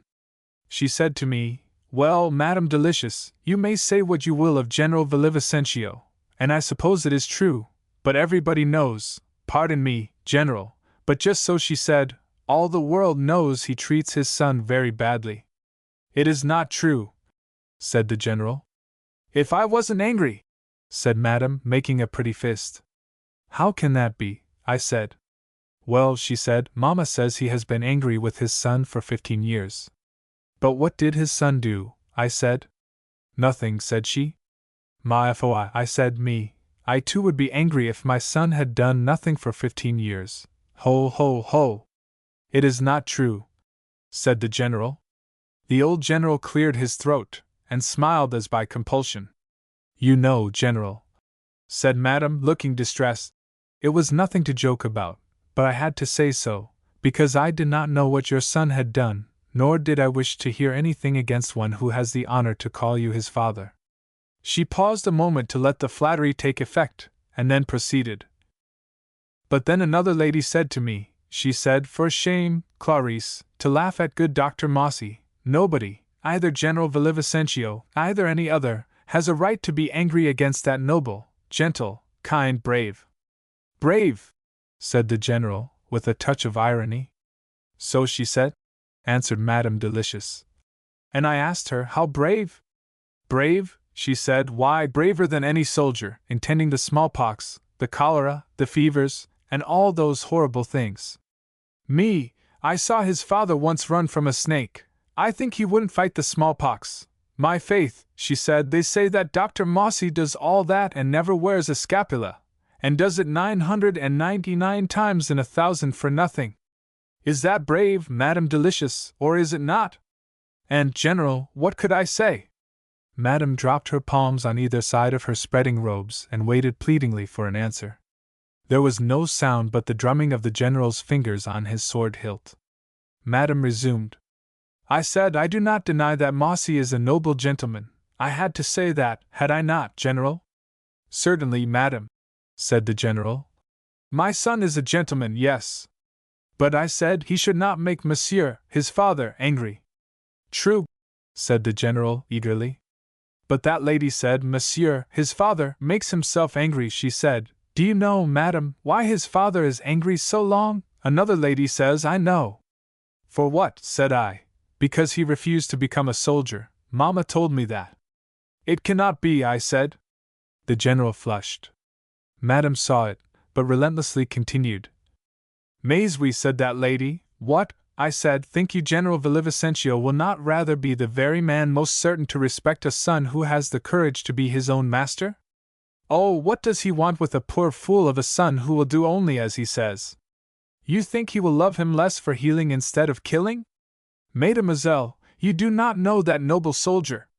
The noble soldier glowed, and bowed his acknowledgments in a dubious, half-remonstrative way, as if Madame might be producing material for her next confession, as, indeed, she diligently was doing, but she went straight on once more, as a surgeon would. "But that other lady said, 'No, Madame, no, ladies, but I am going to tell you why Monsieur, the General, is angry with his son.'" "Very well, why?" "Why? It is just because he is a little man." General Villavicencio stood straight up. "Ah, mon ami," cried the lady, rising excitedly. "I have wounded you and made you angry, with my silly revelations. Pardon me, my friend. Those were foolish girls, and anyhow, they admired you. They said you looked glorious, grand, at the head of the procession." Now, all at once, the General felt the tremendous fatigues of the day. There was a wild, swimming, whirling sensation in his head that forced him to let his eyelids sink down. Yet, just there, in the midst of his painful bewilderment, he realized with ecstatic complacency that the most martial-looking man in Louisiana was standing in his spurs with the hand of Louisiana's queenliest woman laid tenderly on his arm. "I am a wretched tattler," said she. "Ah! No, Madame, you are my dearest friend, yes." "Well, anyhow, I called them fools. Ah! Innocent creatures, I said, think you a man of his sense and goodness, giving his thousands to the sick and afflicted, will cease to love his only son because he is not big like a horse or quarrelsome like a dog? No, ladies, there is a great reason which none of you know." "Well, well," they cried, "tell it. He has need of a very good reason. Tell it now." "My ladies," I said, "I must not, for, General, for all the world I knew not a reason why you should be angry against your son. You know, General, you have never told me." The beauty again laid her hand on his arm and gazed, with round-eyed simplicity, into his somber countenance. For an instant her witchery had almost conquered. "Nay, Madame, some day I shall tell you. I have more than one burden here. But let me ask you to be seated, for I have a question, also, for you, which I have longed to ask. It lies heavily upon my heart. I must ask it now. A matter of so great importance." Madame's little brown aunt gave a faint cough from a dim corner of the room. "'Tis a beautiful night," she remarked, and stepped out on the balcony. Then the General asked his question. It was a very long question, or, maybe, repeated twice or thrice, for it was fully 10 minutes before he moved out of the room, saying good evening. Ah, old General Villavicencio. The most martial-looking man in Louisiana. But what would the people who cheered in the morning, have said to see the fair Queen Delicious at the top of the stair, sweetly bowing you down into the starlight, humbled, crestfallen, rejected? The campaign opened.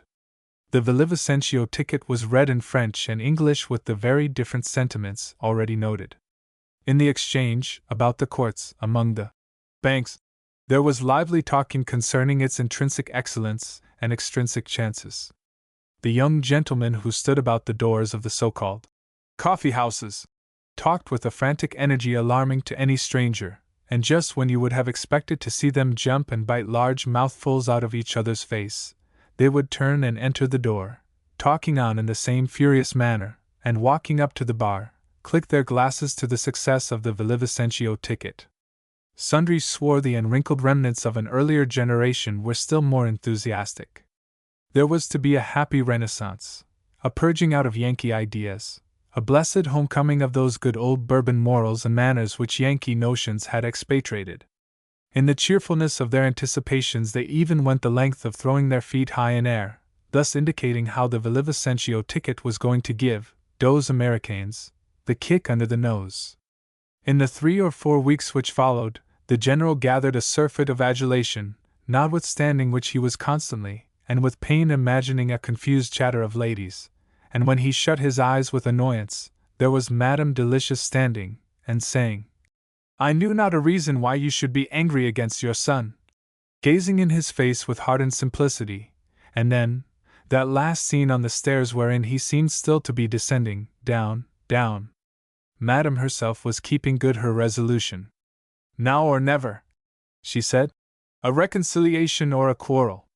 When the General, to keep up appearances, called again, she so moved him with an account of certain kindly speeches of her own invention, which she imputed to Dr. Mossy, that he promised to call and see his son. Perhaps, pretty soon, probably. Dr. Mossy, sitting one February morning among his specimens and books of reference, finishing a thrilling chapter on the cuticle, too absorbed to hear a door open, suddenly realized that something was in his light, and looking up, beheld General Villavicencio standing over him. Breathing a pleased sigh, he put down his pen, and rising on tiptoe, laid his hand upon his father's shoulder, and lifting his lips like a little wife, kissed him. "Be seated, Papa," he said, offering his own chair, and perching on the desk. The General took it, and clearing his throat, gazed around upon the jars and jars with their little Adams and Eves in zoological gardens. "Is all going well, Papa?" finally asked Dr. Mossy. "Yes." Then there was a long pause. "'Tis a beautiful day," said the son. "Very beautiful," rejoined the father. "I thought there would have been a rain, but it has cleared off," said the son. "Yes," responded the father, and drummed on the desk. "Does it appear to be turning cool?" asked the son. "No, it does not appear to be turning cool at all," was the answer. "Ma'am," said Dr. Mossy. "Ham," said General Villavicencio. Dr. Mossy, not realizing his own action, stole a glance at his manuscript. "I am interrupting you," said the General, quickly, and rose. "No, no! Pardon me, be seated, it gives me great pleasure to. I did not know what I was doing. It is the work with which I fill my leisure moments." So the General settled down again, and father and son sat very close to each other, in a bodily sense. Spiritually they were many miles apart. The General's finger ends, softly tapping the desk, had the sound of faraway drums. "The city, it is healthy?" asked the General. "Did you ask me if—" said the little doctor, starting and looking up. "The city, it has not much sickness at present?" repeated the father. "No, yes, not much," said Mossy, and with utter unconsciousness, leaned down upon his elbow and supplied an omitted word to the manuscript. The General was on his feet as if by the touch of a spring. "I must go." "Ah. No, Papa," said the son. "But yes, I must." "But wait, Papa, I had just now something to speak of." "Well?" said the General, standing with his hand on the door, and with rather a dark countenance. Dr. Mossy touched his fingers to his forehead, trying to remember. I fear I have, I rejoice to see your name before the public, dear papa, and at the head of the ticket. The general's displeasure sank down like an eagle's feathers. He smiled thankfully, and bowed. My friends compelled me, he said. They think you will be elected? They will not doubt it. But what think you, my son? Now the son had a conviction which it would have been madness to express, so he only said, They could not elect one more faithful. The general bowed solemnly. Perhaps the people will think so. My friends believe they will. Your friends who have used your name should help you as much as they can, papa, said the doctor. Myself, I should like to assist you, papa, if I could. Bah, said the pleased father, incredulously. But yes, said the son. A thrill of delight filled the general's frame. This was like a son. Thank you, my son! I thank you much. Ah, Mossy, my dear boy, you make me happy! But, added Mossy, realizing with a tremor how far he had gone, I see not how it is possible. The general's chin dropped. Not being a public man, continued the doctor. Unless, indeed, my pen, you might enlist my pen. He paused with a smile of bashful inquiry. The general stood aghast for a moment, and then caught the idea. Certainly. Certainly. Ha ha ha! Backing out of the door. Certainly. Mossy, you are right, to be sure. To make a complete world we must have swords and pens. Well, my son, au revoir. No, I cannot stay. I will return. I hasten to tell my friends that the pen of Dr. Mossy is on our side. Adieu, dear son. Standing outside on the banquette he bowed, not to Dr. Mossy, but to the balcony of the big red brick front, a most sunshiny smile, and departed. The very next morning, as if fate had ordered it, the Villavicencio ticket was attacked, ambushed, as it were, from behind the American newspaper. The onslaught was, at least General Villavicencio said it was, absolutely ruffianly. Never had all the lofty courtesies and formalities of chivalric contest been so completely ignored. Poison balls, at least personal epithets, were used. The general himself was called antiquated. The friends who had nominated him, they were positively sneered at, dubbed fossils, old ladies, and their caucus termed irresponsible, thunder and lightning. Gentlemen of honor to be termed not responsible. It was asserted that the nomination was made secretly, in a private house, by 2 or 3 unauthorized harum-scarums, that touched the very bone, who had with more caution than propriety withheld their names. The article was headed, The Crayfish Eater's Ticket. It continued further to say that, had not the publication of this ticket been regarded as a dull hoax, it would not have been suffered to pass for 2 weeks unchallenged, and that it was now high time the universal wish should be realized in its withdrawal. Among the earliest readers of this production was the young madam. She first enjoyed a quiet, gleeful smile over it, and then called, "Nenide, here, take this down to Dr. Mossy. Stop." She marked the communication heavily with her gold pencil. No answer, he need not return it. About the same hour, and in a neighboring street, one of the not responsibles knocked on the Villavicencio castle gate. The general invited him into his bedroom. With a short and strictly profane harangue, the visitor produced the offensive newspaper, and was about to begin reading, when one of those loud nasal blasts, so peculiar to the Gaul, resounded at the gate, and another, not responsible, entered, more excited, if possible, than the first. Several minutes were spent in exchanging fierce sentiments, and slapping the palm of the left hand rapidly with the back of the right. Presently there was a pause for breath. "Alphonse, proceed to read," said the general, sitting up in bed. "The Crayfish Eater's Ticket," began Alphonse, but a third rapping at the gate interrupted him, and a third, irresponsible, reinforced their number, talking loudly and wildly to the waiting man as he came up the hall. Finally, Alphonse read the article. Little by little the incensed gentleman gave it a hearing, now 2 words and now 3, interrupting it to rip out long, rasping maledictions, and wagged their forefingers at each other as they strode ferociously about the apartment. As Alphonse reached the close, and dashed the paper to the floor, the whole quartet, in terrific unison, cried for the blood of the editor. But hereupon the general spoke with authority. "No, messers," he said, buttoning his dressing gown savagely. "You shall not fight him. I forbid it, you shall not." "But," cried the three at once, "one of us must fight, and you cannot. If you fight, our cause is lost. The candidate must not fight." "Haich!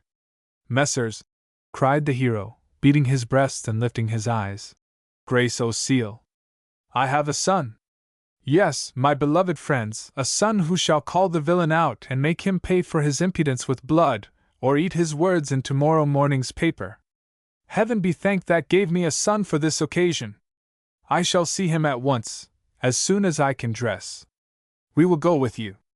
No, gentlemen, let me see my son alone. I can meet you at Maspero's in 2 hours. Adieu, my dear friends." He was resolved. "Au revoir," said the dear friends.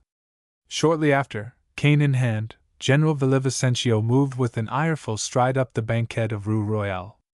Just as he passed the red brick front, one of the battened shutters opened the faintest bit, and a certain pair of lovely eyes looked after him, without any of that round simplicity which we have before discovered in them.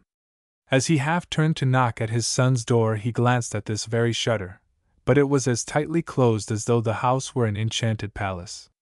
Dr. Mossy's door, on the contrary, swung ajar when he knocked, and the general entered. "Well, my son, have you seen that newspaper?" "No, I think not." "I see you have not, since your cheeks are not red with shame and anger." Dr. Mossy looked up with astonishment from the desk where he sat writing. "What is that, Papa?" "My faith! Mossy, is it possible you have not heard of the attack upon me, which has surprised and exasperated the city this morning?" "No," said Dr. Mossy, with still greater surprise, and laying his hand on the arm of his chair. His father put on a dying look. "My soul!" At that moment his glance fell upon the paper which had been sent in by Madame Delicious. "But, Mossy, my son!" he screamed. "There it is!" striking it rapidly with one finger. "There! There! There! Read it! It calls me not responsible! Not responsible, it calls me! Read! Read!" "But, Papa," said the quiet little doctor, rising, and accepting the crumpled paper thrust at him, "I have read this. If this is it, well, then, already I am preparing to respond to it." The general seized him violently, and spreading a suffocating kiss on his face, sealed it with an affectionate oath. "Ah, Mossy, my boy, you are glorious! You had begun already to write. You are glorious! Read to me what you have written, my son." The doctor took up a bit of manuscript, and resuming his chair, began. "Messrs. Editors, on your journal of this morning." "Eh? How? You have not written it in English, is it, son?" "But yes, Papa." "'Tis a vile tongue," said the general. "But if it is necessary, proceed." "Messrs. Editors, on your journal of this morning is published an editorial article upon the Villavicencio ticket, which is plentiful and abundant with mistakes. Who is the author or writer of the above said editorial article your correspondent does at present ignore, but doubts not he is one who, hasty to form an opinion, will yet, however, make his assent to the correction of some errors and mistakes which—" "Bah!" cried the general. Dr. Mossy looked up, blushing crimson. "Bah!" cried the general, still more forcibly. "Bêtise!" "How?" asked the gentle son. "'Tis all nonsense!" cried the general, bursting into English.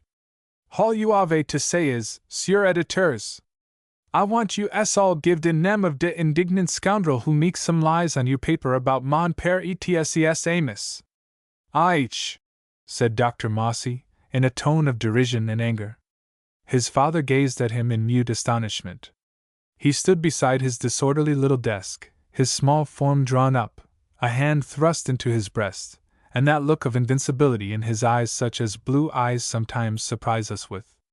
"You want me to fight?" he said. "My faith!" gasped the general, loosening in all his joints. "I believe you may cut me in pieces if I do not believe you were going to reason it out in the newspaper. Fight? If I want you to fight? Upon my soul, I believe you do not want to fight." "No," said Mossy. "My God!" whispered the general. His heart seemed to break. "Yes," said the steadily gazing doctor, his lips trembling as he opened them. "Yes, your God. I am afraid." "Afraid!" gasped the general. "Yes," rang out the doctor. "Afraid, afraid! God forbid that I should not be afraid. But I will tell you what I do not fear. I do not fear to call your affairs of honor murder." "My son!" cried the father. "I retract," cried the son. "Consider it unsaid. I will never reproach my father." "It is well," said the father. "I was wrong. It is my quarrel.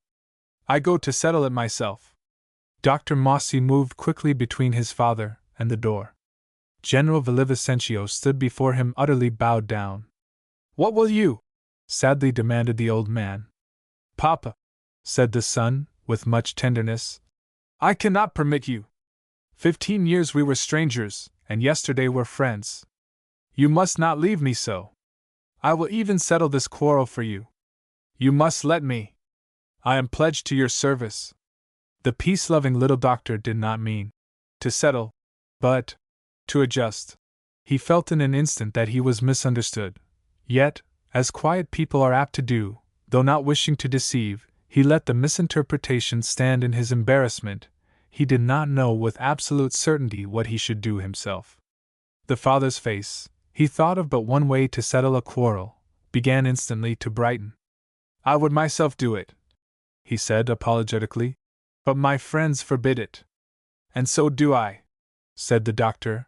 "But I will go myself now, and will not return until all is finished. Give me the paper." "My son, I do not wish to compel you." There was something acid in the doctor's smile as he answered. "No, but give me the paper, if you please." The general handed it. "Papa," said the son, "you must wait here for my return." "But I have an appointment at Maspero's at." "I will call and make excuse for you," said the son. "Well," consented the almost happy father. "Go, my son, I will stay." "But if some of your sick shall call?" "Sit quiet," said the son. "They will think no one is here." And the general noticed that the dust lay so thick on the panes that a person outside would have to put his face close to the glass to see within. In the course of half an hour the doctor had reached the newspaper office, thrice addressed himself to the wrong person, finally found the courteous editor, and easily convinced him that his father had been imposed upon. But when Dr. Mossy went farther, and asked which one of the talented editorial staff had written the article. "You see, doctor," said the editor, "just step into my private office a moment." They went in together. The next minute saw Dr. Mossy departing hurriedly from the place, while the editor complacently resumed his pen, assured that he would not return. General Villavicencio sat and waited among the serpents and innocents. His spirits began to droop again. Revolving Mossy's words, he could not escape the fear that possibly, after all, his son might compromise the Villavicencio honor in the interests of peace. Not that he preferred to put his son's life in jeopardy. He would not object to an adjustment, provided the enemy should beg for it. But if not, whom would his son select to perform those friendly offices indispensable in polite quarrels? Some half-priest, half-woman? Some spectacled bookworm? He suffered. The monotony of his passive task was relieved by one or two callers who had the sagacity, or bad manners, to peer through the dirty glass, and then open the door, to whom, half rising from his chair, he answered, with a polite smile, that the doctor was out, nor could he say how long he might be absent. Still the time dragged painfully, and he began at length to wonder why Mossy did not return. There came a rap at the glass door different from all the raps that had forerun it, a fearless, but gentle, dignified, graceful rap, and the general, before he looked round, felt in all his veins that it came from the young madam. Yes, there was her glorious outline thrown sidewise upon the glass. He hastened and threw open the door, bending low at the same instant, and extending his hand. She extended hers also, but not to take his. With a calm dexterity that took the general's breath, she reached between him and the door, and closed it. "What is the matter?" anxiously asked the general, for her face, in spite of its smile, was severe. "General," she began, ignoring his inquiry, and with all her Creole bows, smiles, and insinuating phrases, the severity of her countenance but partially waned. "I came to see my physician, your son." "Ah, General, when I find you reconciled to your son, it makes me think I am in heaven." "You will let me say so? You will not be offended with the old playmate of your son?" She gave him no time to answer. "He is out, I think, is he not? But I am glad of it. It gives us occasion to rejoice together over his many merits. For you know, General, in all the years of your estrangement, Mossy had no friend like myself. I am proud to tell you so now, is it not so?" The general was so taken aback that, when he had thanked her in a mechanical way, he could say nothing else. She seemed to fall for a little while into a sad meditation that embarrassed him beyond measure. But as he opened his mouth to speak, she resumed. "Nobody knew him so well as I, though poor me, I could not altogether understand him, for look you, General, he was, what do you think, a great man, nothing less." "How?" asked the general, not knowing what else to respond. "You never dreamed of that, eh?" continued the lady. "But of course not, nobody did but me. Some of those Americans, I suppose, knew it, but who would ever ask them?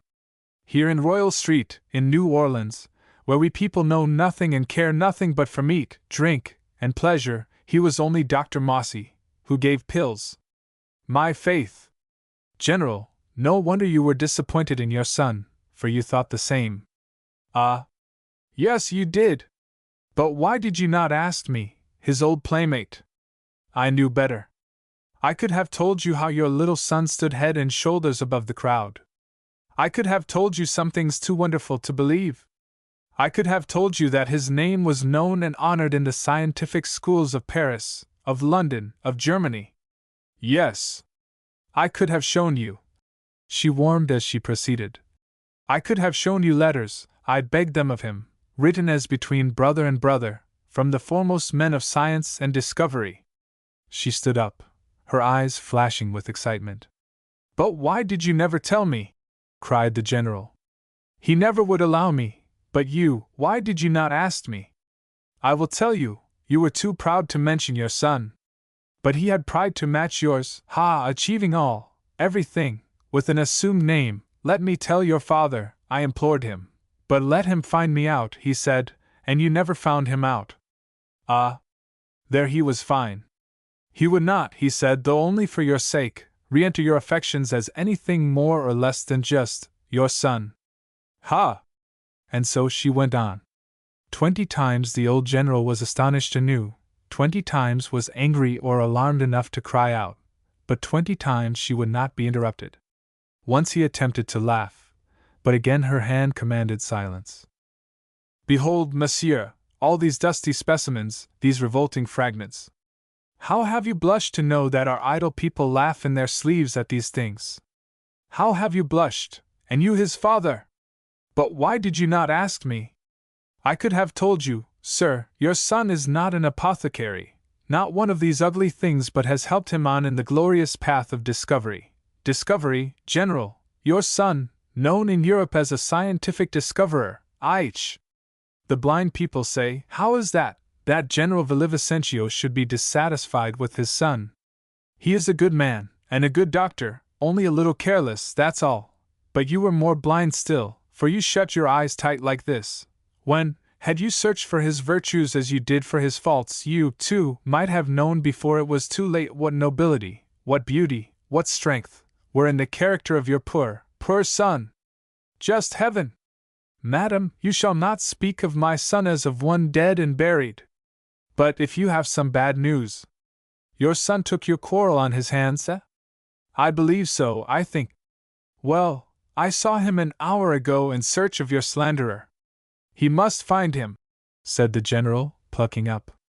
But if the search is already over, slowly responded Madame, The father looked one instant in her face, then rose with an exclamation.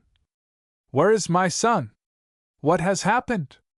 Do you think I am a child, to be trifled with, a horse to be teased? Tell me of my son!" Madame was stricken with genuine anguish. "Take your chair," she begged. "Wait, listen, take your chair." "Never!" cried the general. "I am going to find my son, my God! Madam, you have locked this door. What are you, that you should treat me so? Give me, this instant." "Oh! Monsieur, I beseech you to take your chair, and I will tell you all. You can do nothing now. Listen! Suppose you should rush out and find that your son had played the coward at last. Sit down and— "Ah! Madam, this is play!" cried the distracted man. "But no, it is not play. Sit down, I want to ask you something." He sank down and she stood over him, anguish and triumph strangely mingled in her beautiful face. "General, tell me true, did you not force this quarrel into your son's hand? I know he would not choose to have it. Did you not do it to test his courage, because all these 15 years you have made yourself a fool with the fear that he became a student only to escape being a soldier? Did you not?" Her eyes looked him through and through. "And if I did?" demanded he with faint defiance. "Yes." "And if he has made dreadful haste and proved his courage?" asked she. "Well then," the general straightened up triumphantly. "Then he is my son!" He beat the desk. "An heir to your wealth, for example?" "Certainly." The lady bowed in solemn mockery. "It will make him a magnificent funeral!" The father bounded up and stood speechless, trembling from head to foot. Madame looked straight in his eye. "Your son has met the writer of that article." "Where?" the old man's lips tried to ask. "Suddenly, unexpectedly, in a passageway." "My God! And the villain?" "Lives!" cried Madame. He rushed to the door, forgetting that it was locked. "Give me that key!" he cried, wrenched at the knob, turned away bewildered, turned again toward it, and again away, and at every step in turn he cried, "Oh! My son! My son! I have killed my son! Oh! Mossy, my son, my little boy! Oh! My son! My son!" Madame buried her face in her hands and sobbed aloud. Then the father hushed his cries and stood for a moment before her. "Give me the key, Clarice, let me go." She rose and laid her face on his shoulder. "What is it, Clarice?" asked he. "Your son and I were 10 years betrothed." "Oh, my child! Because, being disinherited, he would not be me husband. Alas! Would to God I had known it! Oh! Mossy, my son! Oh! Monsieur!" cried the lady, clasping her hands. "Forgive me, more no more, your son is unharmed. I wrote the article, I am your recanting slanderer. Your son is hunting for me now. I told my aunt to misdirect him. I slipped by him unseen in the carriageway." The wild old general, having already staggered back and rushed forward again, would have seized her in his arms, had not the little doctor himself at that instant violently rattled the door and shook his finger at them playfully as he peered through the glass. "Behold," said Madame, attempting a smile. "Open to your son, here is the key." She sank into a chair. Father and son leaped into each other's arms, then turned to Madame. "Ah! Thou lovely mischief-maker!" She had fainted away. "Ah! Well, keep out of the way, if you please, Papa," said Dr. Mossy, as Madame presently reopened her eyes. "No wonder you fainted, you have finished some hard work, see, here, no, Clarice, dear, take this." Father and son stood side by side, tenderly regarding her as she revived. "Now, Papa, you may kiss her, she is quite herself again, already." "My daughter!" said the stately general. "This is my son's ransom, and with this, I withdraw the Villavicencio ticket." "You shall not!" exclaimed the laughing lady, throwing her arms about his neck. "But yes," he insisted. "My faith! You will at least allow me to remove my dead from the field." "But certainly," said the son. "See, Clarice, here is Madame, your aunt, asking us all into the house. Let us go. The group passed out into the Rue Royale, Dr. Mossy shutting the door behind them. The sky was blue, the air was soft and balmy, and on the sweet south breeze, to which the old general bared his grateful brow, floated a ravishing odor of. Ah! What is it? The veteran asked of the younger pair, seeing the little aunt glance at them with a playful smile. Madame Delicious, for almost the first time in her life, and Dr. Mossy for the 1000th, blushed. It was the odor of orange blossoms. End of Project Gutenberg's Old Creole Days, by George Washington Cable.